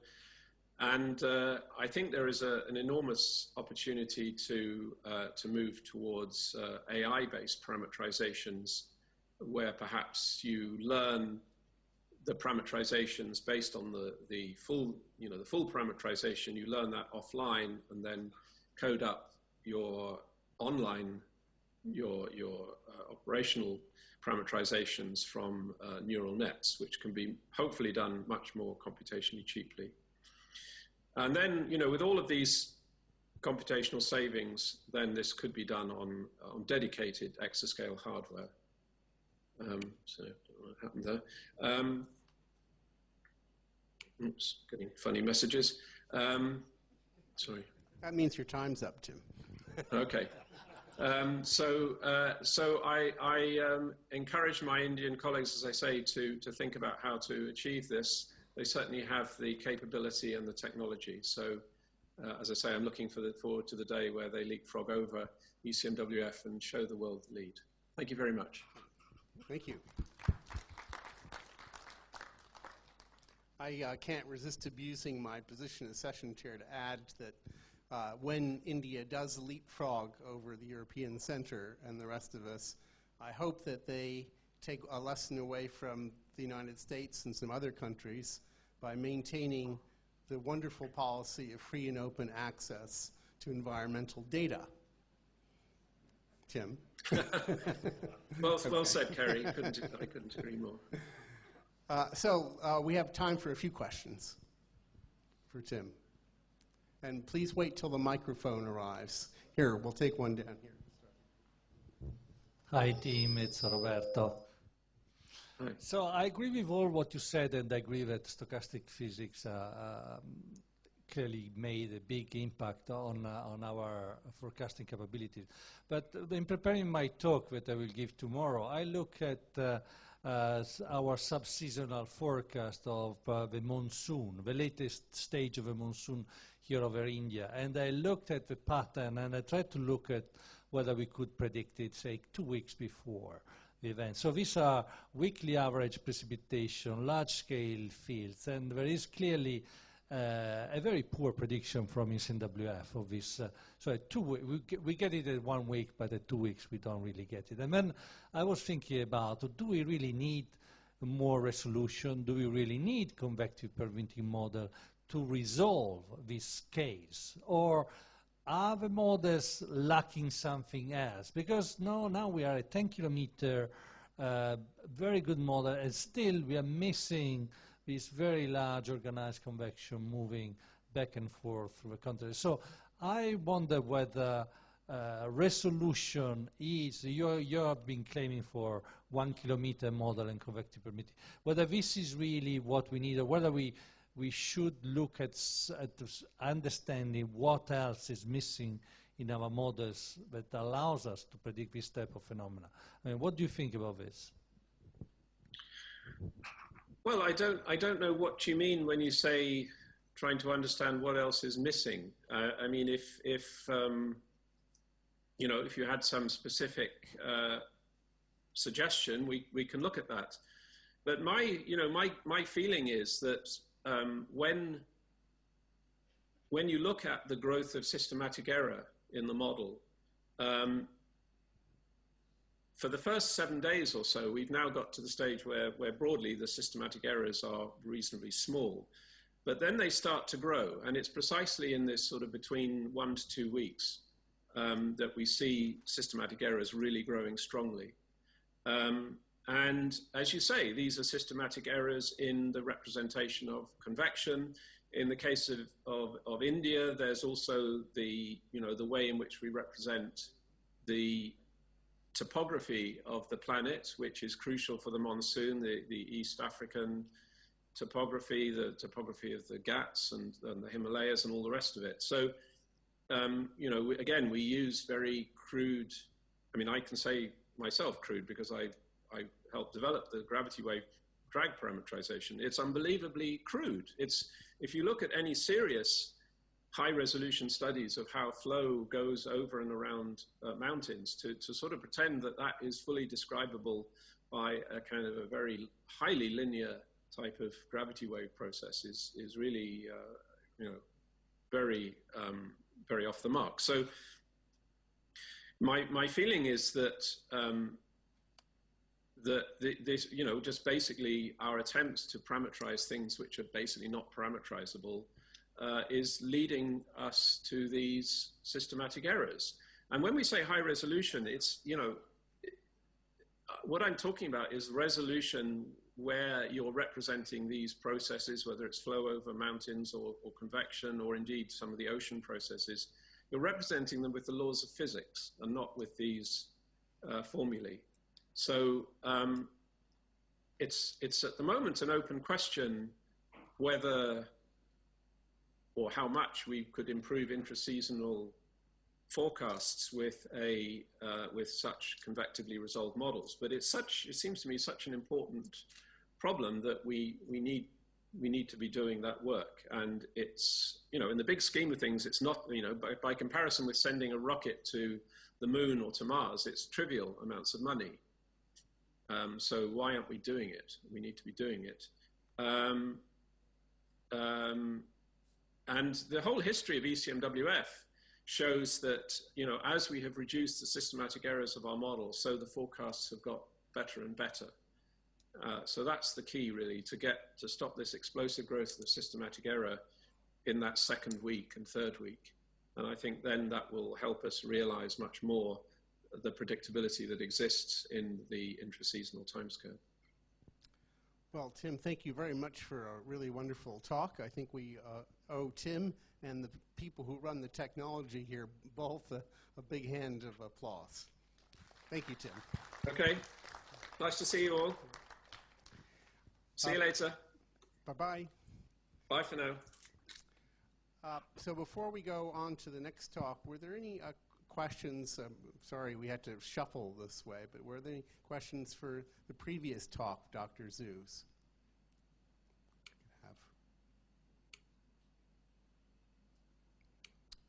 Okay, if not, let's go on to the last talk of, sorry? No. Okay, the last talk of the session by Dr. Sato. So I'll let you know about 35 minutes. Okay.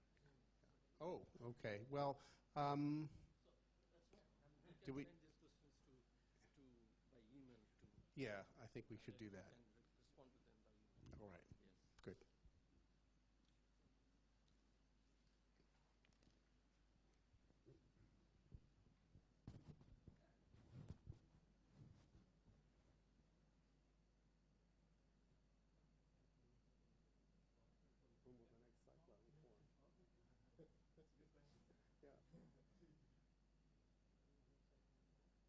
One of the questions tomorrow.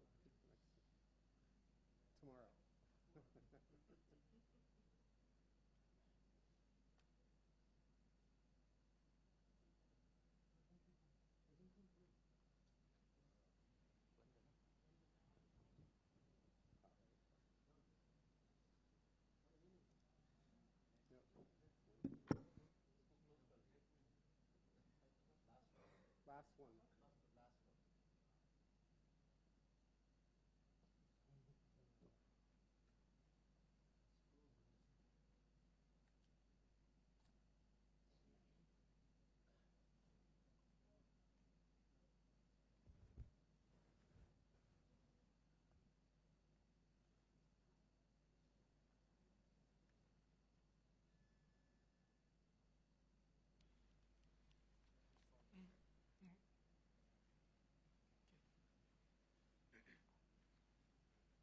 Oh, thank you, Chairman.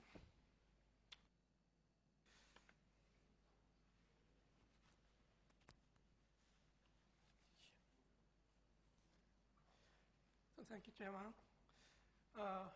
Before talking about my topics today, let me advertise my recent work. 2 weeks ago, I published this paper on the dynamics on the northward ageotropic winds associated with the tropical cyclone. And I'm bringing reprints of this paper, so if you are interested in, please let me know. Okay. So today, I'm going to talk about the LETKF perturbations by ensemble transform. First motivation. In ensemble data simulation, the forecast error is estimated by perturbations of the ensemble forecast. But the characteristics of the ensemble forecast depend on how the initial ensemble is generated. In the ensemble transform is widely used in ensemble data simulation. And in ensemble transform, background perturbation is transformed to analysis ensemble by a light multiplication. T is formulated so that the analysis error covariance obeys the Kalman filter equation.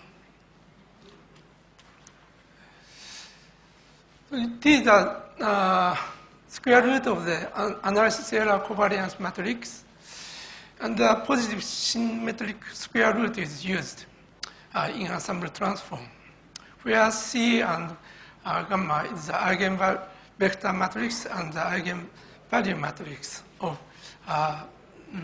analysis error covariance, respectively. So ensemble transform correspond to the principal component analysis, and the initial ensemble perturbations are given by a linear combination of breadth vectors obtained in the former data simulation cycles.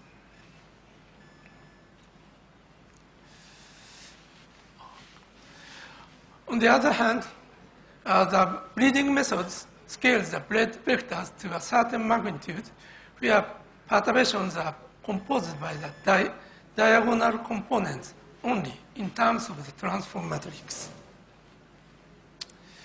So ensemble transform has some advantages. The magnitude of the perturbations reflects the magnitude of the analysis errors. And orthogonalization of perturbation vector is not needed. You know, in case of the breeding, the breadth vectors tend to converge to the first Lyapunov vector through the breeding cycles. This table is from my paper appeared in TERAS in 2012, which shows the similarity index between the perturbed vectors by breeding method and local ensemble transform, with and without lateral boundary perturbations. So in case of breeding, without the lateral boundary perturbations, some perturbation vectors are similar. But in case of ensemble transform, even without the lateral boundary perturbations, orthogonality between the perturbation vectors are kept. On the other hand, it is known that growth of ensemble transform perturbation is slower than other methods, like singular vector or breeding method. In the previous studies, LTK perturbations were not necessarily better than other methods in EPS, which may affect the accuracy of the analysis field. This is from my paper in 2011, which shows the growth of ensemble spread of meridional wind by different perturbation methods. Here, the perturbation from LETKF, its growth is sluggish compared with other methods. And the upper panels shows the root mean square error of ensemble mean with various perturbation methods. And the lower panels are ROC, area scale squares, and Brier scale squares for precipitations. So for both verifications, the LTK perturbations are not necessarily best. This is for tropical cyclone forecast case. The upper panel shows my paper in 2010 for ensemble forecast of cyclone Nargis, which hit southern Myanmar. So in case of breeding method, about half of perturbed members, the intensity of by perturbed member, about half of perturbed member are stronger than control line. However, in case of LETKF, in almost all members, part of the member only predict weaker cyclone compared to its controller. This slide shows the influence of off-diagonal components by ensemble transform matrix.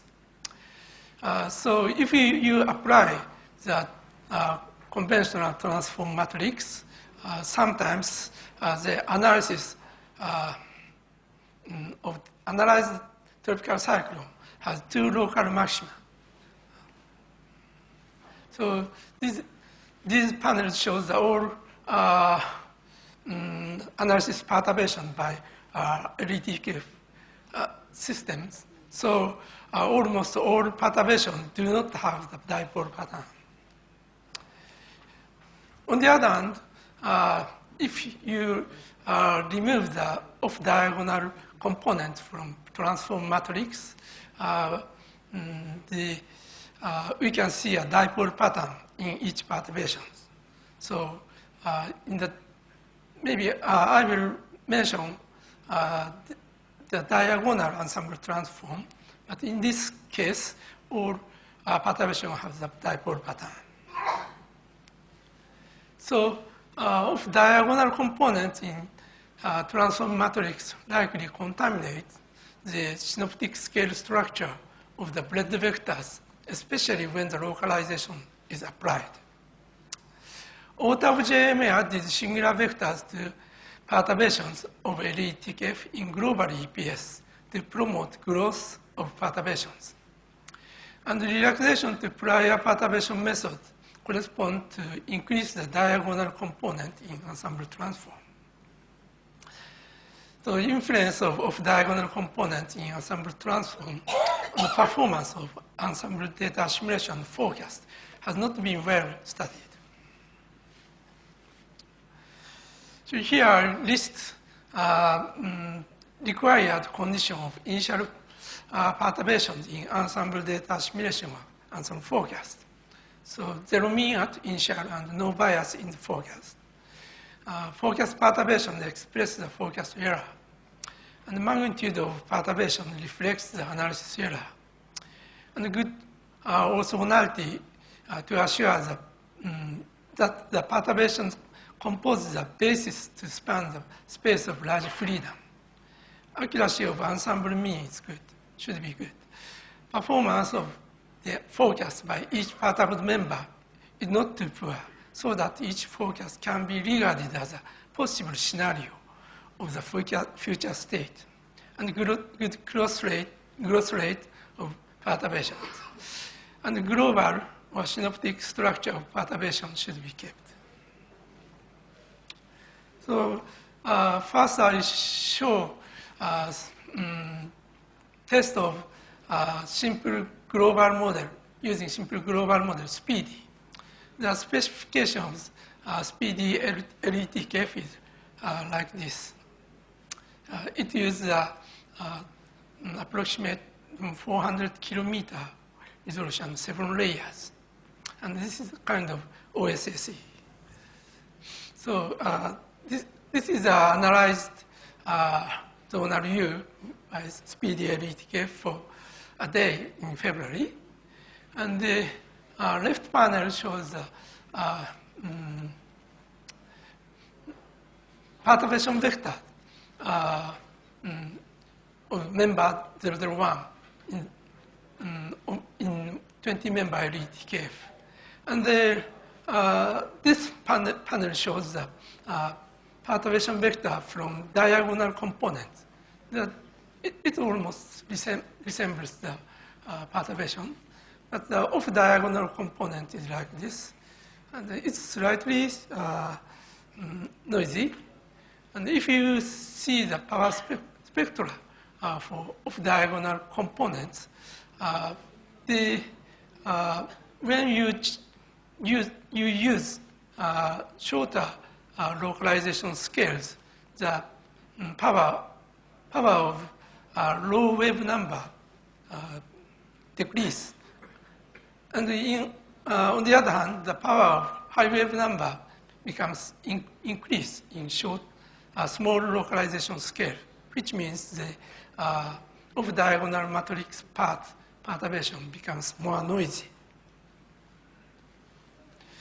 And this is performance of ensemble forecast. This is the controller and ensemble mean. Oh, actually, it's red, shown in red.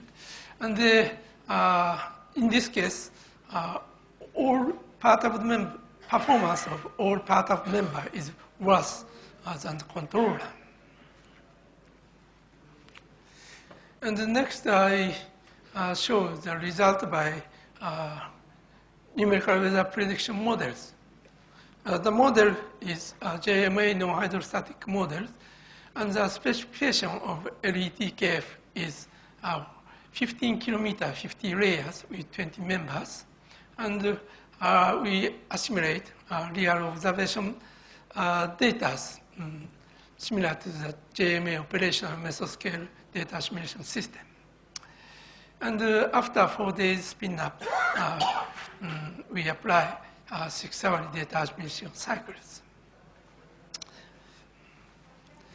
And this is a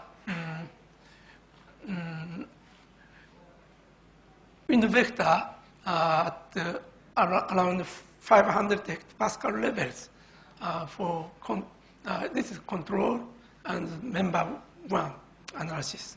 And its perturbation is like this. And this perturbation, actually, and in this case, if we see the components of T matrix at the sparse observation point, the transform matrix is almost diagonal, and off-diagonal components are very small, generally small. But if we see the T matrix at the dense observation point, there are many off-diagonal components. Recently, Duke et al. Discussed the characteristics of a transform matrix, and he proved that the transform matrix resembles a multiple of I most when it is positive symmetric square root TS of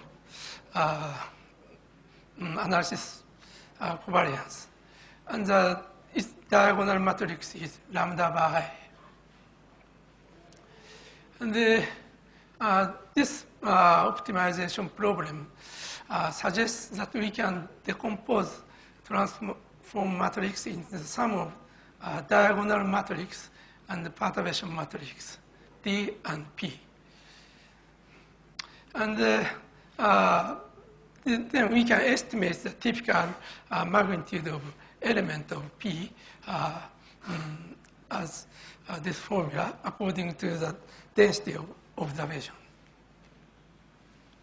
So the perturbation vector can be decomposed to the P part, D part and P part. So this figure shows vertical inconsistency of P part perturbation of diagonal component. So this is a 24th level, 25th level, 26th level, 27th level in the model. So when you apply vertical localization, this perturbation is very different even in adjacent levels. Yeah. And this is the case of horizontal 400 kilometer localization. So this is the analysis and perturbation of upward wind, W. So this is the full matrix perturbation, and this is the P part of perturbation, vertical wind. So the vertical inconsistency of W is also seen. But this is a case of 15-kilometer horizontal models. So the vertical motion is depressed by applying the convective parameterization scheme. So this problem may be more problematic in a higher resolution model which allows deep convection. So next I show the result with higher resolution model, the 2-kilometer cloud resolving model. This model is nested with 15-kilometer LETKF system. And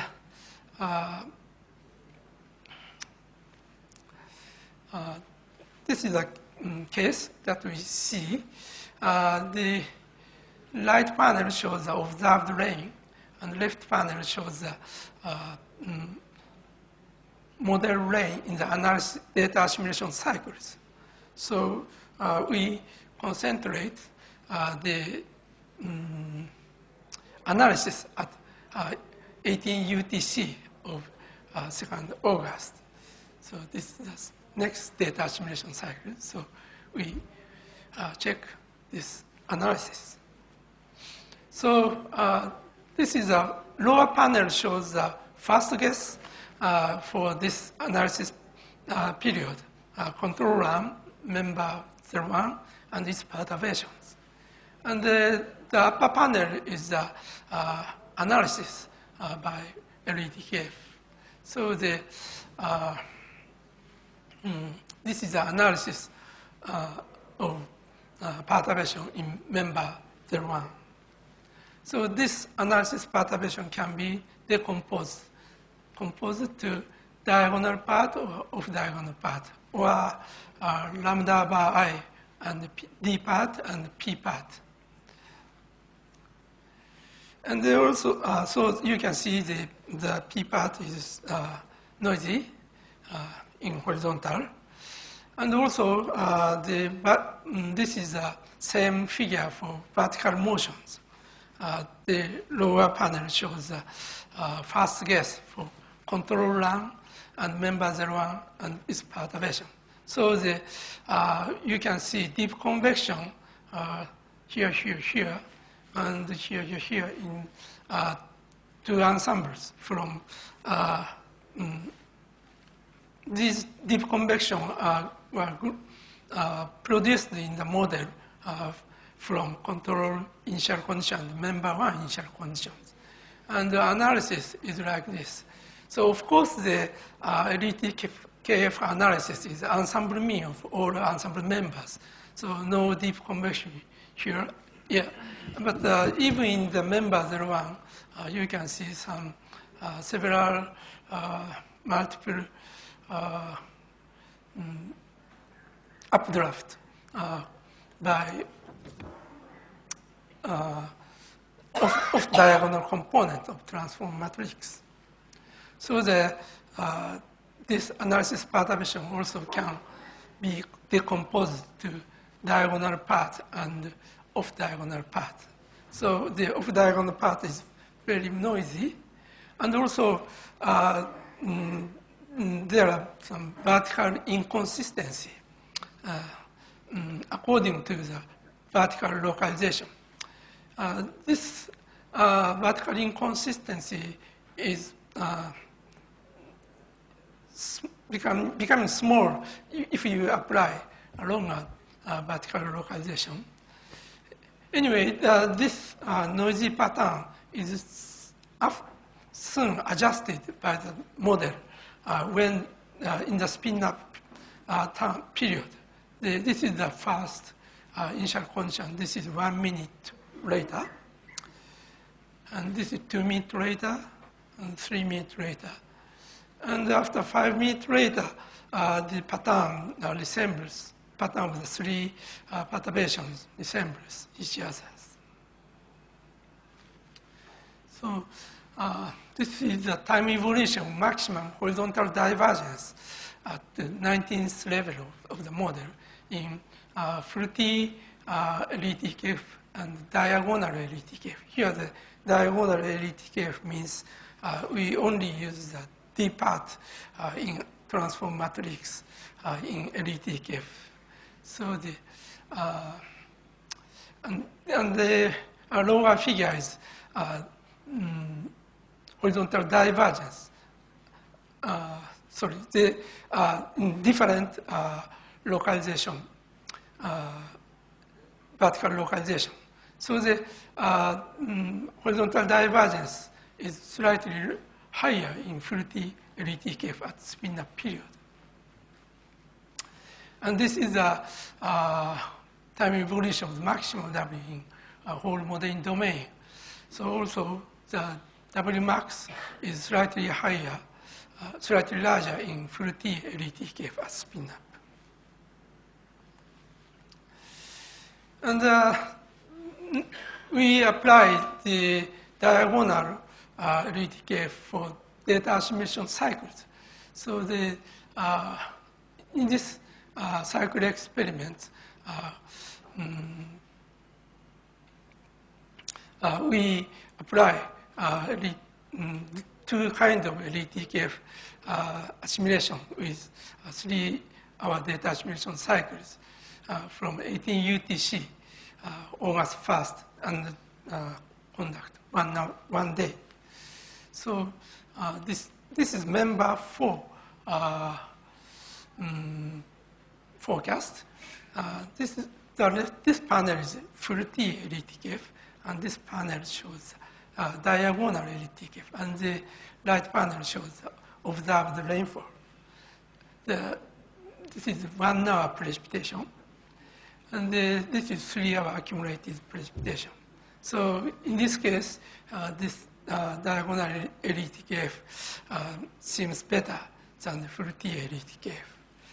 And this is next time's data assimilation cycles.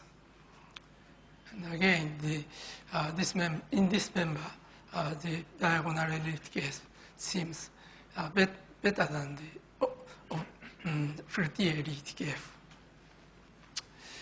When you see the control arm, the two LTKFs, the difference is not so large. Seemingly, this difference is very small between the two. So this is the time evolution of precipitation intensity for member 14 in 8 data assimilation cycles, and it means. So the precipitation at spin-up is slightly better in diagonal LTKF. But in case of controller, no distinct difference between the two LTKF systems. Okay. So this is a verification of precipitation for fraction scale squares. The left panel is for member 14. Left panel is full T LTKF, and right panel is diagonal LTKF. In this at least in this member, the forecast is much better. But for controller, the difference is very small.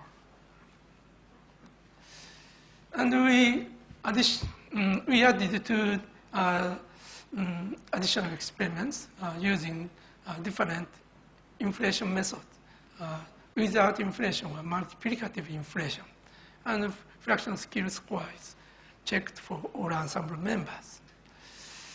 And this is a time evolution of ensemble spread of meridional wind in 8 data assimilation cycles by different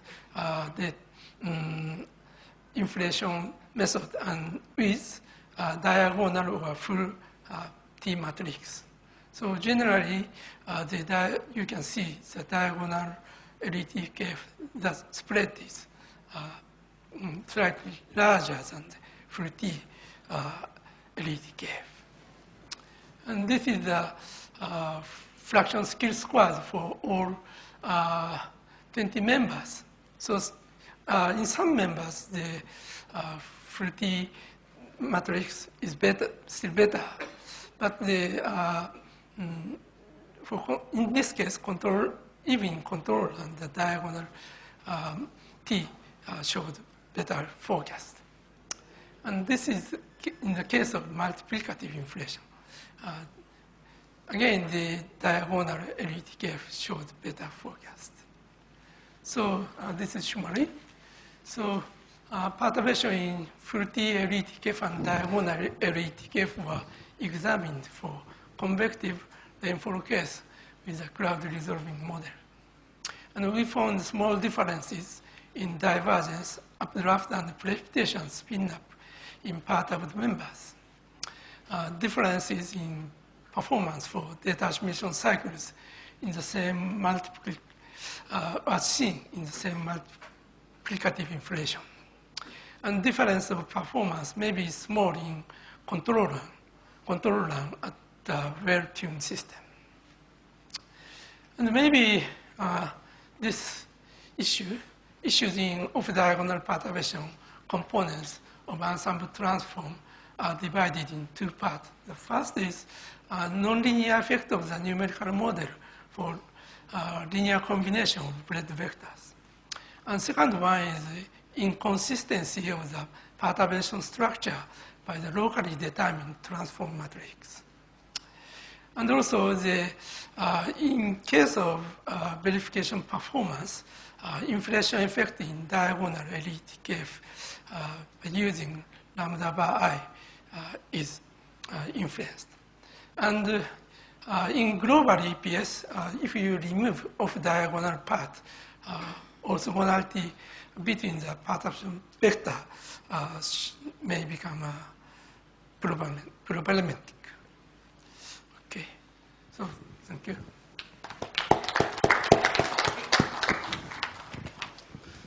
Good. We have time for a few questions for Dr. Sato.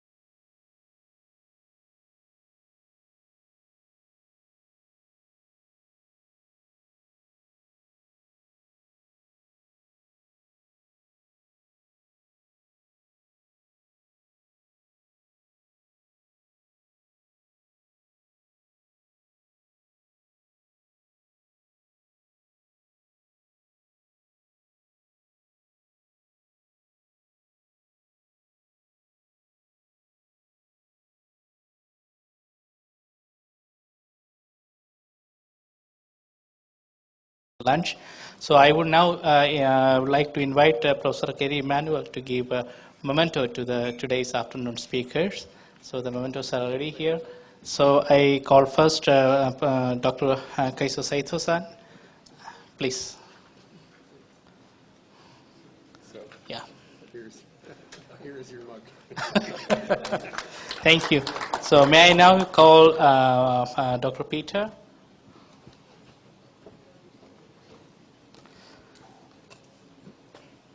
Consider yourself mugged. Mugged. Okay. Dr. Shu, please come forward.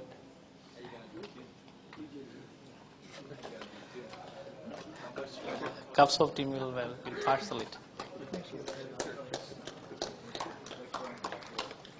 Okay, so and Dr. Ken.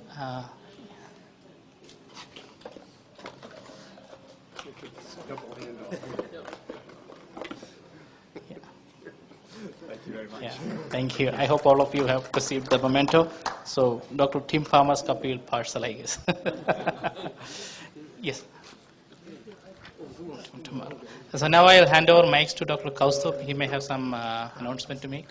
Okay, thank you to all of you. And today we are ending the session, but we have some 2 or 3 announcements. Right now it will be tea and the poster sessions. So all our guests who are staying at Hotel Sayaji, you're requested to kindly have a tea and cookies along with the poster sessions will be there. And the bus is there. It will leave around 6 o'clock. They will take you to Hotel Sayaji where you're staying. And the other participants who are staying at Prithvi Hall of Residence, we will start the bus for the Hotel Sayaji for the dinner at 7 o'clock. So all of you who are staying at Prithvi Hall of Residence and all our LOC participants, all the participants, and the persons who are staying in the IRTM guest house also, all of you are requested to be present at this Meghdut Hall Auditorium entrance at 7 o'clock, and the bus will start for the dinner today, which has been arranged at Hotel Sayaji at 7 o'clock. And for the guests who are staying at Hotel Sayaji, take your tea, chat with the students who have got their posters, and you start at 6 o'clock for your hotel. And for you, the dinner will start from 7:30. So please come down at the downstairs.